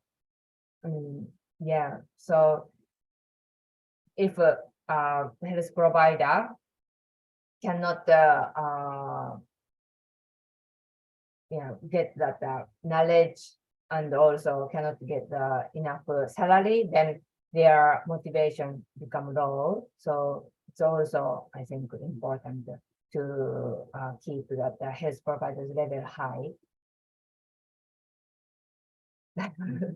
Is that okay? Yeah. So I think I could add Ayano, because I'm also a midwife and I know the situation in Indonesia, and I think the questions of Ibu Yuni is very good, and but the aspect that could be considered is also many aspects that we could think Ibu Yuni, because you know the effort for reducing the maternal mortality rate is, need to be done by several sectors, as we know. So I think this is the collaboration team, and also the commitment from national government and also non-government, and also the community need to be also working together. I think that's clear. And this is, I think, that will be last questions from Ibu Iin Hidayati. So she's asking about the anemic for among pregnant women. So if there is still any case for anemic among pregnant women in Japan, and if there is still any or maybe much, how the government in Japan handle this case. Okay, anemic. So when get the pregnancy, women get pregnancy, they need to go to a clinic to have the maternal health checkup at least 14 times. And at the time, the doctor provided the iron tablet to them. So mother take the tablet, and also the doctor check that the blood, woman's blood, to check that whether they have anemic or not. So woman can prevent anemic in Japan. Okay, right. Okay, so I think it's quite same in Indonesia. So those who are have anemic within pregnancy, so actually the prevention is providing the FA. Sorry, so for tablet FA, yeah, Ibu Iin, yeah, right. And also health education to mothers. Please take the food with including a lot of iron during pregnancy. Right. Okay. So it's including educations for ironic tablet, right? Okay. Okay. Okay. So I think we will be. I think this is the last, because the time is approaching to the end. But before we close these sessions, I think I need to give the time to the note taker here for providing the conclusion. So please, for note taker, Ibu siapa tadi ya, Ibu, for the note to list, please.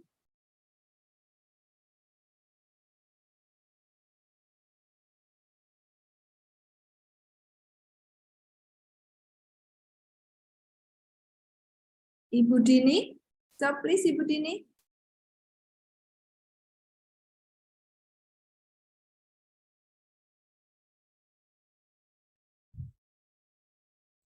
Halo, Bu Andari, bisa mendengar suara saya?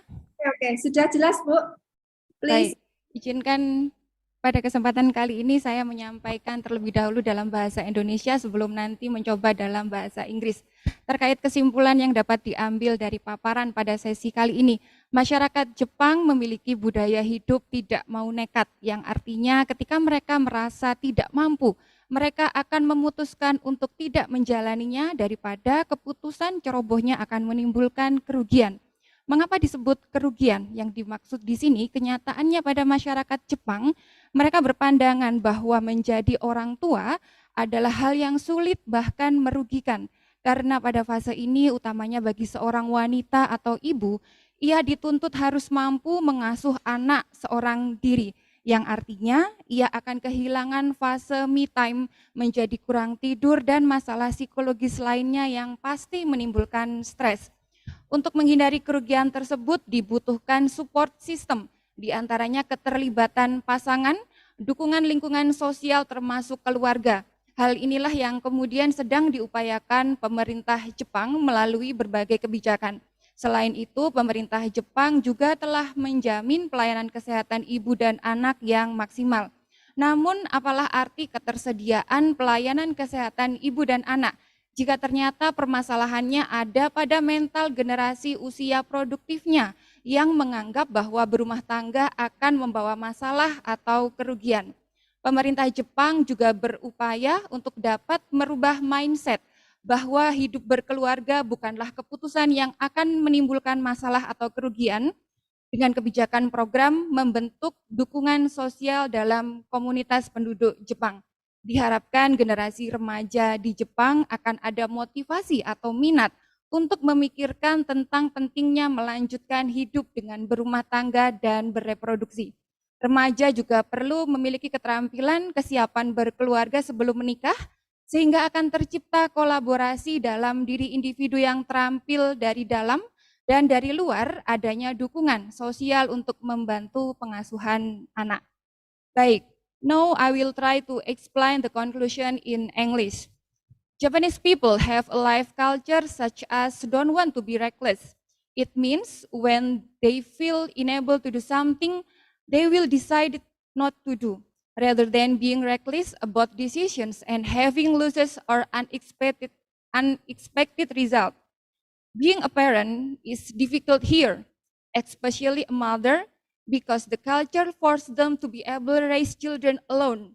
In that case, being a mother will potentially have no time for herself, sleep deprived, and risk of having psychological problems caused by stress. To avoid these losses, a mother needs support system from partner, family supports, even social support. The Japanese government offers a solution, which is they give good guarantee health services for mom and child. However, what is the meaning of having guarantee health services if the problem is in the generation itself? Japanese generation in productive age think that being a household will bring problems or losses in the future. The Japanese government is trying to change the mindset that family life is not a decision that will cause problem or losses, with program policies to form social support in the Japanese community. It is hoped that the adolescent in Japan will have the motivation or interest to think about the importance of continuing to live as a household. Adolescents also need to have family readiness skills before marriage, so that there will be collaboration from within skilled individuals and from outside the presence of social support to help with child care. The important message we can get from this discussion is collaborating parenting system. Mother is just part of the system. Thank you. Bring it back to moderator, Ms. Andari. Okay, great. Right. Thank you, Ibu Dini, for the conclusions. So I think this is the end of the session. So thank you very much, Ayana, for your very good explanations and the presentations. And as a representative of Universitas Dr. Soebandi, me as a chair of the session, so would like to thanks very much, not only for you, but for all the audiences that join us today, and also for all the committee for inviting me myself as a chair of these sessions. So I think this is all of our sessions, Ayano. We close with Alhamdulillah, and I will give the time back to the Master of Ceremony. Thank you very much. Thank you very much. Yeah, thank you very much. Thank you. Is it okay? Yeah, I think it's okay to leave. Saya juga mohon izin pamit, Ibu-ibu. Terima kasih semua. Dan saya mohon izin leave. So, thank you very much. Welcome.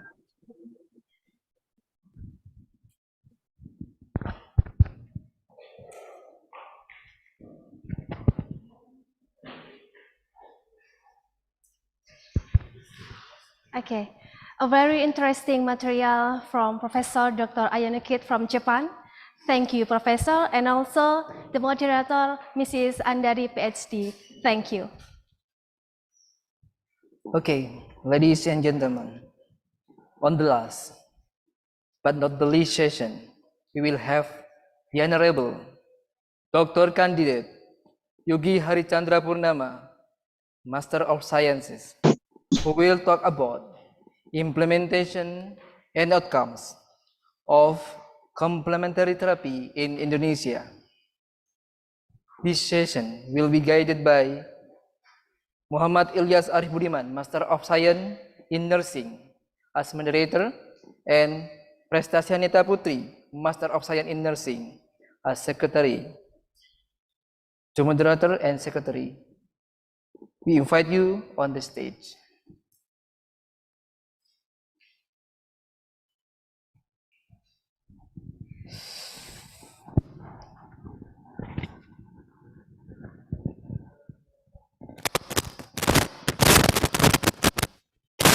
Give applause for the amazing Master of Ceremony and thank you for the opportunity. Assalamualaikum warahmatullahi wabarakatuh. Ladies and gentlemen, I am Muhammad Ilyas Arif Budiman as moderator and my partner Prestasianita Putri as Nutulen for this session. Let us be grateful that in the midst of our activities, we are still given good health and opportunities to improve ourselves and be productive. Ladies and gentlemen, for this last session for today, the theme that will be conveyed by our speaker is very interesting, with the topic is implementation and outcomes of complementary therapy in Indonesia.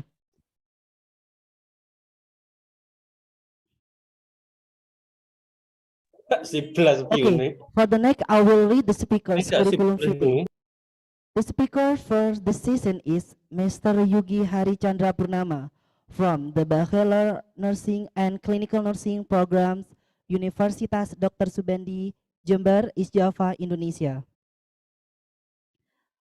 And Education's 2008 until 2014 Nursing Program, Health Science Faculty, Universitas Muhammadiyah, Jember. 2014 and until 2016 Basic Medical Science, Biomedicine, Universitas Airlangga. 2019 until now, Doctoral of Medical and Health Science, Universitas Diponegoro, Semarang. Experience.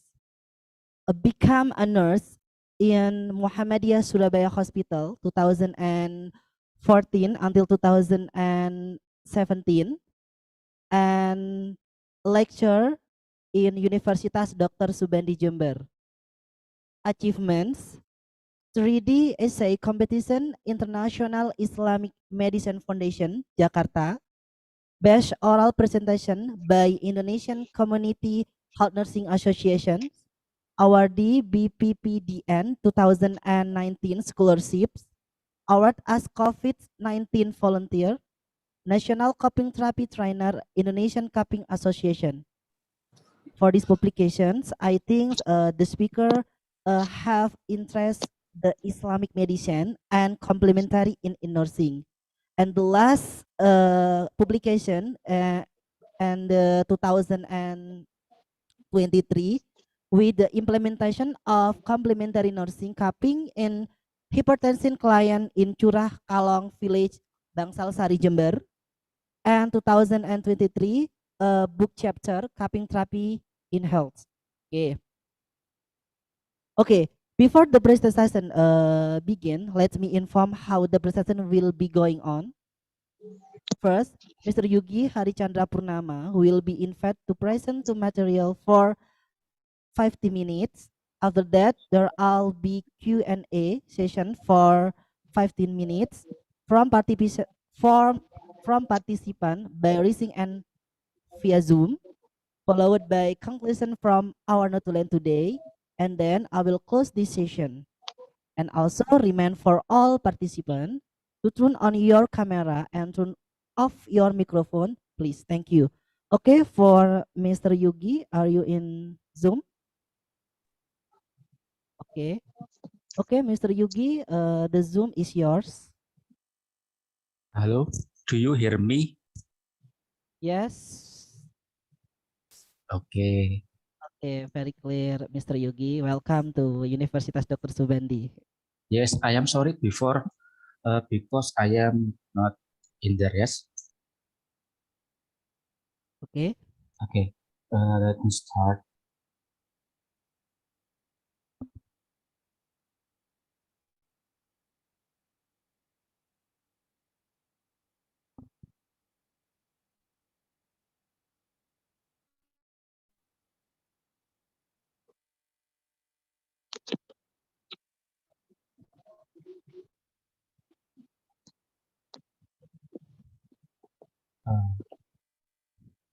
Yes, do you see what I share?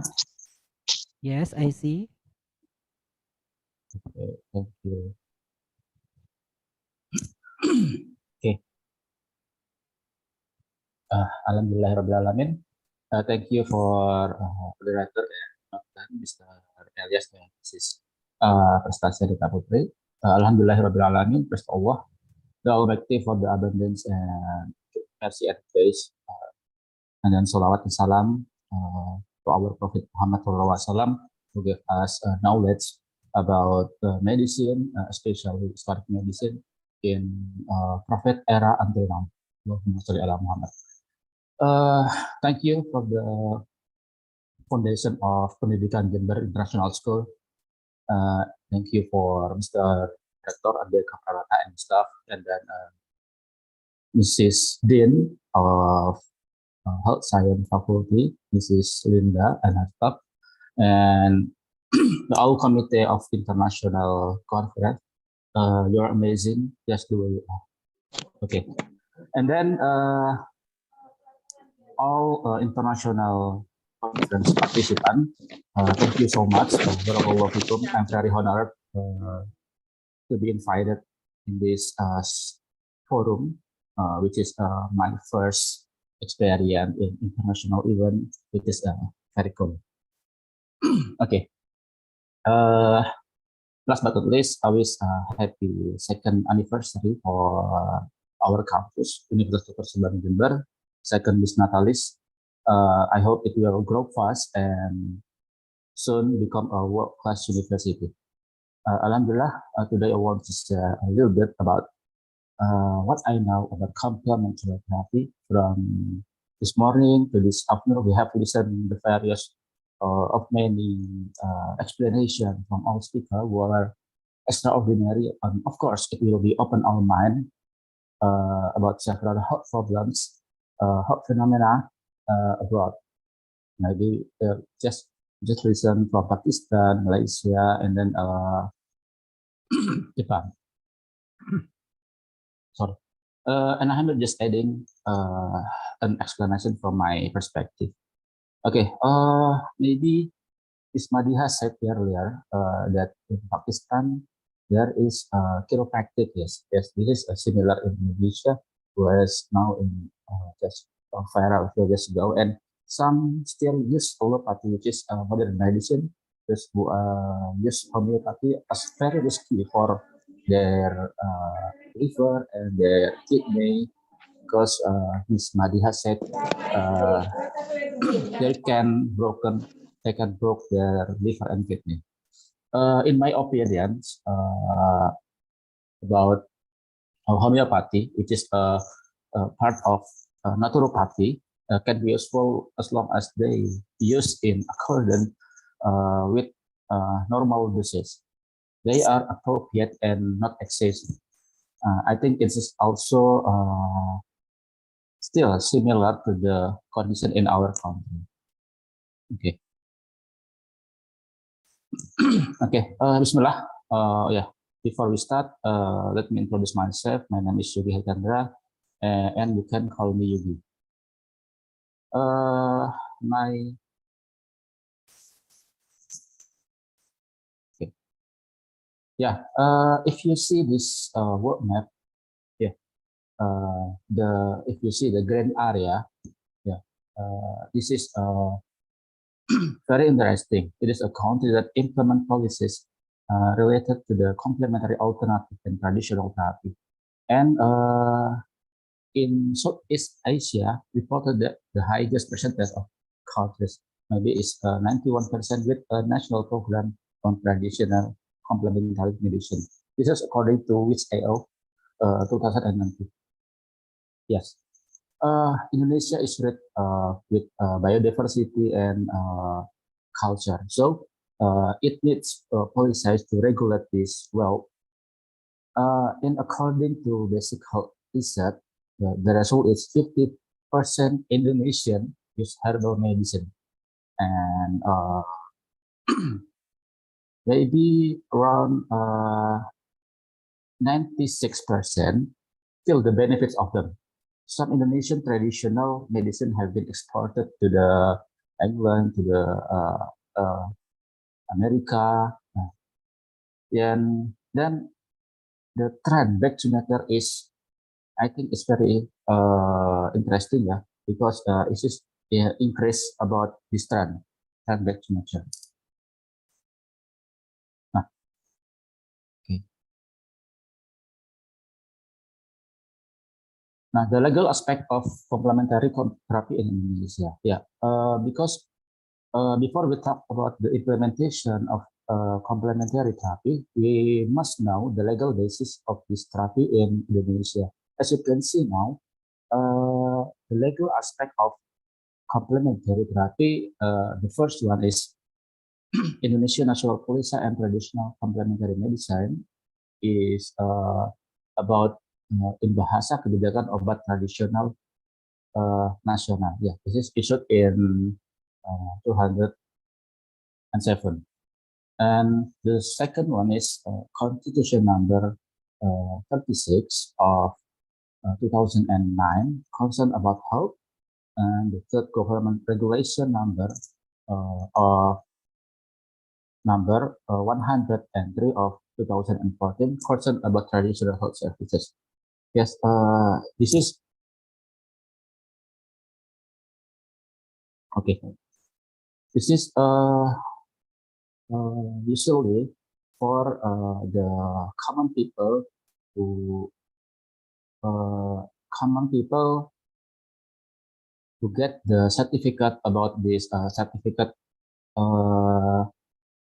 complementary therapy for just a common people, not just a hard worker.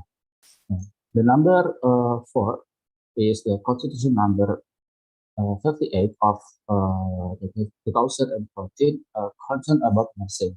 Yes. And then the last one is the regulation of Health Minister of Indonesia number 15 of 2018, concern about implementation of complementary traditional health services. Yeah, it is very important to know. This is the health provider or health therapist and client get granted security and comfort. So health worker can do complementary and alternative traditional therapy if they have attended a short course until they get certificate on desired for the therapy. For example, Mr. Ahmad, yes, maybe Mr. Ahmad, who is a basic of nurse, wants to be a coping in providing treatment to his client. So Mr. Ahmad must take cupping course first. Yeah, maybe just 2-week training or some several week training, and then so you can find out what therapy will be carried out. You cannot just look in YouTube, watch on YouTube about like become like acupressure on YouTube, and then you will practice it. Yeah, so it's ridiculous. So we must take in short course about about what we need to do. Yeah. Okay. Mr. Yogi, I Yes, think hello? your PPT have problem, not move. No. It's still in legal aspect. Oh, okay. Okay. Nah, and then okay. For health provider, they can practice if they have a license to practice from the Minister of Health. Whereas for those who are not health who have not provider, maybe they must have permission from Minister of Health from the traditional health section. Yeah. In bahasa we call it STPT, surat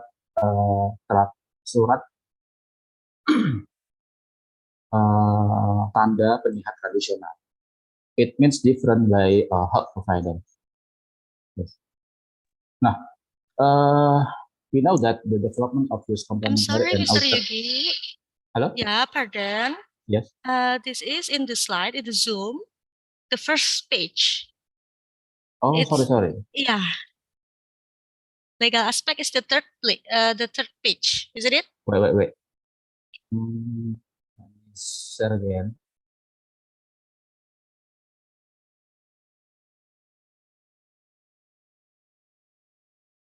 You see what? Is it okay now? Yeah. Yeah. Okay. Sorry. Thank you. Yeah, we know that the development of use complementary and alternative therapy by people in Indonesia has increased every year. In the worldwide too, traditional and complementary medicine is one of the mainstay in health services. We look the data in here, basic health research 2013, the proportion of households in Indonesia utilizing traditional health services is 30.4%. And then they increased into basic health research 2018 to be 31.4%. Yes.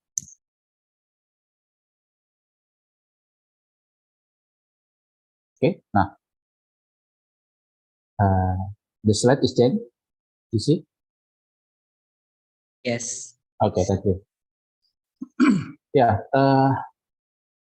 The reason why this complementary therapy in Indonesia has increased because modern medicine is a mainstream treatment method that most people, including Indonesia, currently embrace. However, it must be admitted that modern medicine has not solved all health problems, especially during pandemic. Yes, this is according to Remy Hapsari. This is one of the reasons why more and more people are shifting their treatment to the method of complementary and alternative medicine. People have the freedom and the inclination to choose the treatment method that best suits their circumstance. So let's see the picture in this side. Sorry. This is one of the services at the traditional medicine polyclinic in Surabaya. This clinic provides acupuncture, baby massage, and then facial massage and herbal consultation.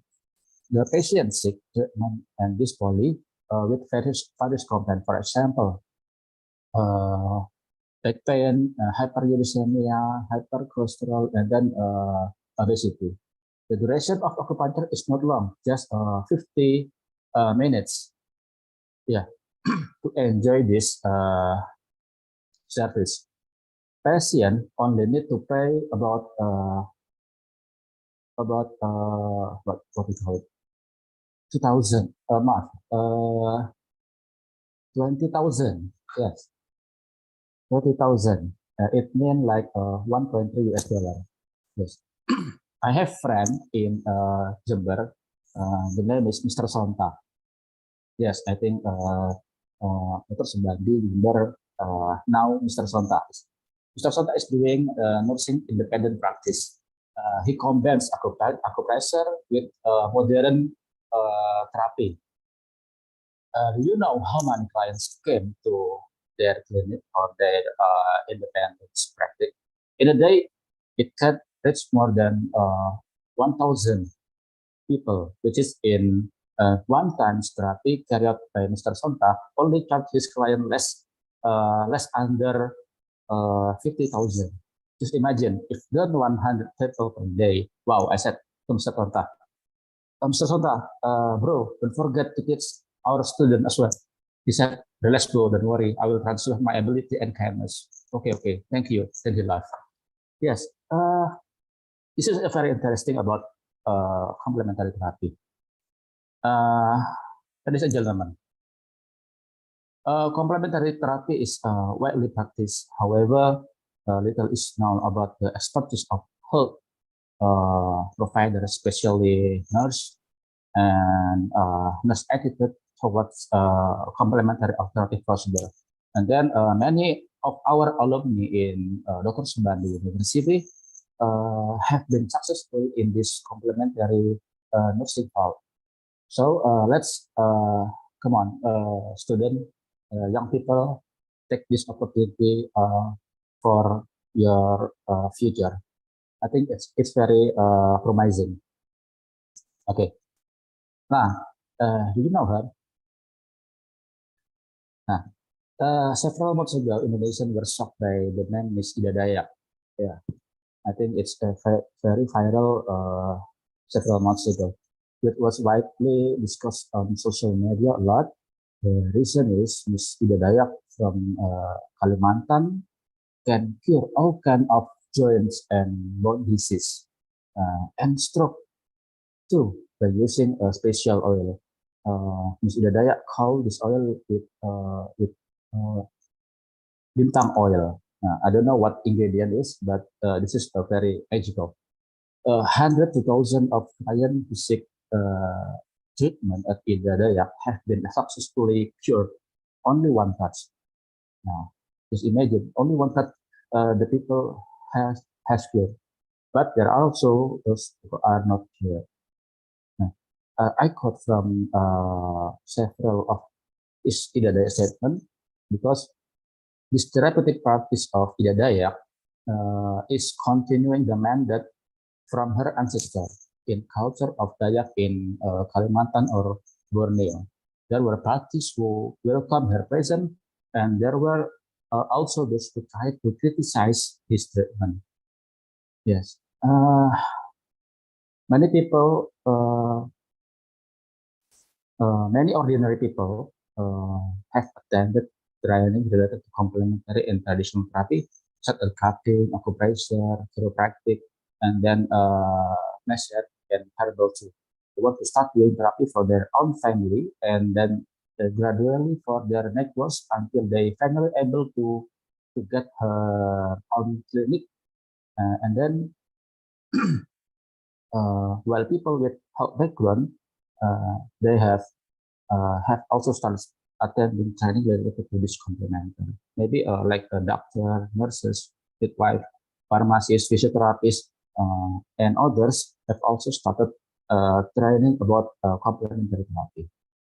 Yes, complementary therapy, this is, it means filling each other to complement.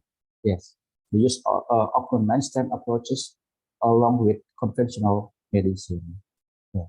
And then alternative, this is the use of mainstream approaches as a substitution for conventional drug. And the traditional, cultural background that have lasted for 1,000, maybe 100 years ago. Okay. The question is, the use of this complementary alternative medicine has increased trend in society. But how does modern medicine respond to the development trend of society to switch to complementary alternative medicine? Yes, this is very unique about most physicians or most doctors agree that some complementary therapy promise for treating symptom or disease, but must feel uncomfortable counseling their patient about most can treatment. Yeah, but I understand this situation. We have to be rational. Example, Mr. Ahmad again. sorry, Mr. Ahmad.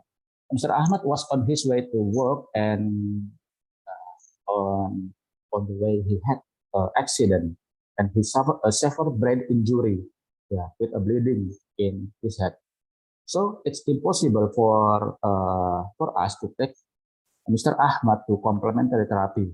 We have to immediately take him to the hospital. So we have to know when we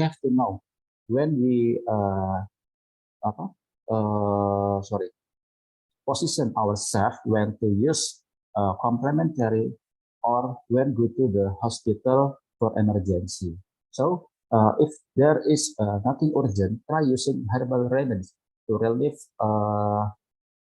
the disease like influenza or dizziness maybe. If you have a myalgia, trying to do acupuncture or trying to cupping, so that's maybe harmonization. But modern therapy or complementary therapy is very beauty of being together. Okay. Nah, let me see. Nah, in here, this is my colleague, Mr. Arthur from Sulawesi. Okay. He is an ordinary people. They previously didn't have health professional background, but he studied even though he was over 40 years old.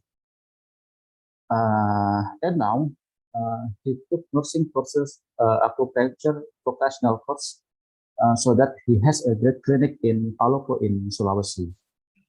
So this is very interesting in Palopo, Sulawesi. And then they has a built from zero to a great clinic in Sulawesi. Yes, the number two, the picture of my friend in Banyuwangi. The name is Ilham Panut at Kalibaru, Banyuwangi. He was my junior in nursing faculty 10 years ago, but now he has a big clinic which there is cutting therapy in there and acupressure and sometimes combining with modern medicine or conventional therapy. Okay, this is just an example. The number two, this is our friend in independent clinic, Dr. Hendra in Medan. Sorry, this is not West Sumatra, but South Sumatra.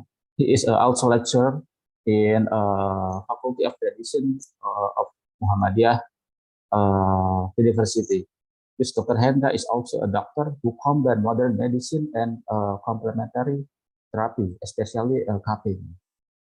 And number four is my friend from Jogja.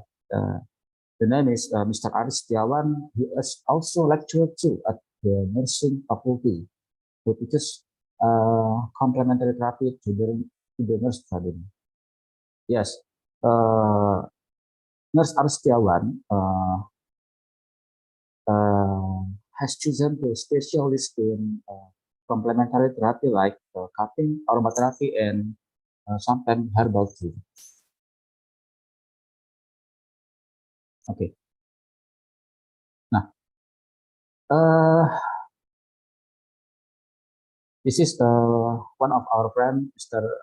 Dr. Dian Elko from Jakarta, who actively provide his education about the important use of herbs on television. Maybe one time in 1 week in Saturday. In if I'm not mistaken, in Saturday. Last but not least, Dr. Jalul Akbar, who actively provide education about cupping and traditional herbal ingredients, is very active in providing knowledge about Islamic medicine on his social media.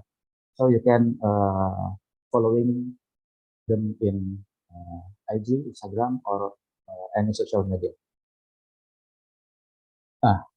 This is the complementary alternative medicine has been used among health professionals as need for knowledge and skill in using complementary by the doctor, nurses, midwife, and other health professionals has increased. Complementary alternative medicine education midwife and other health professionals has interest. And then this is a very important requirement that can be included in the medical and health science education curriculum.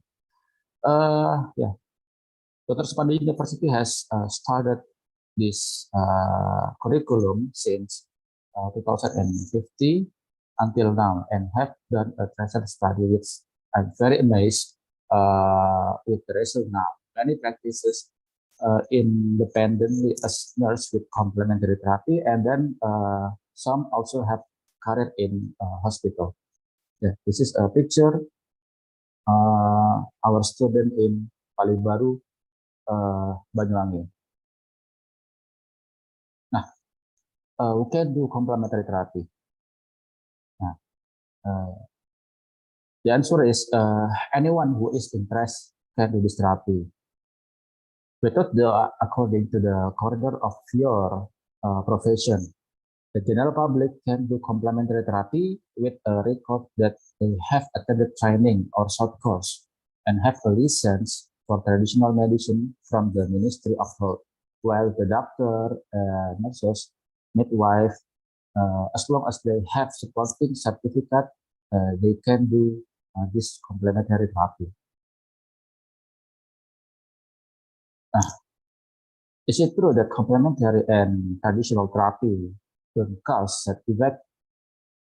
Yes, maybe in fact, most people claim that the use of herbal medicine, complementary medicine doesn't cause side effect, but this statement is often combined with opinion that claim that herbal medicine don't cause harm.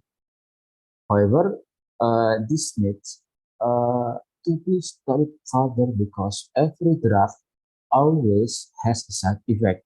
Yeah. Every drug has side effect. Yeah. What about cupping? Yes. This is has side effect too. Cupping can cause side effect if not done according to standard procedure. What about acupressure? Of course, they have to.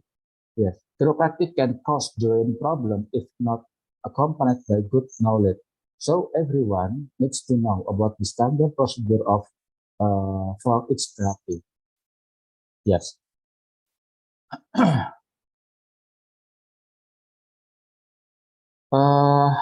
Outcome complementary therapy. Research conducted by Soebandi 2017 show that 87.5% of respondents had a positive perception of complementary therapy and alternative medicine, such as cupping, measured head acupressure, chiropractic, and etc. Almost all research topics in Indonesia involving complementary therapy that have been carried out starting from cupping, acupressure, aromatherapy, even a food shop using herbal ingredients have all good research. Now, one last thing is we as a health provider or health worker or a therapist should not promise healing or health to the client because only God, only Allah can give us sickness and Allah can give us health. We are only intermediaries. So, for your information, in mid 2017, health association, traditional and complementary medicine was renamed to the term integrative medicine to cover the integrative approaches of both traditional and complementary therapy, conventional regarding policy, knowledge and practice. And the unit in World Health Organization officially refers to as traditional, complementary, and adding the last one is integrative medicine. Maybe sometimes we can talk about integrative medicine. It's very interesting topic. Okay. Nah, Indonesia is a rich country with medicinal plant and local wisdom. So Indonesia also has a human resource expert in traditional medicine, therapists who prosper complementary traditional medicine and local alternatives that have potential to strengthen the Indonesia health system and encourage the country economic growth. I think this is the last. Sorry if my English not as good as other. If there are questions, maybe I will mix with bahasa. Thank you. Over to you, moderator. Okay, thank you very much, Mr. Yugi Harichandra Purnama, for giving us such informative and interesting presentation about implementation and outcome of complementary therapy in Indonesia. Okay, to all participants, now next session, the Q&A or discussion session. I would like to have question from the participant, please. You can raise hand via Zoom and introduce your name and institution first. Then ask a question, please, for those who want to ask. Okay, maybe for the participant, if any question, you can chat in Zoom. Chat Zoom. I think all participants have good. Okay. Yeah. Oh, Mr. Edo. Okay. Ini now let's see a question from the participant in chat column. For the first question from Mr. Rahmat Hidayat. Okay. The question is, how scientifically complementary action is there evidence that is in accordance with development in the field of modern medicine? Mr. Yogi?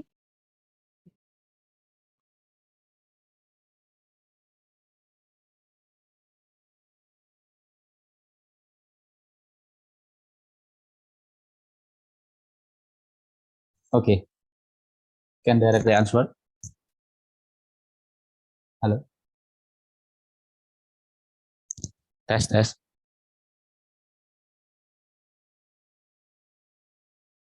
Test. Can you hear me? Check. Okay, yes, Mr. Yogi. Okay. How scientifically complementary action is there evident that this is accordant with the, okay. Maybe this is about evidence-based medicine, Mr. Rahmat Hidayat. Okay. Yeah, I think now is all is open-minded. Yeah. Many doctors, many researchers are inserting complementary therapy into their medical practice and their research. As I said in the previous slide, that complementary means complementary is complementing each other. Some combine standard therapy with herbal therapy so that it can better. There are also those who combine with cupping, reduce pain and stiffness in the muscle. Yeah. So the perfect result is to combine each other, to complement. As I said before, to complement, filling each other. I think the doctor and nurses have all opened their mind to accept each other. If anyone has not rejected this therapy, then they will accept in the future. Many doctors in many health providers have conducted research on complementary therapy.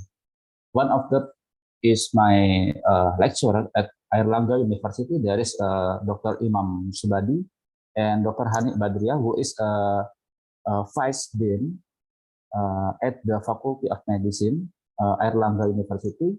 And there is also Dr. Rizka, who currently in Germany, who has conducted research on cupping therapy or complementary alternative therapy. The others like aromatherapy, chiropractic, and etc.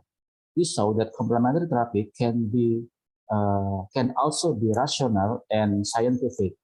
In Indonesia, there is associated of Indonesian complementary doctor, especially like cupping, like aquaculture, then herbal medical doctor, and we will see a lot of complementary and alternative therapy research that will be carried out. Maybe next we will see the many publication about the complementary, especially my expertise like cupping therapy and herbal.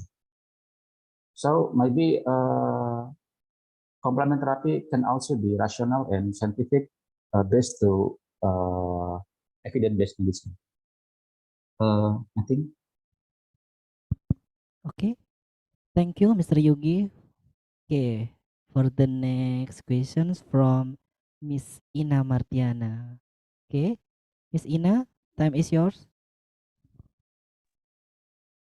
Thank you, moderator. Afternoon, Mr. Yogi.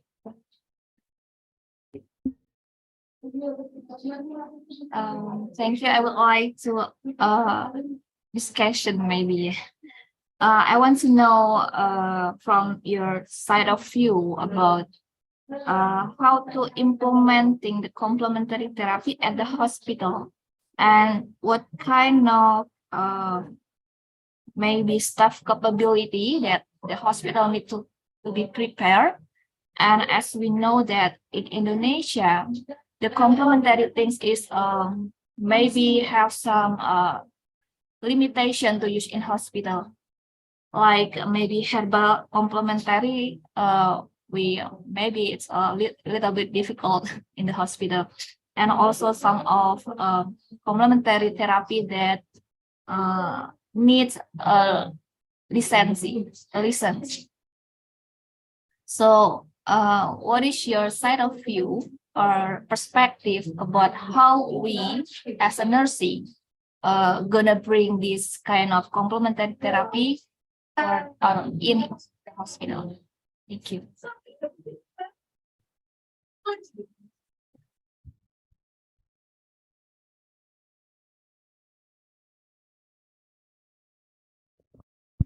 Okay, Mr. Yogi. Okay, thank you. You can, yeah.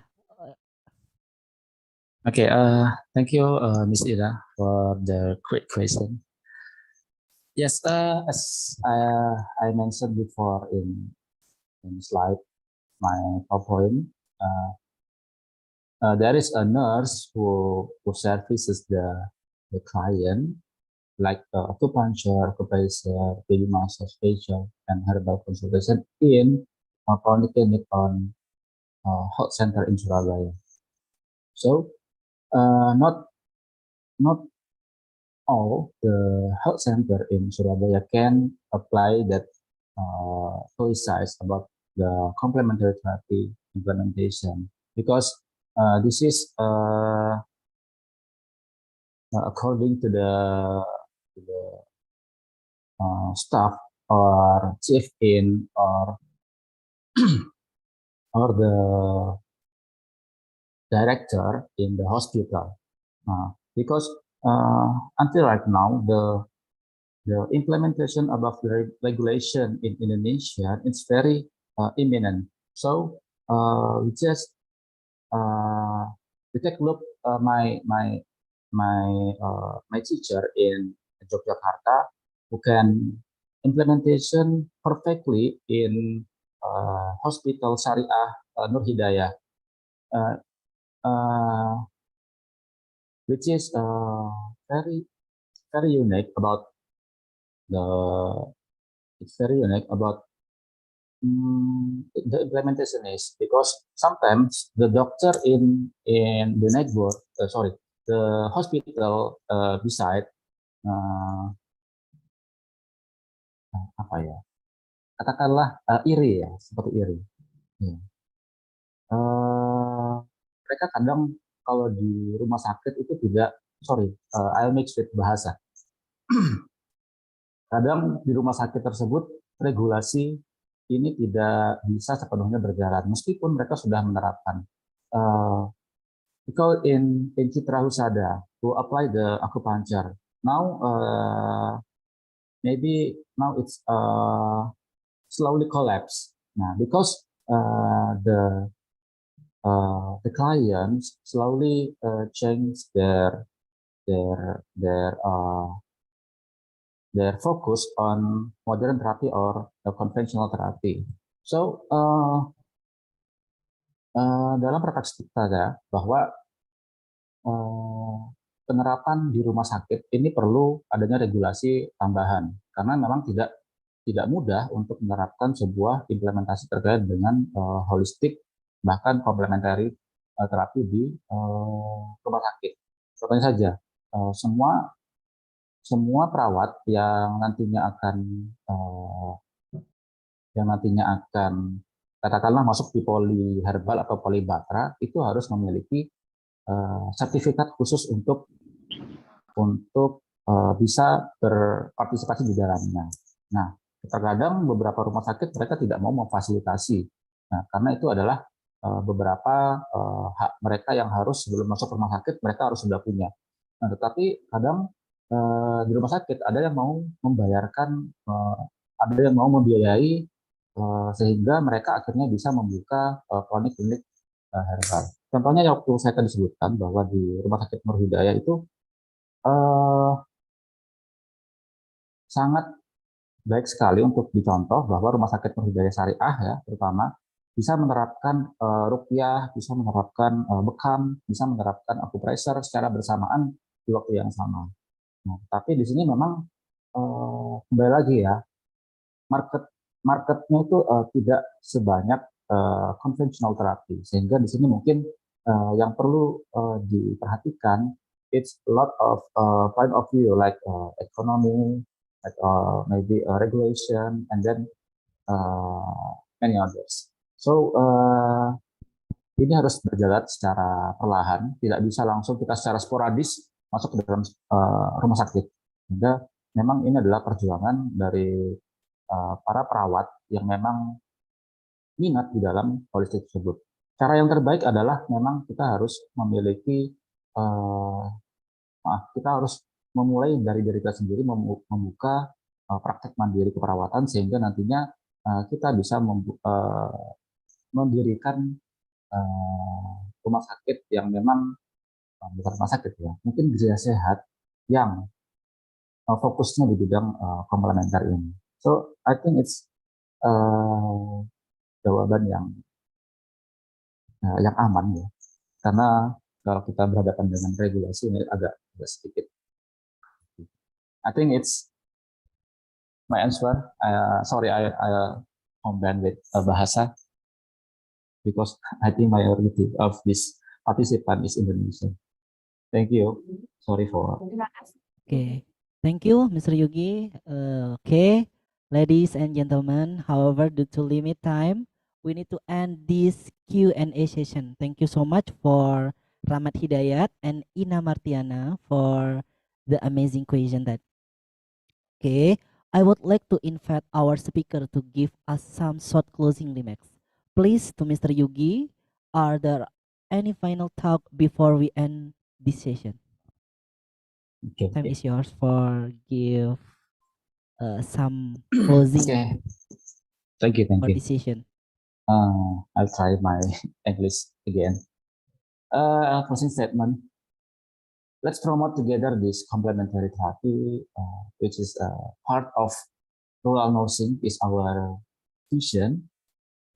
For student learning complementary therapy is very enjoyable that there are many modality therapy and other therapy that need to be explored. Certainly, this is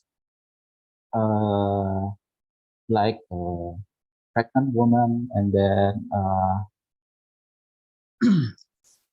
then a child can be increased their immunity with the modality of complementary therapy.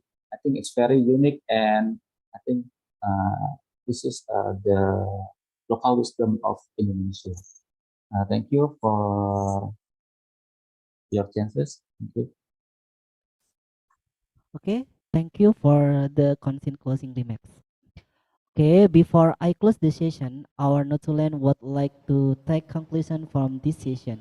Mrs. Prestacianita Putri, it's your time. Thank you, Mr. Elias.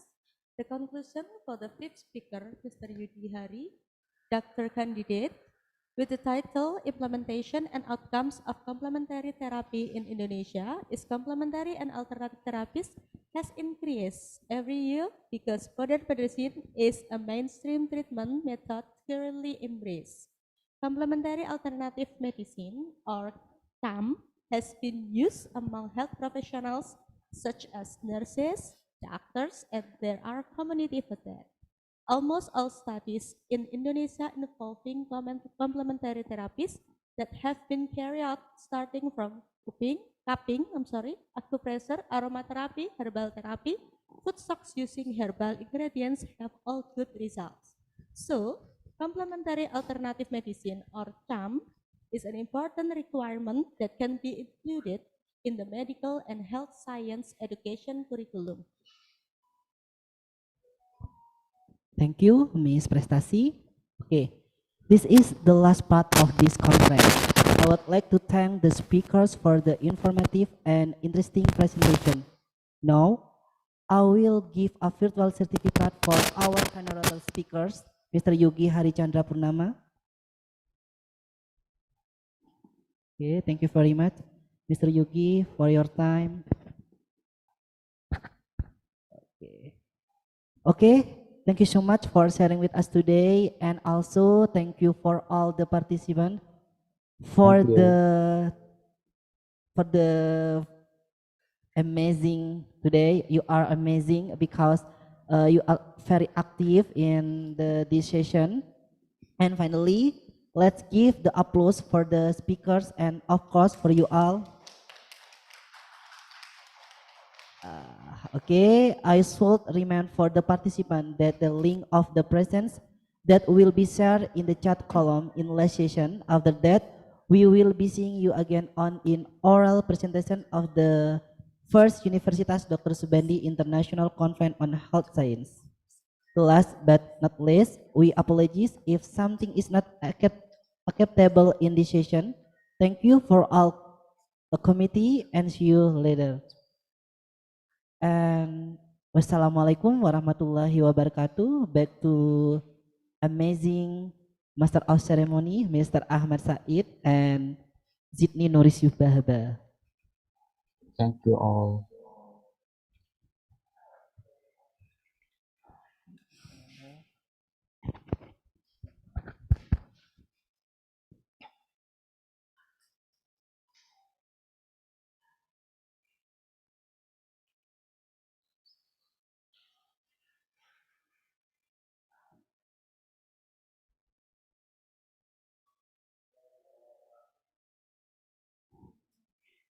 The end of the fifth session, also the end of the first day of our conference. We will see you again tomorrow to attend the second day of the first Universitas Dr. Soebandi International Conference here at 7 AM with the agenda of oral presentation. To all the oral presenters, please prepare yourself. Please go to your breakout room as informed tomorrow. And to all the participants who are not representing a paper, please join one of the breakout rooms to attend the oral presentation. See you tomorrow. Matur sekelangkong. Wassalamualaikum warahmatullahi wabarakatuh.